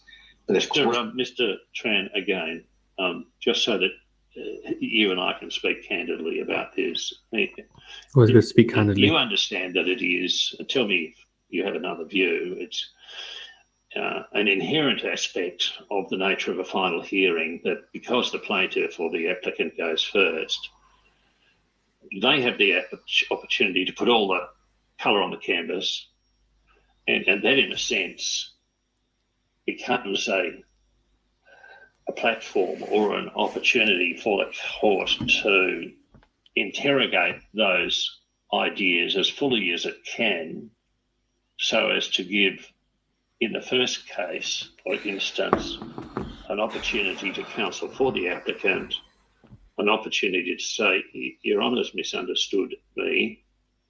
What we're really saying is X or Y or Z, so that I can have, at the time of that engagement, some reflection upon whether I've understood the facts or whether the canvas needs to bear some different hue or colour. The second aspect, of course, which is I think the important part for you and I now, is while I do that in that part of the applicant's case, a very important related part of it is the collateral objective of giving a respondent forewarning of the sorts of issues that are being ventilated, so that in turn you say, well, forewarned is forearmed, and Your Honour might have had an indicative view about these things or tried to interrogate those ideas, but we want to say some things about that too. And you say, I should not misunderstand the submissions from the Minister as being carefully rehearsed, sophisticated statements confined to legal principles, but you say you want to emphasise matters of fact which justify the dismissal of the proceeding for which the Minister contends. Yes, Your Honour. And the only thing I'd add, of course, is it's been, I say this gratefully to Mr. Holdenson and Mr. Williams, Your Honour, that given the urgency with which this proceeding has been brought on, of course, it's also been very useful to hear how they articulate their case this morning, because, of course, the proceedings have only been on foot since about Thursday or Friday. And so that is how I propose to proceed, and then we'll get on to some of the other substantive grounds after that. But I do propose to proceed in that way after the luncheon adjournment, if the court pleases, to focus on It does please the not court. the grounds that go to whether or not, for various reasons, Section 1161AI could lawfully be applied to the applicant, but really to focus on what, in my respectful submission, are some of the things that, at least as the applicant puts it this morning, do at least raise real questions I'm going to have to persuade Your Honour on about the process which the delegate followed. And so that's what I will do after the adjournment, if the court pleases, in the manner that I have. Who's going to win the US Open? Djokovic, otherwise Zverev. You said everything you want to say at this point. I have, Your Honour. If I can foreshadow just a couple of cases which I think it might be useful for Your Honour to look at. One is the Taylor decision, which is volume 253 of the Commonwealth Law Reports, starting at page 531, which will be behind tab 16 of the additional authorities that will be delivered to Your Honour's chambers of their journal. Yes. I'll be relying on that for what the High Court says about whether and when one can read words into a statute. Yes. It's going to be relevant to section 124. I will ask Your Honour to refresh Your Honour's memory, because Your Honour will be very familiar with them. The case of CRY 16, 2017, FCAFC 210, which will be behind tab 6 of the authorities that are delivered, and the High Court's decision in plaintiff M174, which is volume 264 of the Commonwealth Law Reports at page 217, which will be behind tab 13 of the authorities. Those are really just for the proposition that there is actually, of course, a close connection between procedural fairness and unreasonableness, such that, now I can make this concession, Your Honour, such that even if I'm right, and I will persuade Your Honour that I am right and that Ms. Wooden is right, that section 124 was complied with and the statutory code of procedural fairness was complied with, I accept that does not get us off the hook in defending the unreasonableness ground. There is a close connection such that if Your Honour were concerned that the applicant was denied procedural fairness in the exercise of the Commonwealth's right to attempt to apply section 1161E, well then that is something that would inform Your Honour's assessment of unreasonableness. So those cases help to bear that out, and with respect, I think, will be things that I actually have to persuade Your Honour against my case. So those authorities may be of assistance to Your Honour and to Mr. Holdenson and Mr. Wood. Guys, just before we carry on, I just wanted to say I'm going to carry on for about 10 more minutes and then I'm going to call it a day. But thank you very much for tuning in. Please remember to smash the like button and subscribe to the channel. It really does help us out with the algorithm, so please remember to smash the like button and subscribe. Really appreciate it, and enjoy the rest of the next 10 minutes. Can I identify just a couple of other authorities for Your Honour? One is the McHugh decision, 2021 FCA FC 152, which will be behind tab 5 of the authorities. Your Honour, that's a very long judgment, but it's a very simple point that I'm going to be getting out of it, which is there's no doctrine of estoppel against, or estoppel restraining the exercise of statutory powers. That's actually the only proposition I get out of it, so it's a very long judgment. And a related judgment. So just while I try to digest that observation, it's a somewhat sophisticated proposition. That this will involve, I would hope from you, some engagement with the idea that I took up with Mr. Wood on Thursday last week, when I sought to check the direction in which I was sure he wasn't going, but to have him help me understand what he was trying to actually help me understand. And the way in which he put it effectively is we're not concerned here with any doctrine of legitimate expectation. And he said that's absolutely right. That is, the nail in that coffin has been rusting there for some decades. But more precisely, he went on to qualify it by saying that he's clearly cast and framed the case in this way in part. There's a qualification in the authority to which he referred and about which I'll be reminded, that keys into what you're now saying, that notwithstanding the rejection of any such doctrine, that doesn't foreclose some idea that if a representation was made, that could be relied upon. The idea of estoppel is it's a wriggly fish, Mr. Tran. No, it is, Your Honour, and that's why I'm grateful for Your Honour's indulgence in permitting me this 30 minutes. I can at least put a few markers in the sand. Which no, helpful. I'm very, very, very grateful. Next. And then I was going to say Lamb's case, 214 CLR 1, which will be behind tab 15, but Your Honour is, of course, very familiar with precisely what I was going to take Your Honour to Lamb for, substantive and procedural legitimate expectations. But that is going to be one of the cases that I was proposing to go to. And then finally, I think it will be useful for Your Honour Judge is to done. consider two cases. Both of them are going to be losses of mine. So I'll be revisiting happy memories. The first one is going to be Environment Centre Northern Territory Inc. 2021 FCA 1635. That is potentially a useful case for Your Honour to consider, because that was a case where Justice Griffiths found of the Federal Court that an exercise of statutory power was unreasonable in circumstances where a representation had been made about one date, and then the exercise of power the power had been exercised on a different date. That, at least as I've described it, might sound a little bit similar to what we're getting at. And what I'll attempt to do this afternoon is explain how that's distinguishable. So that will be in the folder of authorities as well. No parties alerted Your Honour to it, but I thought overnight that's actually somewhat close. And so I said to you last week, inevitably, it's the kind of case where parties are going to bring to mind some late in the piece additional authorities, but you've said enough to indicate to me and through me to your instructors the immediate need for somebody to get this material to me in chambers. Yes, and then the last case I'll alert Your Honour to is Parata 2021 FCAFC 46. And the reason for that is this. Your Honour will recall this morning some exchanges with Mr. Wood about the notice of intention to consider cancellation.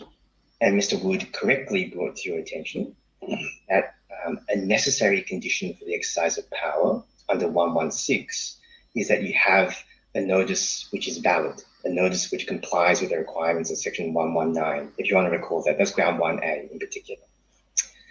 In my respectful submission, what the applicant's submissions have not grappled with yet is when it is that a notice of intention to consider cancellation is valid. So I, of course, accept, and Ms. Wooden accepts, that is necessary for us to persuade Your Honour that it's valid. If Your Honour finds it's invalid, then 119 hasn't been complied with, 116 isn't available. But in our submission, there's going to be two cases that will be very important for Your Honour's consideration on that very question. Is it actually valid or not? Is what we describe as a typographical error, which Mr. Wood described in more florid but perhaps accurate terms this morning, is something that takes beyond something that complies with 119. So the first one, as I said, is the Parato case, which is the full court. The second one is the Uden case, UDDIN, which is in the existing authorities, which is tab 22. So I'll take Your Honour to those this afternoon, and Your Honour will appreciate it. I will submit that those authorities will show that this notice was valid despite the mistake which Mr. Wood took Your Honour to. So that's what I'll do this afternoon, and I'm grateful to Your Honour for allowing me to identify some of the matters. Yes, Mr. Tran, just before we adjourn, one of the issues that I sought to draw to the party's attention in relation to the cancellation notice in each of Part A, Part B and Part C is that the delegate seems unambiguously to have confined the ground for his conclusion to paragraph 116E Roman 1, and conversely, or by extension, not to anything arising under section 1161D or regulation 243 or anything else. And there is that final box to be ticked by a delegate which uses the broad catch-all, if you will, of other. Now, having regard to the manner in which the delegates expressed his reasoning, I would be assisted if you could deal with those parts of that notice at some point. If I could do that right now, Your Honour, I can confirm, Your Honour, that our position is that the only ground that the delegate relied on is indeed section 116. Okay, I'm going to share the link to this. I think it's actually online, so you guys can enjoy.